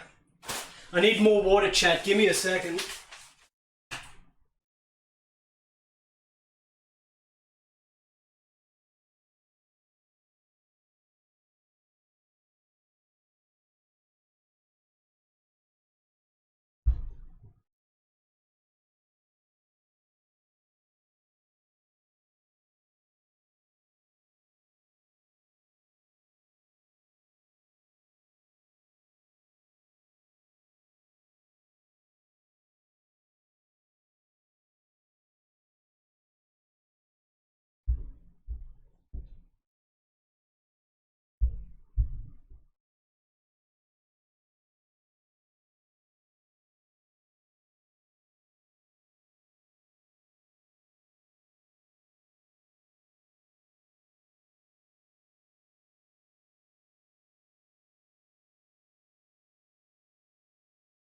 Alright.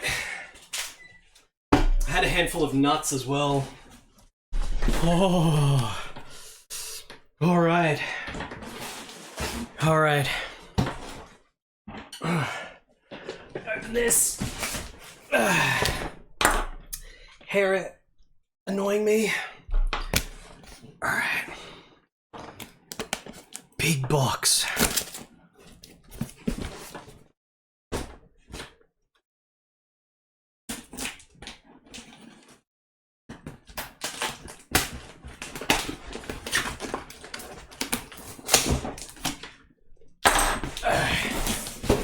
More newspapers. Alright, here we go. Big box of PC games here, chat. Big box of classics. Big box of classics I needed physical copies of. Number 1, a game that a lot of people have probably completely forgotten about. I played it once. Definitely want to return to it because it was sick. I did finish it, but I played again. Macintosh, Death from Above. Remember this, chat? Remember when I streamed this and the dude that did the music found the chat and said that he was like 17 when he did the soundtrack? He was like in chat? Death from Above. Extremely, extremely, extremely amateurish Macintosh exclusive Toa Plan. Toa Plan? Not Toa Plan, Contra style run and gun. Contra style run and gun. Very amateur, but completely filled with enthusiasm and excitement. Yeah, Played World software. These screenshots are just incomprehensible. So the sick thing about this game is that it was just constant excitement. There wasn't boring shit. It was amateurish, but it didn't have the typical sort of shit that you might be worried about with a Western side-scroller like this that was like, there's like Japanese inspired by being Contra or whatever. Like there's no long boring levels or maze levels or anything like that. It's just a whole bunch of very short crazy stages with like a million boss fights and multiple screen size guts bosses. Multiple screen size guts bosses. Completely out of control game. I kind of want to see the manual and shit, but I can't imagine it being too crazy. This box, like, you know, it's very silly image here, but that definitely suits with the aesthetic of the whole game. But this box is actually kind of fancy for like a bunch of essentially student kids that put this game together. I don't know, maybe one of their dads was a freaking like had access to producing box copies of it or whatever. Does it say anything on there? Guys, are you ready for the Shakespearean story? In the year 3000, the Earth has been ruthlessly enslaved by an alien race. You've managed to escape from a mining camp. Now dressed in power armor and armed only with a laser blaster, you have brought the fight for freedom to the aliens' home world. Game where you're man shooting aliens. That's all you need. That's all you need. It's good. Got freaking tons of bosses constantly, totally out of control. I need to completely remake all my Macintosh emulation shit. I haven't touched Macintosh emulation like 4 years or some shit, I feel. So at some point I've got to get all my Macintosh shit back together and then we'll start freaking streaming the Macintosh exclusives again. So yeah, that's Death from Above. Yackers17, thank you for the 100 bits. Ferazel's Wand. The Ferazel's Wand is awesome. I've seen it. I've seen a lot of it, actually. I watch people play it and stuff. It's definitely a game that I could see myself playing. That's one of the later, like mid-late 90s Power Mac games. It looks good. It looks good. We've already done Taiwan, England, and now we're like halfway through America. Dark Steel Spork. Alright, this is an interesting one, coming in very different box here.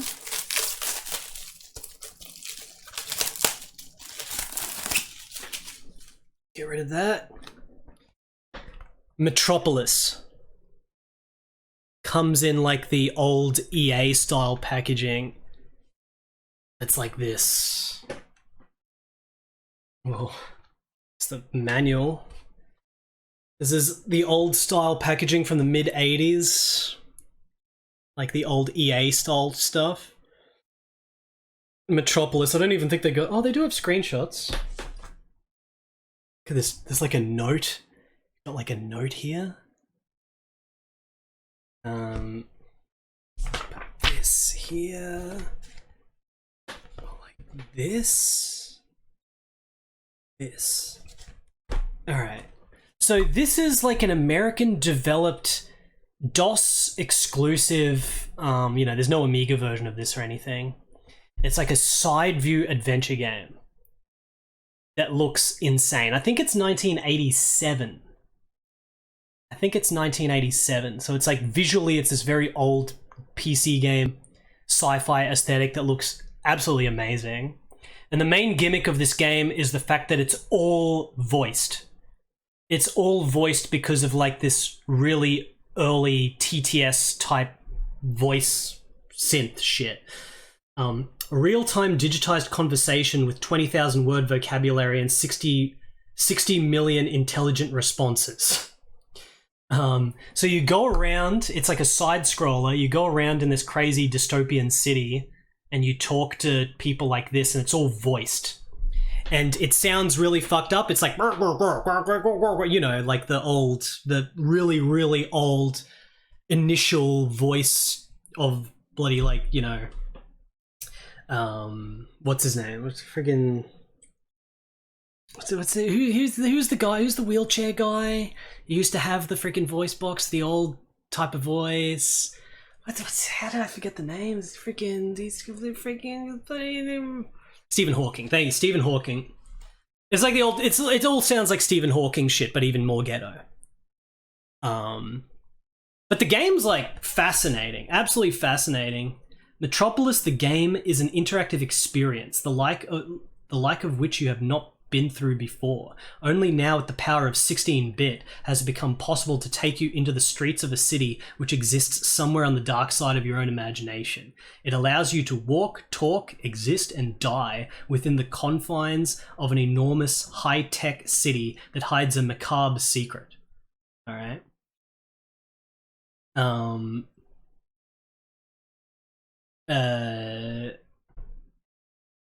It doesn't really say any more story shit than that. But yeah, it looks insane. I gotta play it. I really want to play it. This was cheap as fuck. I found a copy of this that was like $10 complete, and all the other copies were like $100. So I don't think it's worth much because no one really knows about this game or is seeking it out. But I did get it outrageously cheap compared to what it probably should be. It's not like, you know, I don't know what the copies are like now if you look it up, but I got this for literally like $10 or $8 or something. Maelstrom, the ultimate galactic strategy game. Maelstrom. Look at this. This is another sort of strategy game that is very low profile. This is sealed, by the way. This is a sealed copy. I think this is the CD-ROM version. I wanted to get like a physical CD-ROM version of this game. But yeah. Because the CD-ROM version might be a newer version. I'm not sure it's dumped or whatever. Maelstrom. Maelstrom chat. Look at this. Just a bunch of incomprehensible strategy game menus to get you excited. This actually looks pretty sick. Look at that. The city on the surface gives you some satisfying hope that maybe there's like a little city that grows on the surface and you see it build buildings and shit. This game is freaking awesome.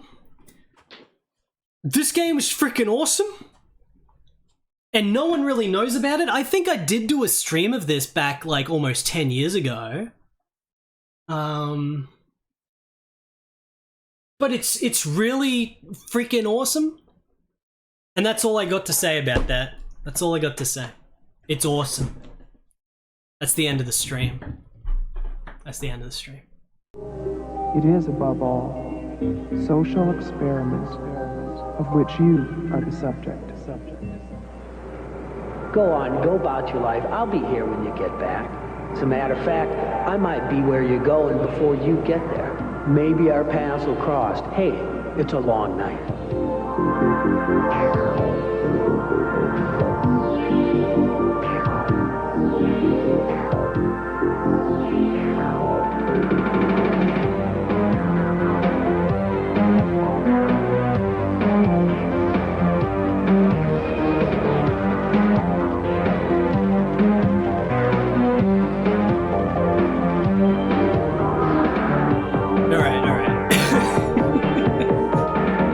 Obviously, it's not the end of the stream.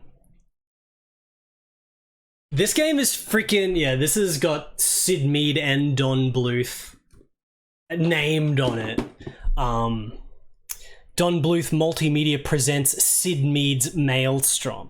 Now, Don Bluth, of course, had nothing to do with the game because Don Bluth, it's like a company that was related to Don Bluth. Don Bluth, of course, was the Disney animator that left Disney, and he did his own shit with like Dragon's Lair, the Laserdisc game, but then he also did like Firewall, American Tail, and all this shit. Secret of Nim. But it's just his company. So, you know, they got Don Bluth there just for the company name, but he had nothing to do with the game. And then Sid Mead, I have no idea where the Sid Mead shit came from. I kind of forget. But Sid Mead had nothing to do with the game. Sid Mead had absolutely nothing to do with this. So don't get excited by seeing Sid Mead or Don Bluth there. And Sid Mead, of course... he is like a well-known concept artist that did like Blade Runner shit, right? Blade Runner shit and Star Wars shit, and you know, he was a very sort of well-known prolific sci-fi futurist. And his shit is like amazing, but the only actual game projects that he was properly related to is like a bunch of Japanese shit. Like there's a Japanese shmup called like Terraforming, which I haven't played yet. Terraforming, and there was another Japanese shit which I forget the name of. He was very popular in Japan, Sid Mead. This like big fat American dude. Like Sid Mead looks like the most generic big American dude, but his like futurist sci-fi illustration shit is like completely out of control. Completely out of control. So this game is essentially, forget all that, because, you know, that doesn't have anything to do with the game. This game has you just controlling a single planet, the planet Harmony, and it's basically a game of communication.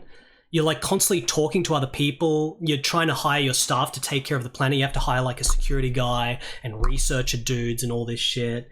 And it's very satisfying because you're only in control of one planet. It's not a 4X game where you're taking control of everything. It's like a full strategy game thing, but only with one planet that you're like building up and you're researching shit and you have to make a fleet, and it's got this big like adventure game element. And that's kind of what the craziest visual shit comes from in this game, because there's some insane visual shit in this game. You just don't see it here. Almost like FMV scenes, but not quite. You go around the universe once you've like stabilized and you're managing your main planet. You go around the universe just exploring random shit, and it leads to these different like story sequences, and the story sequences have these like special videos that play. That's like this super elaborate animation in the vein of like Dragon's Lair and shit. Hence the Don Bluth multimedia aspect with the art dudes working on this game and shit. So it's like, you know, it's this kind of bizarre strategy simulation management of the planet, but then it also has all this adventure shit where you have to figure out problems and solve these problems that are conveyed to you in these crazy story cutscene sequences. It's really weird. I can't really describe it as out of control, and I gotta play it. I gotta play it more. The Strand type game. I don't know about that. Let's get this out of the way. Do you guys like Double Dragon? To be a dragon, you gotta be strong. Humble, never bragging. Always fight for right, battling wrong with the power of the dragon. Live the code of the dragon. Fight for right, the might of the dragon. With the mark of the dragon.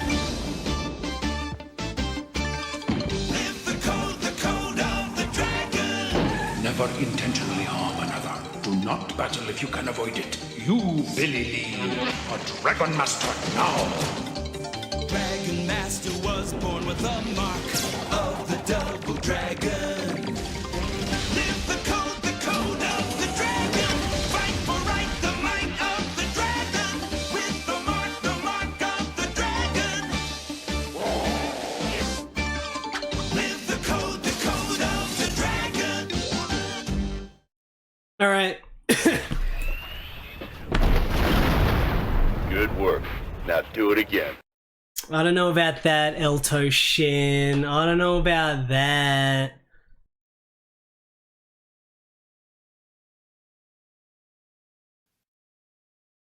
Yeah. Hope you enjoyed. I got Inca 1 and Inca 2. I got them both. I got Inca 1 and Inca 2.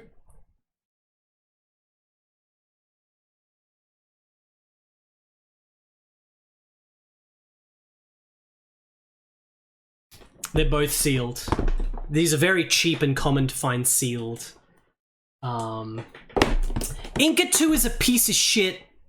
I only got Inca 2 for the sake of having both Incas. These, of course, are not the European versions. These are the Sierra American versions. I'm happy to get the Sierra American versions of these because they're the producers of the game. Like, if it was like 100% just the French developed shit, then I would have tried to just get the European versions, which do have different cover arts. Inca 2 specifically, of course, the original French and European versions were, it was called Inca 2 Ritter-Kocha. But Sierra Cocktail Vision became part of Sierra when they released Inca 1. So they're all technically produced by Sierra. So I'm happy just to get the American versions, even though they're French games. But Inca 2 is a piece of shit. Like, there's good stuff about Inca 2, and it's literally got the live-action Yannick Schoss who appears in it. But man, what a disappointment. It's just an unfinished game. It's completely unfinished. There's no climax that's satisfying. It's the end of the game's terrible. But it does have some good elements to it. It's got the terrible voice acting, of course, like the joke voice acting that doesn't suit the game at all. It's just shit. Inca 1, however, is a masterpiece. And this is, of course, the CD version with the song, which is a big difference. You need the CD version of this. The original Sierra-produced cover art, I think, is better than the original European cover art as well. It was this image here. Unfortunately, the CD version does not have this image taking up the whole thing like it does with the floppy version. The CD version just has it in the corner. But I wanted to get my own CD version of this because this is a masterpiece game. I'm obsessed with it. It's amazing. I've still only ever done the one playthrough on stream of this. But, you know, I've got the physical copy now. I got the physical copy now, so now I'm a proper fan of Inca. It's the masterpiece. Inca 2, whatever. But yeah. Let's continue on. Alright. I got a physical copy of Deadly Tide. Sealed. A lot of these are sealed because it's just common and easy to find sealed copies that were pretty cheap. I got a copy of Deadly Tide, which means that I now have every game by Rainbow. We were just talking about Rainbow before. I now have every Rainbow Studios game physically. I've got The Hive, I've got Ravage DCX, I've got Deadly Tide, and I've got Cybwar, the Taiwanese Rainbow game. So I've got all the Rainbow games now. Deadly Tide, of course, was an even bigger release than The Hive, because it's Microsoft, so there's like 1 trillion copies of these. But yeah, I don't know Arnastia. It's kind of crazy, isn't it? And then the fact that they produce their own game. This is like super high budget. This is probably the highest budget and most elaborate FMV rail shooter ever made. In terms of just quality, polish, budget. Like, this is the highest quality rail shooter ever made. But this is like 1996. So by this point, the genre was completely dead. Genre was freaking completely dead here. But they still released it. They still got the Rainbow Studios logo. I don't think this is nearly as good as The Hive. It's not as exciting with what happens in the game. There's some awesome shit in this game. There's some spectacular visuals and audio stuff that's just unbelievable. But in terms of the actual stages and excitement of the stages themselves, it's not as good as The Hive. It's not as good as the Taiwanese Rainbow game. But I still had to get it. I'll definitely play it again. It's awesome. Deadly Tide. Unbelievably atmospheric. Awesome. And then, on a similar vein, we've got an extremely obscure and bad-selling game that no one gave a shit about on release, but it's worth nothing, so I got this for like $10, because no one is looking for it, I guess, but there was this sealed copy on eBay. I got Firewall, Man vs. Machine, which for some reason also comes with this extra CD. Free software. Free software with purchase for Orbits 3D. Orbits 3.0. Voyage through the solar system. So I did a stream of Firewall, Man vs. Machine once, and I thought the game was pretty good. Not as good as The Hive and shit, but definitely very memorable and unique. It was the game where, you know, I won't open it now, but the cover art's the big red mech, and the red mech is the last boss where you're flying around him, and it's this big FMV thing. And the game has elements of like Lawnmower Man, where there's like the VR Lawnmower Man scenes. Of course, being an FMV rail shooter, you can't really get a sense of it from the screenshots, but the initial stages are like in a proper city, where you're like going around the city, and then you go in the canyon. It's kind of like Rebel Assault or whatever. But then it's got all the crazy VR stages and shit. I think the game's pretty awesome. It's pretty awesome. It's just, you know, no one ever talks about this FMV game. The interesting thing about this is that this was a joint production. This was actually produced by Koreans. The only reason this game exists is because of Koreans. A Korean company, LG Software produced this in Korea. And it was made for the 3DO. Because LG was having this big attempt on the 3DO with games like Armageddon and shit, which is a piece of shit. We streamed that. They were trying to get this lineup of 3DO games. So they got like Americans or Canadians or Americans, I forget which, to develop this game. But the game was developed according to a Korean spec. So the Koreans designed what should be in the game, and then they made it. And it's sick. It's pretty awesome. But the 3DO version was only Korean. The DOS version is only released in America.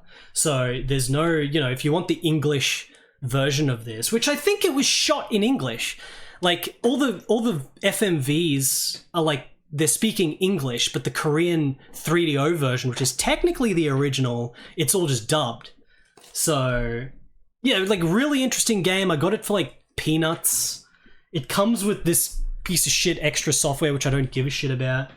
I should open this just to free it from that shit. I guess, you know, the price tag is underneath this wrap, so they couldn't sell this shit. They couldn't sell it. They had stock, so in order to try to sell it, they threw in this piece of shit because no one was buying this game. But yeah, Firewall, Man vs. Machine. The only other FMV game that's sick that I haven't got, or FMV rail shooter that I haven't bought a physical copy of now, is bloody Wetlands. The Wetlands is common and cheap as well. I just haven't bothered getting it yet. I kind of want to see the manual to this, but then it's going to open this. Fuck it, let's just open this shit. Get the shit open because, you know, it's just breaking the freaking games.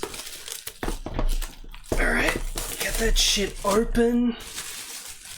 So that can get thrown out. I've now got Orbits 3.0, which looks like some piece of shit I don't care about. It's free software.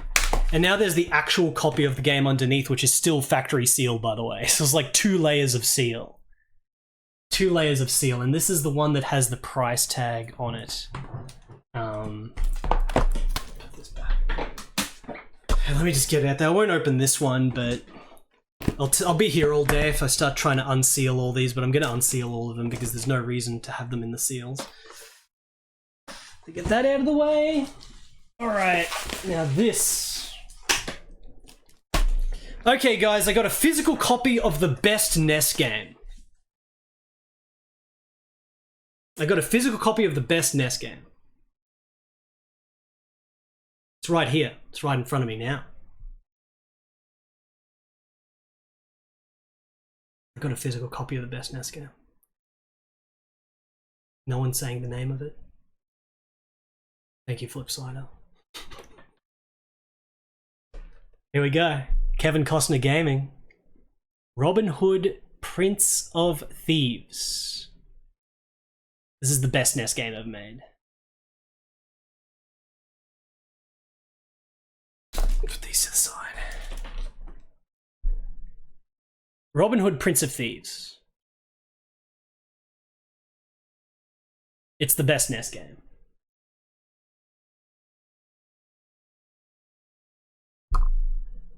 Go to stream it again. So this game's out of control because it's like a top-down action RPG that also has fighting game one-on-one boss fight battles, that also has zoomed-out Dynasty Warriors style grand scale battles where you're controlling a tiny little guy and fighting all these other little guys coming in. It's also got these archery horseback scenes. It's also got the scene in Sherwood where it actually gets built up, and as you go through the game they build Sherwood with buildings and stuff. It's also got like a super complicated RPG dungeon crawler style inventory system, like Dungeon Master style inventory system. So it's a combination of all these completely different systems all in one game that's absolutely absurd, preposterous, out of control, and it's super fun, and it's linear. You don't get stuck in mazes or figuring out what to do. It's all linear, it's all good. It's literally my favorite NES game. It's absolute masterpiece. Brilliant. If you want like a big boring RPG where you get lost and have to figure out mazes and shit, this isn't the game for you, because this game is just pure linear progression and freaking city building in Sherwood Forest and bloody action RPG destruction with different weapons that get bigger as you get bigger swords and shit, and you get experience and you level up, and you bloody have to do fighting scenes, and you have to do the zoomed out bloody Dynasty Warriors scenes, and you got the horseback scenes, and it's out of control. And when you kill enemies they explode and it's satisfying. It's out of control. The game's out of control. Felix Andre, thank you for the 66 months. Let's see inside this. This is like a full, complete copy I got for pretty cheap. Pretty cheap. Got all the shit. All the shit. There's our Whittle NES cartridge. Look at the Whittle NES cartridge. Got your little NES cartridge. Got your things. Got all the things, the manual and shit. All the shits. Manual. What's the manual like? It's just black and white shit. Yeah, the manual is just typical American NES manual. It's quite bland. But I needed a complete full copy of literally my favorite bloody NES game. It's got Kevin Costner in it. The reason this game is so out of control is because it was a different game. There was a company that was just making a completely out of control Robin Hood game. And then the movie came out. And then they just got the license for the movie and just attached it to the game. That's why the game has like gigantic skeleton bosses and shit. Because it was never supposed to be part of the movie. But hey, the fact that it got the movie license is fine. I don't care. It's funny because you technically play as Kevin Costner now. But that's why the game is so damn good, because it wasn't actually developed as a movie game. Not saying all movie games were shit though, because, you know, I love a lot of movie games, but this game's particularly like you know, you can tell that the team that were making this were just trying to be as out of control as possible, making this insane game. And this was like probably 2 years or a year before the movie was coming out or whatever. I'm guessing the game's development cycle was quite elongated. So yeah, out of control game. Speaking of what the fuck is this shit?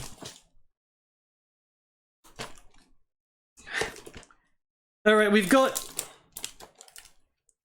meme items again. We've got more meme items. We've got more meme items from Toaplan, including a copy of Dig. It looks like Dig, an 18+ Japanese Windows 98 era game. I've got this already, Toaplan. Toaplan, I've actually got this. I know Toaplan doesn't play his games, so Toaplan probably doesn't even know what this is because all he does is buy games and puts them on a shelf. By admission, he's got like hundreds of PC 98 big box games and he hasn't played a single one through. So he probably doesn't know what this is. This is the game that's like Mr. Digger. It's like an action RPG fantasy themed Mr. Digger. Where you're going down and oh, Mr. Driller, Mr. Driller? I can get the names confused. But as you go further down into the pit, you're actually unlocking citizens of the city, and it's building a city kind of like Soul Blazer.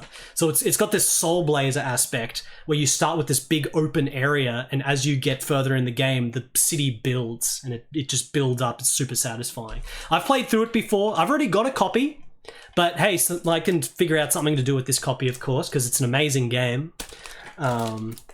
Made by Aru. So yeah, there's that. We've got another meme item here, which looks like Exodus Guilty. Exodus Guilty, which I've actually never bothered to get Exodus Guilty before.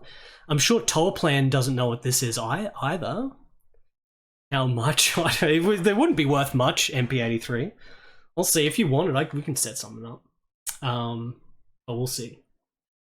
Exodus Guilty, this is an RPG series from Arkham, or Abel later on. This is like a re-release. It's like a newer version. It was like Arkham products and then Abel. They're like these RPGs. There's even an English version of this, I believe, or there's an English version of one of the Exodus Guilties.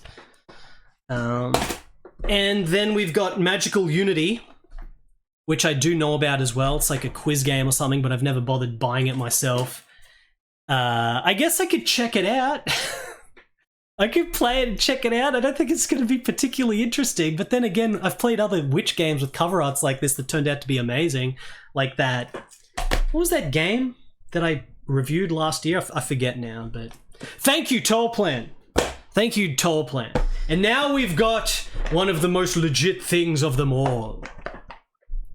I got a boxed copy of the Atari ST version of Rings of Zilfin, which appeared at an abnormally low price, and it was more complete than I had seen it before, so I got it.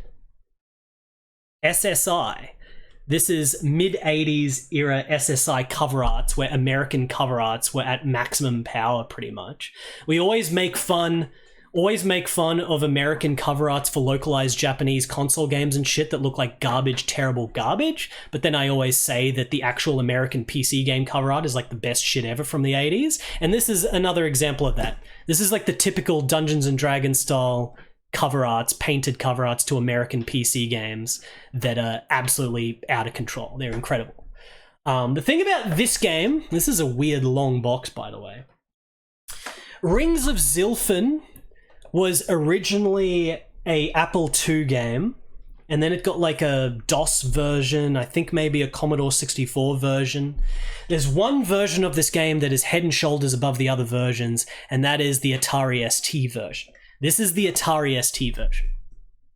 The Atari ST version is the only 16-bit version of this game with fancy graphics. The other versions are very, very basic because of Apple II. But this one, the graphics are fully out of control. There's no Amiga version, it's only Atari ST. and it has these 16-bit graphics. Why do I care about this random RPG though? Why do I care about random RPG when there's so many RPGs and I don't really have too many things like this? Because this is a insanely unique RPG. This is 1986, by the way. 1986. This is insanely unique.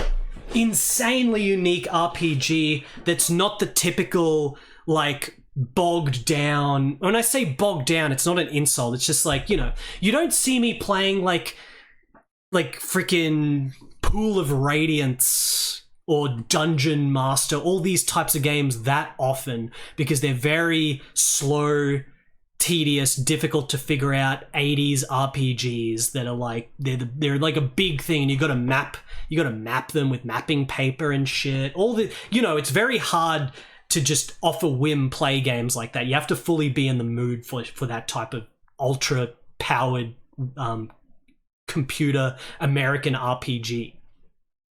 And this is dead in that era of like Wizardry 2 and shit. Wizardry 2 and like, you know, Might and Magic 1 wasn't out yet. This is right in that antiquated time. But this is totally different. This is like a totally different type of RPG that would try to do totally different things. The screenshots don't really show it, but essentially this game is almost like a adventure simulation. Like, a lot of this game is just watching the dude walk. There's no dungeons. There's no dungeons and mazes and like terrain that is all copy and pasted, so you have to map out where you are with like a compass on the terrain and shit. This is like you select which road to travel onto the next city, and then it's just linear side-scrolling. You just watch him. You just watch him adventure. There is dungeons, but the dungeons is just watching him go through the dungeon. And it's side view, it's side-scrolling. This is a dungeon. He's holding a torch. All these details like holding the torch and shit, it's only in the Atari ST version. When you're in a location, when you're in like a shop or whatever, it's sort of like Draken view, where there's like a screen, like a point-and-click adventure game, and you like talk to people and stuff. It's like a little point-and-click adventure screen. But the rest of the game is like side-scrolling, watching the dude go on the adventure. And that doesn't mean that the game plays itself. You do have to choose where to go, and you have to backtrack, and you have to follow the narrative and shit. But just the fact that it's so atypical for the time for an American RPG is really fascinating. I honestly can't really explain it properly, so let's try to just watch a video of it or something. You guys can see this insane shit. When I'm in the mood for a really sort of comfy American RPG experience, I'm going to play this game. I'm going to bust this game out at some point. Rings of Zilfin, Atari ST. Well, actually, let me show you the Apple II version first. So you can see how much of a difference there is. Alright.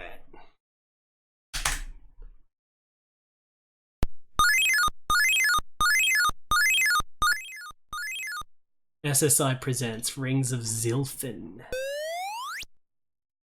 Alright. By Ali Atabek. Look at the little wizard. So this is this is Apple II graphics. Apple II graphics can't get much more advanced than this. I like Apple II stuff though. I gotta play some point. 1985, the original Apple II version. So the Atari ST version was a year later.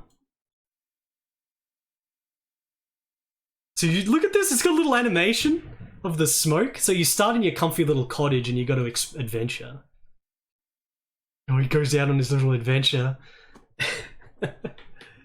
So let's just see the gameplay shit here. Suddenly, Dazomon appears. Yeah, he sure does. So this is the map. You have to select where you go on the map, and then it's side view. Yeah. So this is, you're just watching this. Like, this is just watching him adventure to the next location. Like I said, no mazes, it's just watching him. There is gameplay, because apparently there's little mushrooms you can pick, and like if you pick a mushroom you have to press up when there's a mushroom or whatever, but it's basically like watching this dude go on his adventure. The little sun, there's like the little sun and there's a little lake. It's just comfy. Like oh yeah, there's a mushroom. Oh, he made it before he even scrolled to the mushroom. So when you get to a town, you can select places to go to in the town. Does he get to a battle? Oh yeah. So the battles are automatic as well, I think. Yeah, plant. So when you get attacked by like a couple of dudes and it goes to battle screen. And you fight them? Does he know how to fight?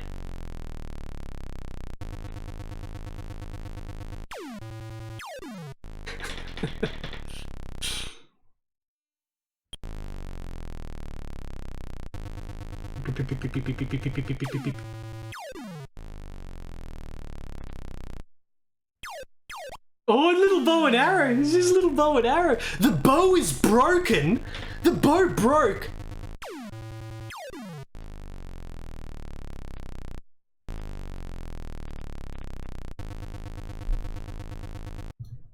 All right, and then he's adventuring more. Look, he's on his look at the marshland. Anyway, that's the original Apple II version, but this Atari ST version is completely out of control. Like the Atari ST version, like holy shit. Look at this.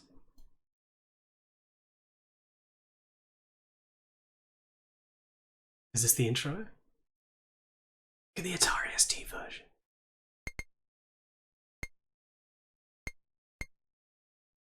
So it's the same game, it's just the graphics are shitloads better, which is awesome because the game lends itself towards wanting better graphics because it's such a sort of casual RPG for its time. It's still probably freaking impossible, but it's all about just this cozy RPG freaking adventure, so better graphics make this infinitely like the superior version to me.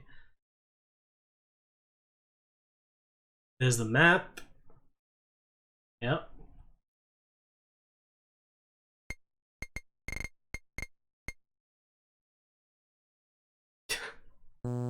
Alright, so when you're in the camp mode, you can actually move around.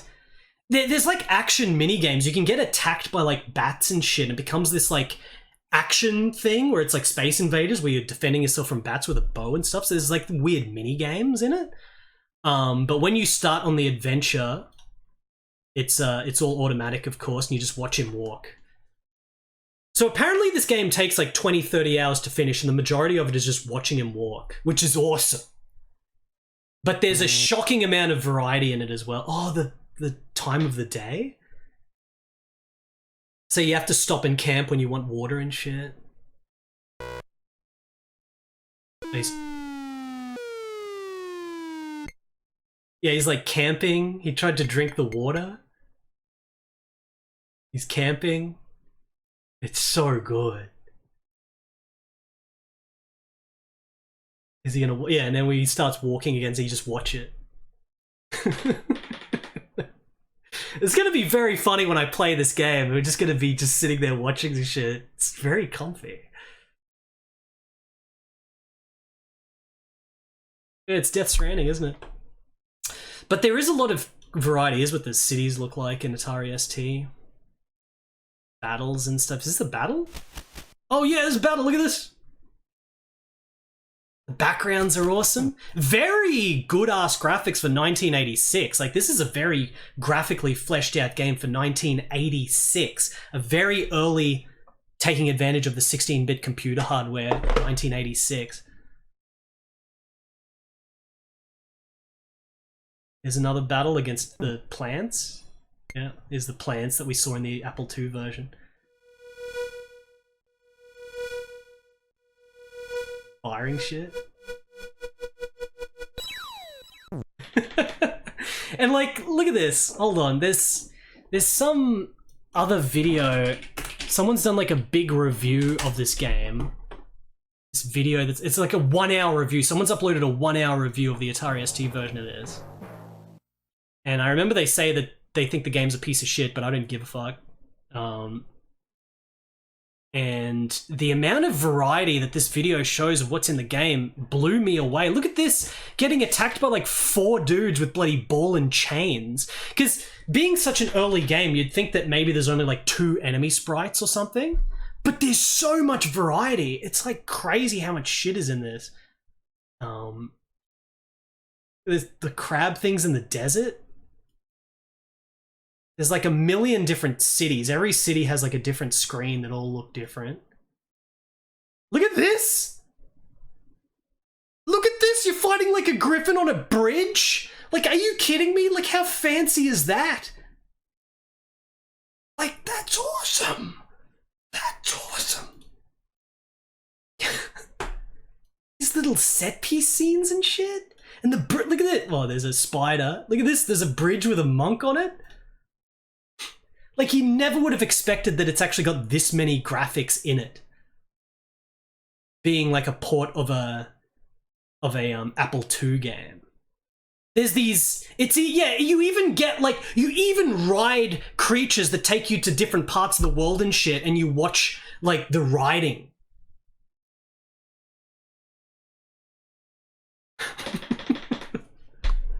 Like, that, it's crazy. It's fully fleshed out. This is like the dude's map. It's gonna load. Guys like mapped out the whole shit. Yeah, look at this. So like all of these locations are a different adventure screen with like a unique screen you go to and shit. We haven't seen footage of the dungeons, but the dungeons are awesome.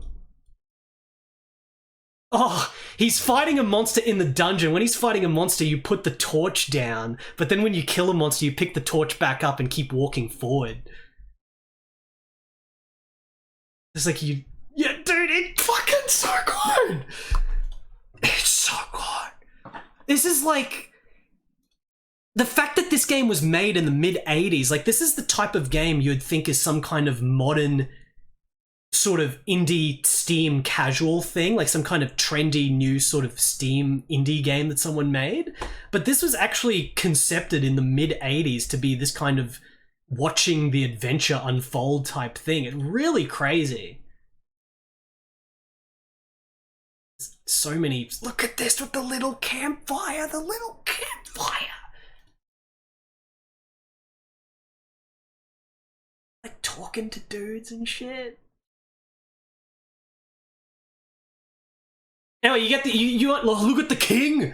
Look at the king with his little guards. So yeah, like that's why I had to get this.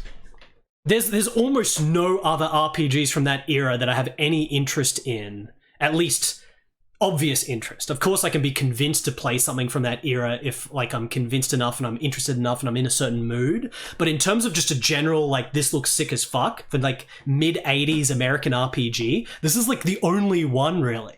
Just because it's so unique and so insane. I probably wouldn't have cared if it wasn't for the Atari ST version. Like, if it was just the Apple II version, I probably would have just overlooked it because I never would have... You know, the Apple II version looks like it doesn't have all the visual variety. But this Atari ST version, pretty out of control.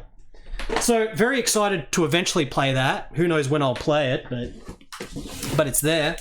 And now we have this little box of sanctified artifacts that's inside the other boxes.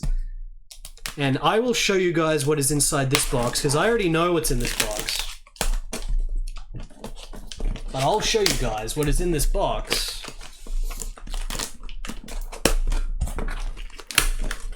Alright. Oh, here they are. Here they are, alright. So let me get my other shit over here. It's a maze of boxes here, Chuck.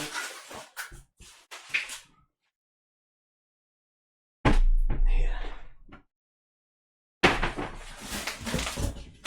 Oh. Alright. M screen. Alright. So last year I got... Well, actually I won't show those yet. I'll just show what's in the actual American box first. Show what's in the American box first. Oh.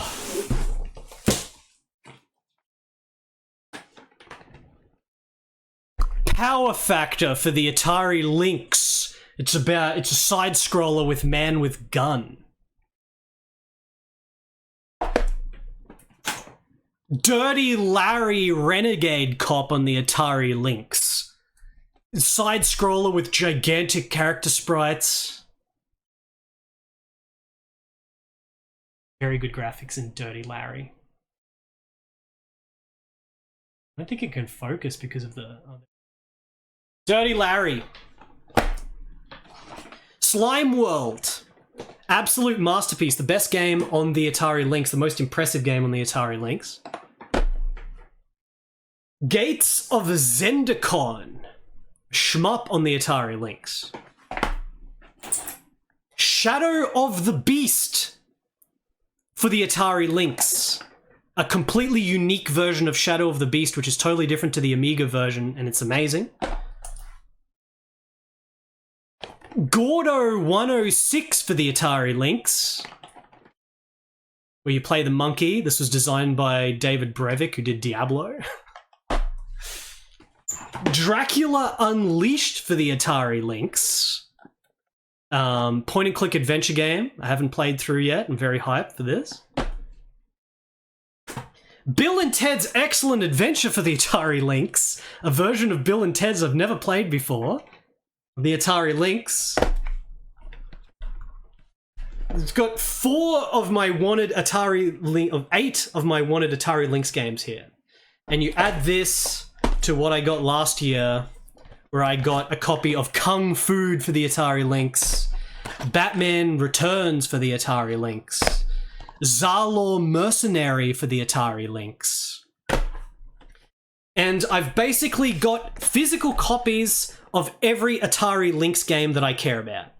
The only thing it's missing is Battle Wheels and Scrapyard Dog. Battle Wheels and Scrapyard Dog still need to be added. But apart from that, that's like every Atari Lynx game I want. Atari Lynx games are still very common and very cheap. No one wants them. It's very easy to get all these. These are all sealed. A bunch of these I got in Australia because there was a lot of Atari Lynx shit in Australia. And Batman Returns I got here, just very close by and shit. Atari Lynx is a god system for those that don't know. It's not a system that's in any way something you can ridicule just because it was a failure in the same way that like the Jaguar was. Yeah, Chip's Challenge, I don't know, Pete. Like, it is the original version of Chip's Challenge, but it is a lot sort of easier just to play the Windows Chip's Challenge, so I don't know. But it was originally on the Atari Lynx. The Lynx is astonishing. It's an astonishing system. It's the most impressive console system, in my opinion, that there's ever been. It was released in 1989, going alongside the original Game Boy, and the Lynx basically has shit that even the PS1 can't do in it. Like, it's got certain effects in the Lynx that even PS1 and Saturn can't do. It's astonishing. Now, obviously, it only matters if the games are good, if the games take advantage of that, and some of these games are jank but sick, and some of them are amazing.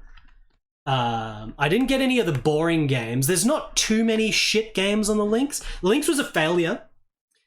But there's only about 60 games on the Lynx, about 60 total games. There's not many bad games. There is some shit, like the Atari Lynx port of Viking Child, which is originally an Amiga game. The Amiga game was already quite boring, but the Lynx version looks terrible. There's some garbage games, but games like Zalor Mercenary, which is like first-party game by Epix, because Epix made the Lynx under Atari. This is an astonishingly good shmup. Like, compared to Japanese shmups on the Game Boy, it's better than most of them easily. Like, it's amazing. It's the most satisfying shit. It's incredible. You get money and you upgrade your ship a lot, and it's so freaking good. Batman Returns is one of the more ghetto games that's not really easy to enjoy, but I still like it because it's just gigantic sprite side-scroller. So, you know, graphically, a million times beyond the Game Gear. Lynx was released years... Fuck. Lynx was released years before the Game Gear, and the Game Gear doesn't even come close to being able to pull off graphics like this shit. Kung Fu is another sort of ghetto beat 'em up thing, just like Batman Returns. I had to get it because it's freaking hilarious. These games I don't really know too much about, but they're interesting to me. I haven't played through them yet, but they're interesting. Gordo, Bill and Ted, and Dracula. So I just wanted to get physical copies of them because why not? Slime World is utterly insane. This game's just insane. If you just go and watch footage of this and you watch it for at least 10 minutes or so, the effects, the slime is all these like sprite scaling effects that, you know, this is shit that you don't even see on the Super Nintendo or anything. The system is insane. It's like, you know, they couldn't even do Amiga ports of these games a lot of the time because the Lynx had hardware shit with the sprite scaling that you can't do even on like a high-powered Amiga and stuff. It's the most insane system, man. Like, this system is so impressive, it's insane. It's not shit like the Virtual Boy. It's not shit like the Atari Jaguar. The Lynx is bona fide like a god system. And we're going to do a bunch of Lynx streams soon that where I just can't wait to get into it. I had a Lynx as a kid, so there is a certain level of nostalgia related to just a couple of these games, but as an adult is what really opened up my eyes to just how impressive the Lynx was, how insane it was. The PC Engine CD port of Slime World has anime. Yeah, there's the Japanese. The Japanese took Slime World and they animeified it with the PC Engine version. There's also the Genesis version as well. They're shit compared to the Lynx version. The console ports of this are a massive step down because those consoles couldn't do the sprite scaling, and this game is all about insane sprite scaling. So the Lynx version is the ultimate version. When it comes to the Lynx, the ultimate version is the original little Lynx handheld version, and then the console or the fucking or the PC versions were like cut down, which is hilarious. I had this as a kid. The Lynx version of Shadow of the Beast is amazing. When I was a kid, I didn't know about the Amiga version. I didn't know about Amiga Shadow of the Beast or anything. I only had this. And this game's amazing. This is absolutely astonishing. Like, just the first game I could really sink myself into of, like, adventure and exploration, finding crazy, huge screen-sized bosses all over the place and shit. Like I said, totally unique to the Amiga Shadow of the Beast. This is like a totally new Shadow of the Beast game. It's awesome. Worked at a game store when the Lynx came out, couldn't sell it because of its price. People bought the Game Boy instead. That's the thing. The Lynx was too advanced. Nintendo knew that they didn't need to waste unbelievable resources and money trying to sell something that would inevitably have to be quite expensive because the shit is so advanced. It's such an advanced system. Again, like, you would be struggling to do a PS1 port of Slime World because of very specific hardware ways that it does the slime and shit. Like, even a PS1 port would be difficult. Like, 32-bit we're talking here. It's such a specific hardware. So Nintendo knew that it's like, you know, they just do lower spec, just very low spec, black and white screen, low battery use, more feasible for parents to get the kids and stuff. Like, it just makes more sense. Whereas this shit was just aiming for the bloody sky, doing this insane shit. Freaking Dirty Larry Renegade Cop on 1989 handheld hardware, years before the Game Gear came out, and the Game Gear is still lower spec compared to this tremendously. Like, Game Gear is like 10% of the power of the Lynx, and you got games that look like this, dude. Like, fucking ridiculous shit. Dirty Larry Renegade Cop. Gates of Zendocon is totally insane with its like sprite scaling and shit as well, by the way. And Power Factor looks Kind of looks like an Amiga game or some shit. Doesn't look that great, but it's still a game of interest on the Lynx that I'd want to play. And I basically wanted physical copies of every game that's of interest to me on the Lynx. And this is basically all of them, except for Battle Wheels and Scrapyard Dog. Scrapyard Dog is actually one of the games that costs a little bit more than the average for the Lynx shit. But yeah. What about the Turbo Express, though? The Turbo Express just played PC Engine games. And the PC Engine was super weak compared to the Lynx as well. It had a higher resolution, but super weak compared to the Lynx. But there was no original games for Turbo Express either. That was a big thing. Oh, look at all those Lynx games. They're all cheap. If you want sort of cheap shit to just get all the shit you want in a whole system, just get Lynx now before they all sell out, but they're never all going to sell out. The amount of dead stock Lynx is insane. Like these are all sealed. These are all sealed. Like, there's so much dead stock for the Lynx that it's just, they're just giving them away, man. Yeah, when I was a kid, I had the second model Lynx. I didn't have the gigantic first model. I had the slightly smaller second model. The second model was awesome. I do have the Dracula game. The Dracula game was somewhere in here. Dracula Unleashed. Dracula Unleashed, which I haven't played yet. I want to play it. So yeah, we got to do Lynx streams. I'm very excited to just return to the Lynx properly. I didn't want to just return to the Lynx with my fucking ROM set or whatever. I just straight up wanted to buy all the shit because they're cheap and gettable easily, and I love the Lynx. The Lynx is insanely cool. Alright, chat. Alright, chat. Oh, these Lynx games all over the fucking place. Lynx games falling everywhere. Okay, we've still got the package from Japan. We still got the package from Japan, chat. Still got the package from Japan. Next package, Japan. Making good time here, 5.5 hours. Japan! This room is... I cannot walk in this room. There's shit everywhere. This room is fucked. Rings of Zilfin. Look at Rings of Zilfin. Cover art. The best NES game. The best NES game. Korean FMV rail shooters. Korean FMV rail shooter. It's been quite the extravagant array of nonsense here, chat.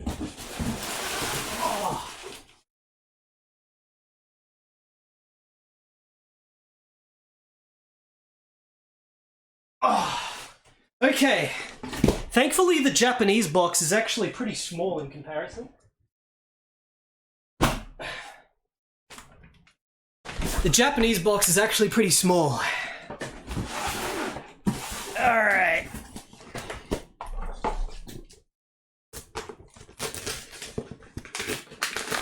Get that out of the way. Japanese box from Zen Market. Zen Market. How was the cyclone thing? Well, it was pretty rough the last couple of days, but things are fine now. I am indeed alive, so... There was some close calls yesterday, they'll tell you what. Okay.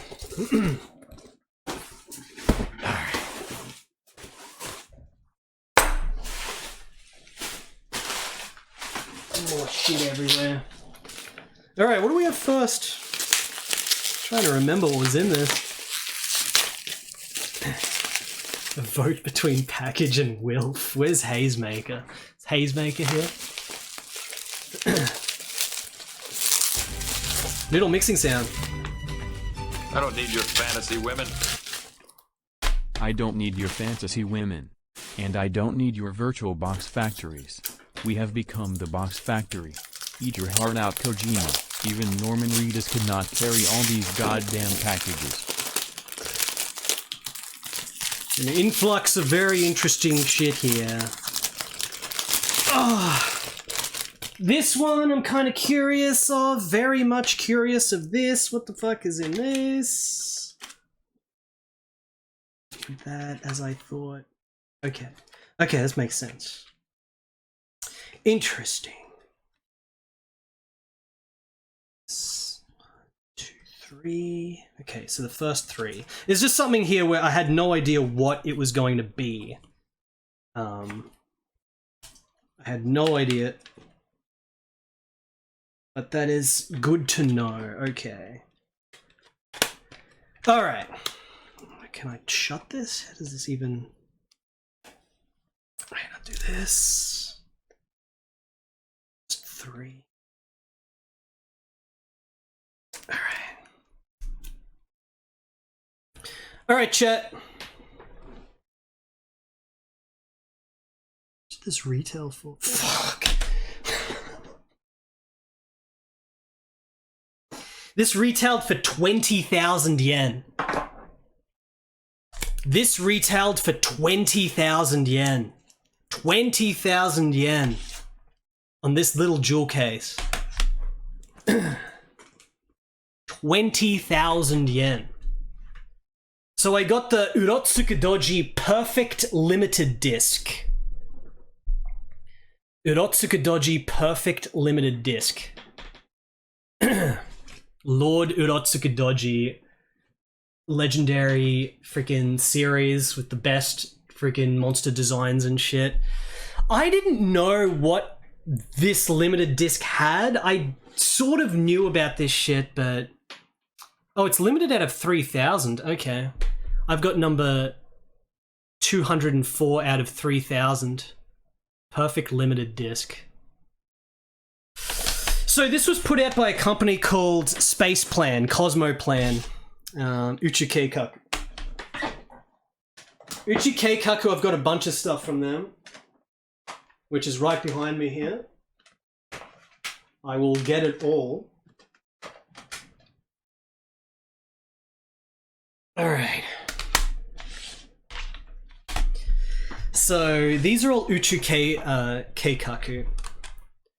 Of course, the CD-ROM for Guy, Awakening of the Devil. So these are animes, by the way. These are animes, but they're CD-ROM versions of the animes that came with bonus stuff to make it interesting, so it's not just the anime. In terms of the quality is very bad because it's on a CD. It was cutting edge at the time, but compared to like a Laserdisc or even a freaking VHS, it's not that good. But essentially, these were the CD-ROM versions of the anime.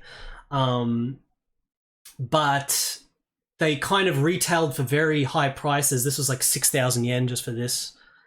The thing that's interesting about them is the extra features, which are not with the Laserdisc or the VHS or whatever. So the extra features is always like, you know, interactive menus where you can select concept art and storyboards. The storyboards of the entire anime, the original hand-drawn storyboards for the entire anime, it's like 100 pages, is all in this. So if you're like fans of these animes, this shit is insane. Absolutely insane to get. So Awakening of the Devil Guy is incredible. It's an incredible action anime where it's basically just 40 minutes of fighting guts monsters with machine guns and shit. It's freaking awesome. So I've got the CD-ROM from Space Plan for that. I've also got the Space Plan CD-ROM for the sequel, Guy Second Target, which is nowhere near as good. Nowhere near as good. But nonetheless, I gotta get it because it's Space Plan and it's Guy. Balthus, Tears Radiance. This is another one they put out. It's very, very light on the special features, but they're still there and it's cool. This is a very weird anime. It's got like a robot and this girl and it's got heaps of nudity and shit. Nothing too special. But then they've got the freaking Ultimate Space Plan release where they're so... I just couldn't believe how generous they were, because usually they would split it up into multiple releases. But The Legend of Rayon Flare. This is actually both Rayon Flare animes. So there were 2 different OVAs. Each OVA, if you bought them on Laserdisc at the time, would have been like, you know, 8,000 yen each or whatever. But the shocking thing about this is that they put both flares onto a single CD, so it's like super good value compared to all these other CD-ROMs in terms of just if you're wanting to watch the anime. But even beyond that, this has the best special features of any of them, because it's got like a little RPG mini game in it where you play this like little bear or whatever, and you're like exploring, you fight monsters and shit. There's actually like awesome shit in this. And then it's got like all the storyboards and character bios, all this shit. So if you're a fan of Legend of Rayon Flare, this CD is amazing. If you've never seen Legend of Rayon Flare and you want to see like a 40-minute OVA fantasy thing, because there's 2 episodes, but the first episode's way better than the second one, just like with Guy.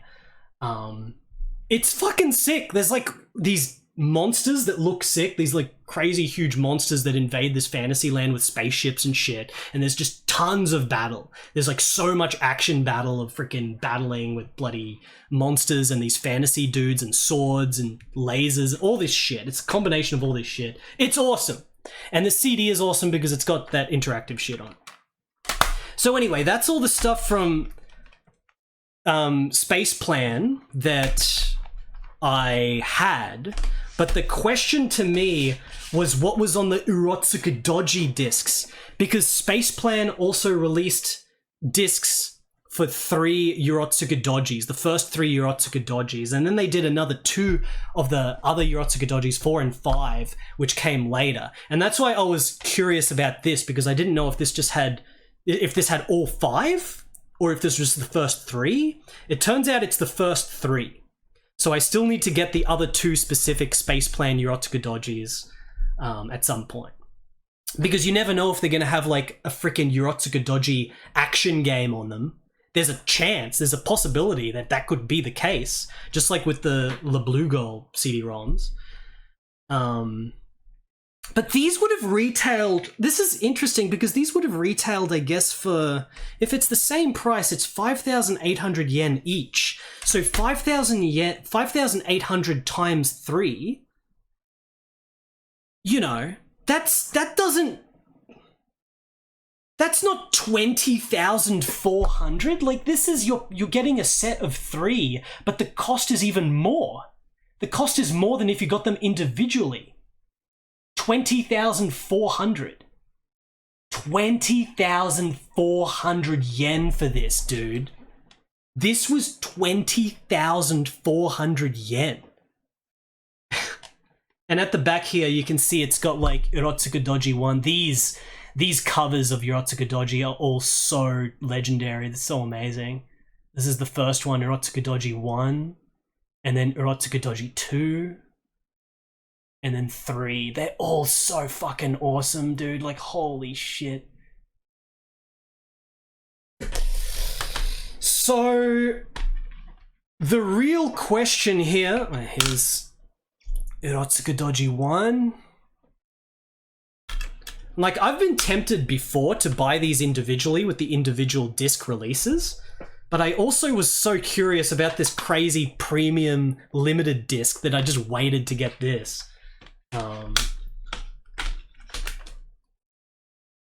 It's got all the shit in it as well. Urotsukidōji 2 CD-ROM. And then Urotsukidōji 3. So, you know, there could not be very much interesting here if the special features are bland. Like, I'm guessing there's at least going to be storyboards and character bios and shit. But outside of the special features, there's nothing interesting here because you can just watch these animes in way better, higher quality ways than these CDs. These CDs are purely the special features. What is unique about the special features? That's all that matters. We've got the 3 different covers here. So the covers of the individual CD releases are these covers. They're the same. But this is just the premium disc with everything together. Oh, okay, there we go. I don't physically know which hand I'm moving. So is there anything interesting it says in these? Maybe it says Macintosh and Windows, install, blah, blah, blah. No, it doesn't tell you. It doesn't tell you what's in them. It doesn't tell you what's in them, so I'm going to have to discover it myself. Chat, I'm gonna have to discover it myself. Urotsukidōji 1, 2, and 3 set. So, can I put these on each thing? Each thing? Probably not. It's best to put them here. And I've also got the, it's even got the Hagaki there, the feedback form. And this was really cheap. I've seen this sell on the aftermarket and auction sites and stuff. I've seen this always go for about 10 to 20,000 yen. It's always sold for about 10 to 20,000 yen. This appeared for like 6,000 yen. And I was like, man, is there shit missing? Like, why is it so cheap? Is there a disc missing? What's going on? It's all complete. It's all there. I got it for 6,000 yen. So that's the cheapest I've seen it by almost half. So I've got the most, like, essentially one of the most sought after Urotsukidōji pieces, the freaking limited premium collector's disc that's the compilation of all the other things, which apparently was limited to 3,000. I'm guessing all these other things were probably in the tens of thousands, the print runs of these other discs, because they're pretty common. They're like very common to find. But yeah, there it is. Like I said, I'll check it out and see if there's like actual interesting shit on these CD-ROMs. Best case scenario is there being some kind of little mini game, interactable Urotsukidōji thing, because the only other Urotsukidōji video game is the Fairy Tail game from the late 80s on like PC-88 and shit. But the thing about that game is that it's based on the Urotsukidōji manga. It's not based on the Urotsukidōji anime. And there's a big difference because the Urotsukidōji anime looks like this. It's like ultra sick. I want to have an erotic alien also. So I made my lips and the chin. With this part you can make a erotic lady. You don't need more than that, this part. That's the design I did for alien. That's the design I did for A8. Thank you, Fractalmind Mike, for the 460 bits. Appreciate that. Thank you very much. Irvine unleashes full Giga. It's very Giga. As I was saying, the animes look like this for Urotsukidōji. They look incredible. They look incredible.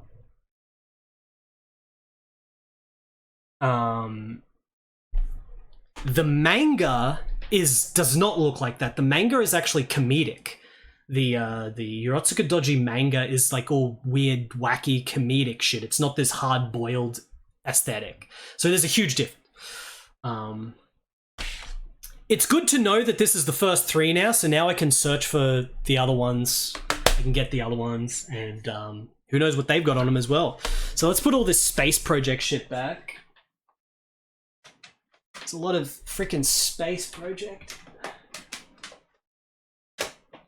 Legend of Rayon Flare. Balthus. Alright, Urotsukidōji full set. Premium disc. Amazing. What else is in here? What is this? What is this?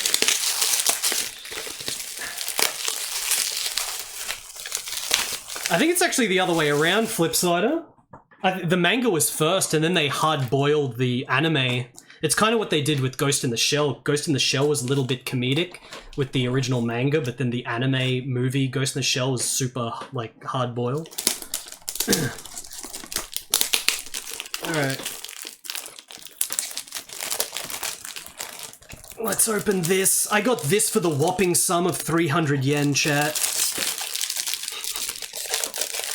The whopping sum of 300 yen. Where's my knife? Here it is. Are you guys ready for 300 yen? Lord Espresso. Lord Espresso. Catechino and Catechino and Catechino and Catechino and Catechino. I love the Catechino. And Catechino and Catechino. Love the Catechino. Love it. Thank you so much for the Catakinos there, Espresso. I got the second best pachinko game ever made. Pachinko Monogatari 2.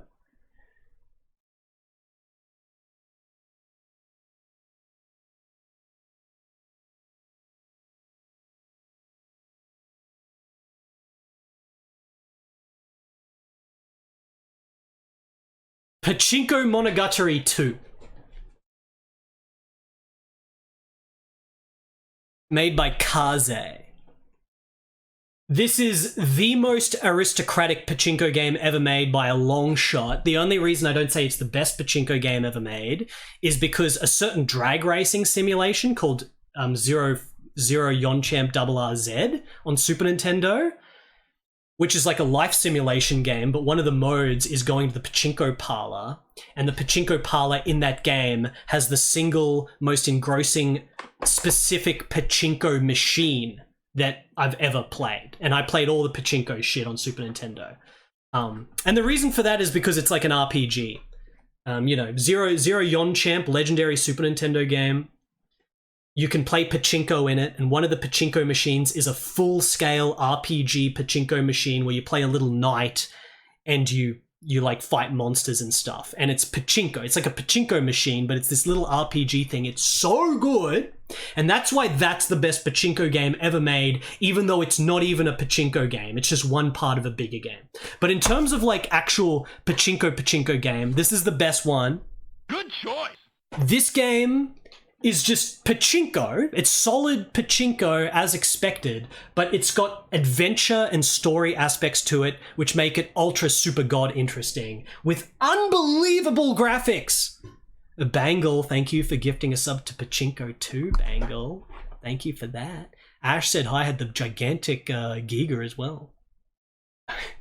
Did I miss something? I missed anything. Look at the graphics in this game. Look at this, chat. So, like, this is just the pachinko part, which, you know, it looks good, but it's just pachinko. Pachinko's fun. Pachinko's fun, but it's just pachinko, so you're not impressed. But the actual adventure stuff in this game is, like, shocking. Like, look at this. Look at this. So the whole game takes place in this tower, and you have to figure out the mystery of the tower. And the tower is all this like dark night ambience, jazz club ambience. And you go to different rooms and there's mysteries and there's mysterious characters. And like you get attacked and shit. And you try to date girls. You try to fuck lots of girls as well because it suits like the hard-boiled dark atmosphere of the game with these shockingly good graphics. That's what it looks like. It's insane. There's no other pachinko game that goes this hard with like the non-pachinko aspects. Dude, look at this! This is like the owner of the freaking tower. She's like bloody got the windows with the city visible in the background and shit. Like, fucking... Look at that. Like, look at the art. The art production of this game, just brilliant. Absolutely brilliant. And there's a lot more of it, like the back of the box doesn't show anything.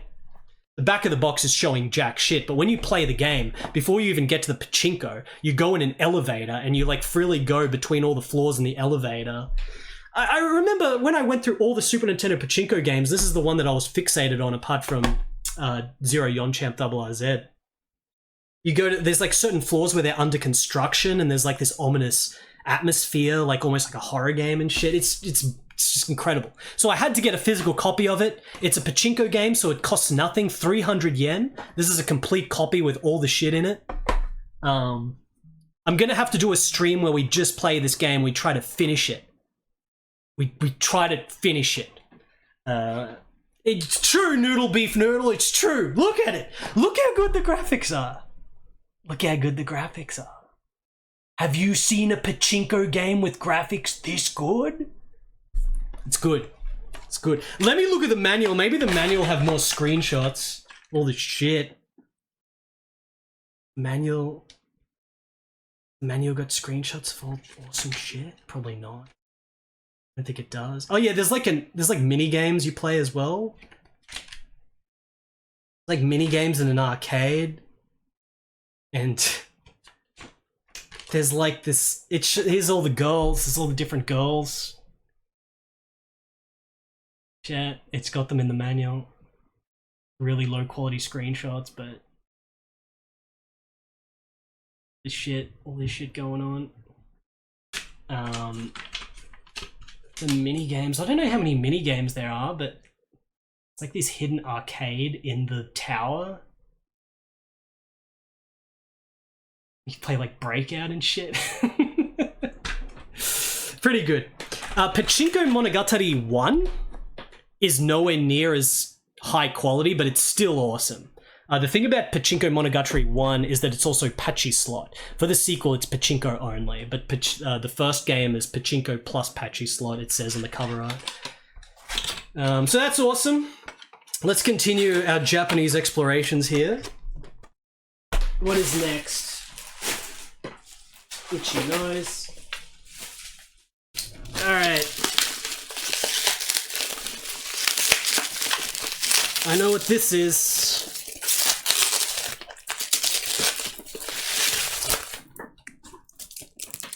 Yeah, this fucking thing, I have no idea what the secret is of this game.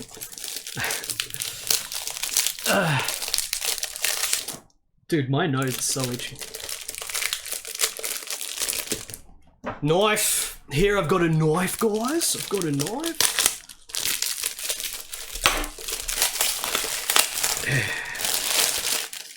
Alright. Oh.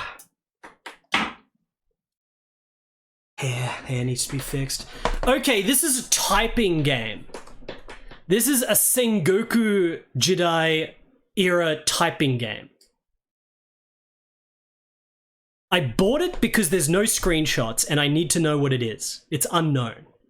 I couldn't find anything when I searched. This is a typing game, Sengoku period set, samurais and shit.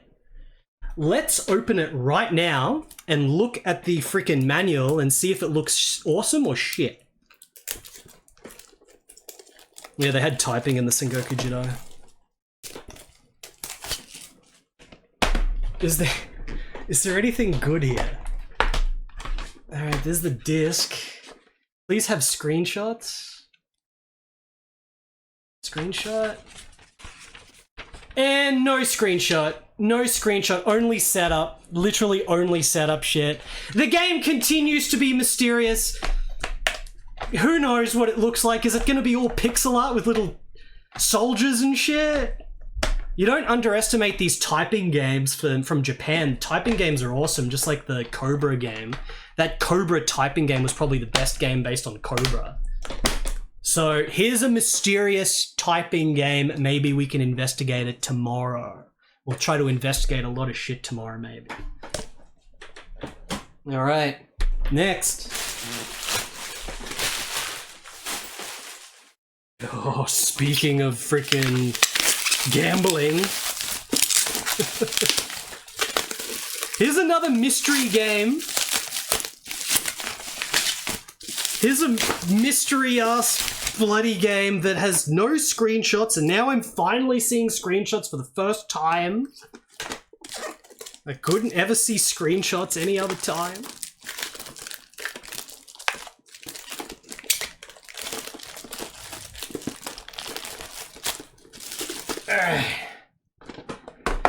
Alright, Casino World. Windows 3.1, Casino World.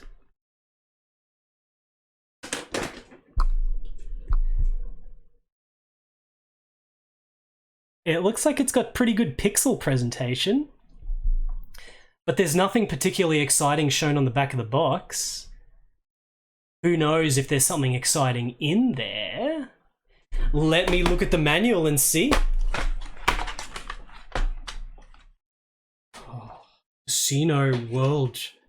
Oh, they've got like a catalog of all their other weird releases. My Animal Kingdom. Cool. Casino World. Cool. Media Factory. Oh, just nothing. Nothing of interest. Okay, Casino World manual. Whoa. There's the Hagaki. And it's got basically nothing here to look at. Tournament, free game. All right. I don't know, we're gonna have to play it to see. It looks like it could be quite boring. It could be sick secretly, but I had to see because there was no screenshot. So maybe we check that out tomorrow as well. Let's see. Next. Oh, this is good. This is a very important game here. Mega important.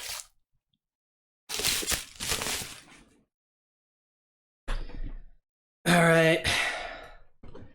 Golgo 13, the typing sniper. Golgo 13 typing game.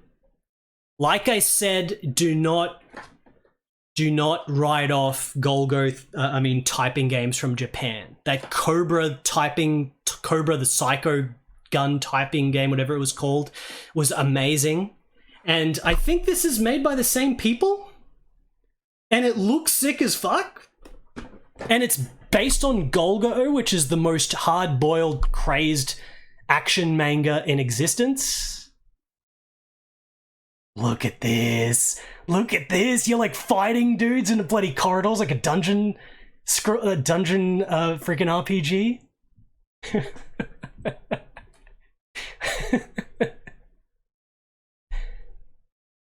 So that's something that we have to play. 13 stages. 13 stages, eh? We're gonna have to do the Golgo marathon. At some point I'm doing this Golgo marathon. We're gonna have to play this. It's based on Golgo 13, so who knows how crazy. Like, the funniest thing about Golgo 13 is just how over the top everything is. It's always like, oh, well, you gotta go talk to the American president. The American president is the one that personally gives you the job of trying to do this and this. Like, it's always shit like that with, like, world leaders and the American president and shit. So we'll see what happens in this. And this is a pretty hefty box, by the way. What else is there here?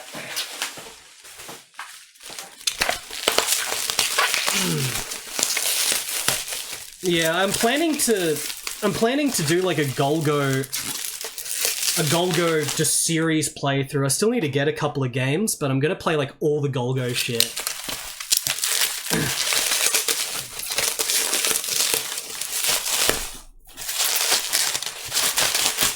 The fuck is the packaging of this so advanced for? This is packaging mania on this little paper thing.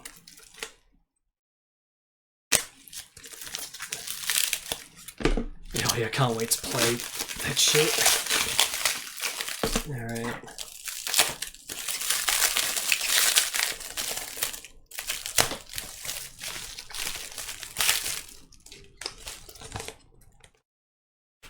I don't remember getting this many things that were like this. What is all this? Oh, okay. I know what this is. I forgot.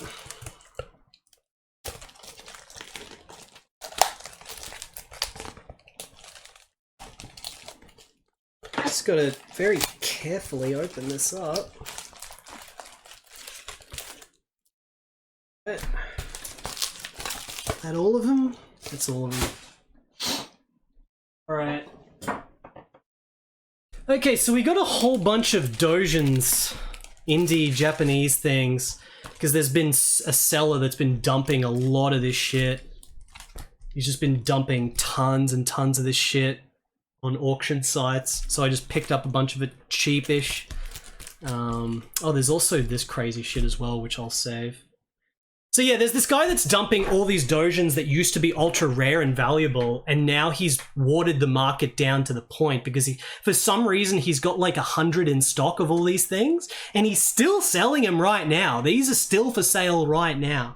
So for like over a decade, there was like no copy that ever appeared of Deadly Edge. This is the shmup, the indie X68000 shmup that is...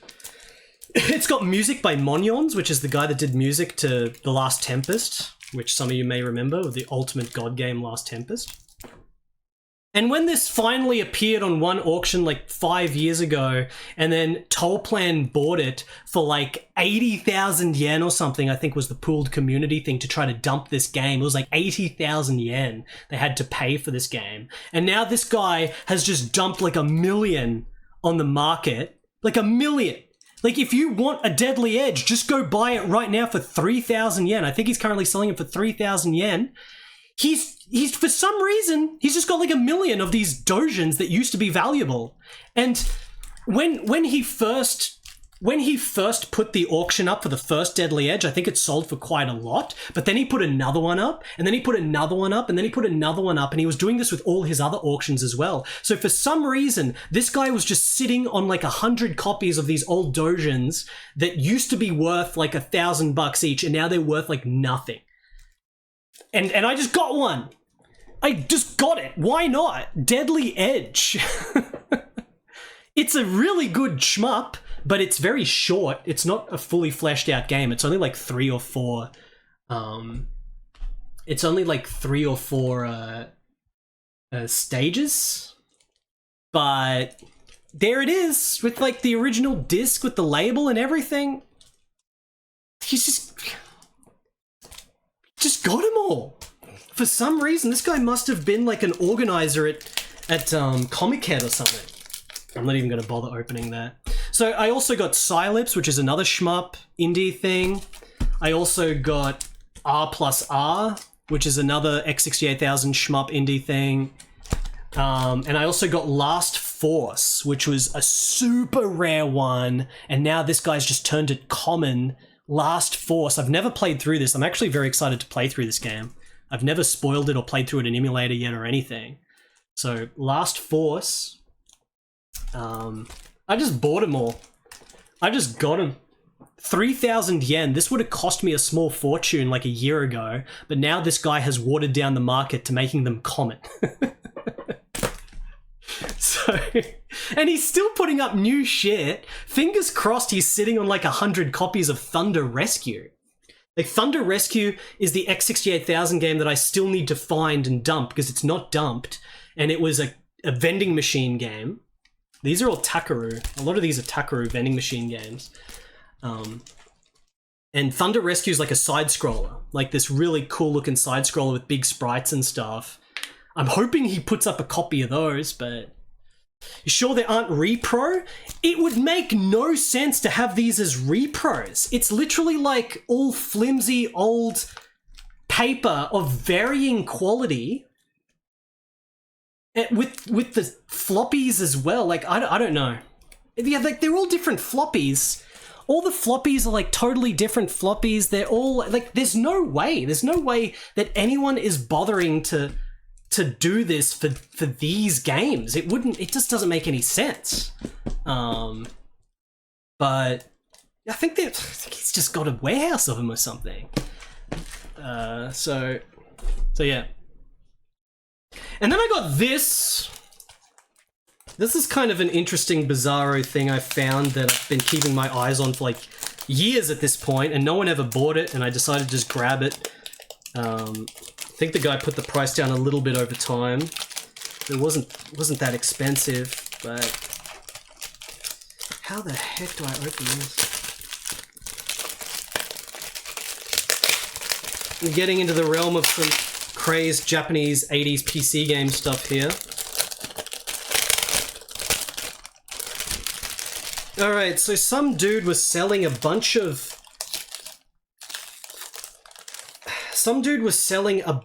weird seals to ancient 80s PC games that were like promotional material.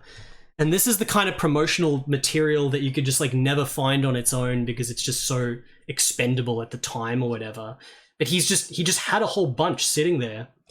They're like stickers. So he's got one... These didn't come with the boxes, by the way. These weren't inserts in the boxes. These are like separate promotional material that was probably given out at shops or whatever. So we've got a Yasha one, Yasha Wolf Team seal for the original PC-88 Yasha, which I spoke about Yasha at length when we played that other Yasha game recently. For some reason, there's a Shining Force Legacy of Great Intention one here. Circular. Oh shit. Shining Force. I don't know which Shining Force this is. Is this just Shining Force 1, I guess? Shining Force 1 Seal Sega? This runs freaking full power to me. There's one for Tritorn 2. Tritorn 2 Zinesoft. One of my favorite Zinesoft games, Tritorn 2 from 1988. Here's just a freaking bunch of promotional seals to Tritorn 2 with Zinesoft's friggin' address at the bottom. Tritorn 2, The Road of Darkness. Yet another game that I want to stream again at some point. Amazing side-scrolling action RPG. Here's one for the PC-88 Gal Force. This is a PC-88 adventure game, Gal Force Eternal Story, which looks really cool, but I haven't played it yet. Here is one for Burai Jorkan. Yeah, the original Burai? Yeah, Riverhill Soft, original Burai. So here's one for Burai Jorkan, the largest scale Japanese 80s RPG ever made for PCs, or anything really. No, the console games didn't come close to the PC stuff in terms of scale back then. This is like 1989, and you know, this is the PC-88 game with the 30-minute long intro cutscene.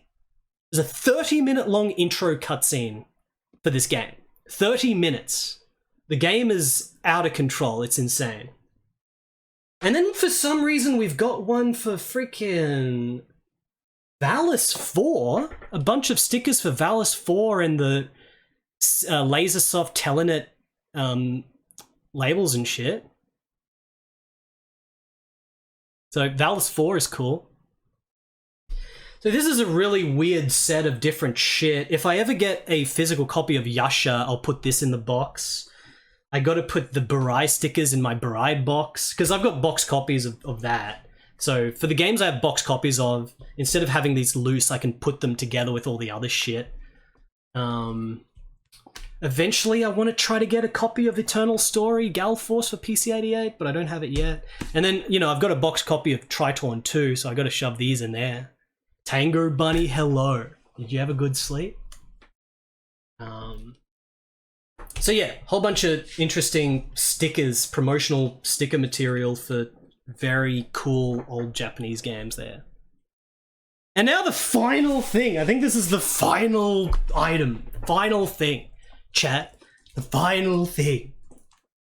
I got this Axel Brid Premium Guide. Remember Axel Brid that I became quite enamored with like a month ago when I streamed it? Axel Brid. So there was never any official strategy guide for Axel Brid. There was never an official soundtrack for Axel Brid, but there was a promo soundtrack, which is extremely hard to find, that was used to promote the game. Because the game has an unbelievable soundtrack, remember? The soundtrack was like phenomenal. But we're extremely lucky because for some reason, the company that published the game did this as a promo material. The Axel Brid Premium Guide. This was just a promotion item. I don't think you bought this. But it's like 19 pages or something on freaking Axel Brid, which is the perfect thing if you're a fan of the game. Which I am a huge fan of the game. So now we've got all the freaking data we could possibly need for Axel Brid. Let's go through it right now. I really want to see what's in this.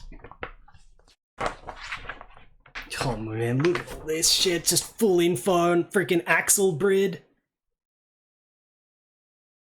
Axel Brid was so cool. People were ridiculing Axel Brid just because of the first stage background. But very quickly it became apparent that the game is actually incredible. Oh, look at this. Look at all this shit. Cheese Ring Interview. Remember, Cheese Ring was the name of like the bloody tower or something in the game. Cheese Ring. This is unbelievable. This is unbelievable. This is full professional bloody making of materials and shit here for Axel Brid. Look at this.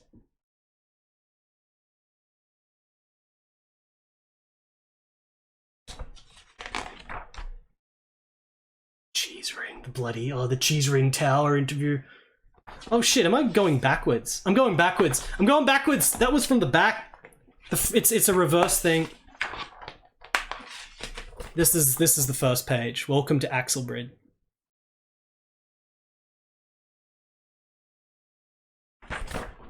Oh, board game heaven, hello.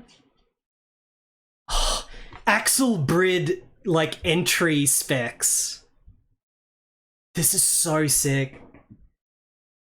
Regulation, it's got like full-on rules for the Axelbrid competition. But remember, the game is like, you know, the Axelbrid is the sports competition that the game starts with, but then you escape from it because your team leader, the leader of your team for the race, gets captured, and it's like this action drama trying to get the team leader back, and you're fighting tanks and robots and shit. But they're actually fully giving all the detail on the actual race itself, the framing of the story. So it's like as much bloody detail as you possibly could have wanted for Axelbrid. Entrant! Secret, look at this. For the other mechs. Race, map. This is so cool, dude.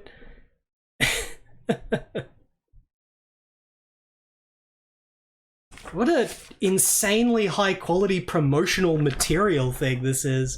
This is all the enemy robots and shit. This is the helicopter boss. The helicopter boss you fight when you're going up that tower, and you fight the helicopter like at the top of the tower and shit. It's making me want to play the game again. Next time we play Axelbrid, I can go through this entire thing to get maximum lore. You just translate the whole thing. It's out of control, dude. Out of control. Out of control. 1993 Tommy. How was this released? Axelbrid Premium Guide. There's no price on it, so it wasn't a price thing. This must have just been given out at like certain events when they were promoting the game. They must have been promoting the game at like a very specific event, and they just gave out tons of these. And it's like super high quality. Axelbrid, Super Nintendo. 16... Is that 16 meg? 8 megabyte, wait. Not gonna focus. 16 megabit. Comes out on the 26th of the 11th, 9,800 yen. 9,800 yen if you want your copy of Axelbrid, chat. And of course the game.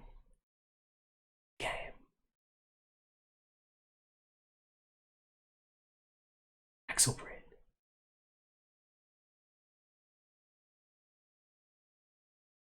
Did anyone played Axelbrid? I think that's it. I think that's it. I've been streaming for over 6 hours. I think we got through everything, guys. Yeah, it's a Genki game. It's Genki. It's Genki before they did that 3DO rail shooter and stuff as well. This is cooler than that, I reckon. Even though the 3DO game has bloody Nigel Hodge narration. Axelbrid. Look at that cover art. Cover is so good. Alright, there's just like a insane amount of extremely high interest shit here. Critical Phantom update as of 0.4 hours ago.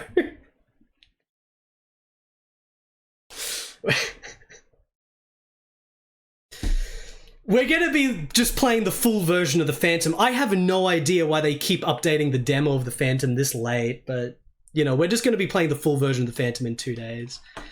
I mean, I guess I could look at the update. I guess I could read the update, but... Let me have a look. Where's my thing? Do I have the thing? Do I have the things? Chat, do I have the thing? Let's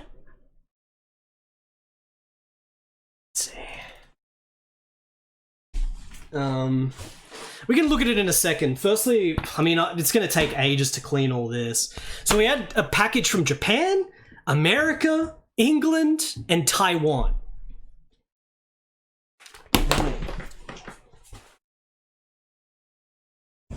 the American games. So in terms of the winner of rarity, the winner for rarity is definitely the 1, 2. Where did they go? Where did the games go?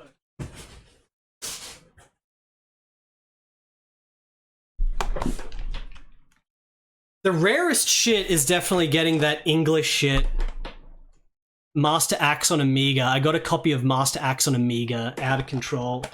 The biggest box was the limited edition of frickin' Tien. The Taiwanese. Look at how big it is. The biggest box. The biggest.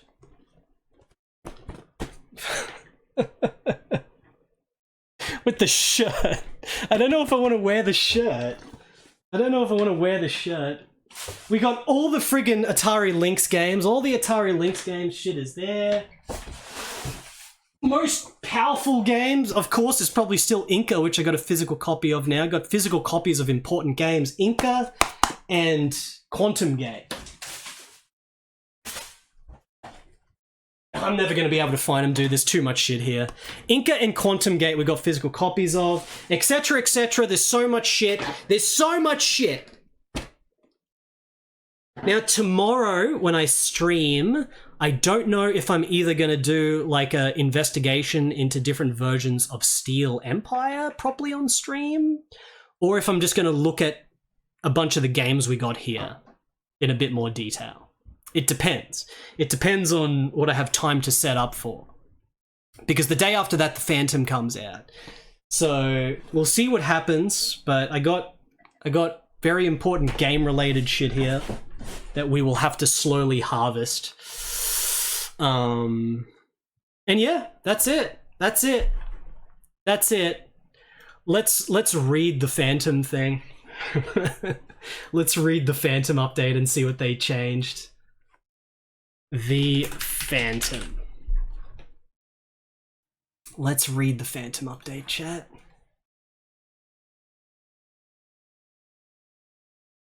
Demo update. Oh, they haven't, there's no update in the forum about it. There's no forum update about it, so it's a mystery update. It's a mystery update, we don't know. The freaking mold, it's flowers. It's flowers, chat, it's flowers. Look at the flowers. Look at the flowers. Alright, I'm gonna go and organize all this shit. I'm gonna get it out of this room because I'm gonna freaking suffocate at this point with all this shit here. Thank you everyone for watching. Chat, my hair just is getting messy all over the place. I don't know the state of outside with the storm and everything, but I'm gonna be streaming again tomorrow. As I said, it's either gonna be looking at certain shmup shit, or we're actually going to investigate some of these games in a bit more detail. The only thing that makes it hard to set up for investigating CD games in detail is I have to rip the CDs and everything. But tonight, or later on, I might be able to get some time to do that, so we'll see. Thank you everyone for watching. Almost 6 hours and 20 minutes of unboxing the most random, wacky, weird shit from Taiwan, Japan, England, and America. A mixture of super obscure weird shit as well as mainstream DOS shit and stuff. All over the place. We've got a full gamut of game history here. Good choice. For games that are very important to me. Because, you know, I have to be careful with how much shit I buy because there's too much shit with these big box games take up too much space. That's why I only get very specific games. License to Bill, thank you for the 9 months. License to Bill. So thank you again everyone for watching. Let me see here. Who can we potentially raid? And I will be back tomorrow, most definitely. I will be back tomorrow. Let's go over to Stealthy Golem Beyond the Ice Palace. Stealthy Golem is playing Beyond the Ice Palace, which is a barbarian game. Go raid Stealthy Golem. He's got Beyond the Ice Palace. It's a barbarian game. And thank you once again, everyone. I'll see you all tomorrow. It is, above all, social experiments of which you are the subject. Go on, go about your life. I'll be here when you get back. As a matter of fact, I might be where you're going before you get there. Maybe our paths will cross. Hey, it's a long night.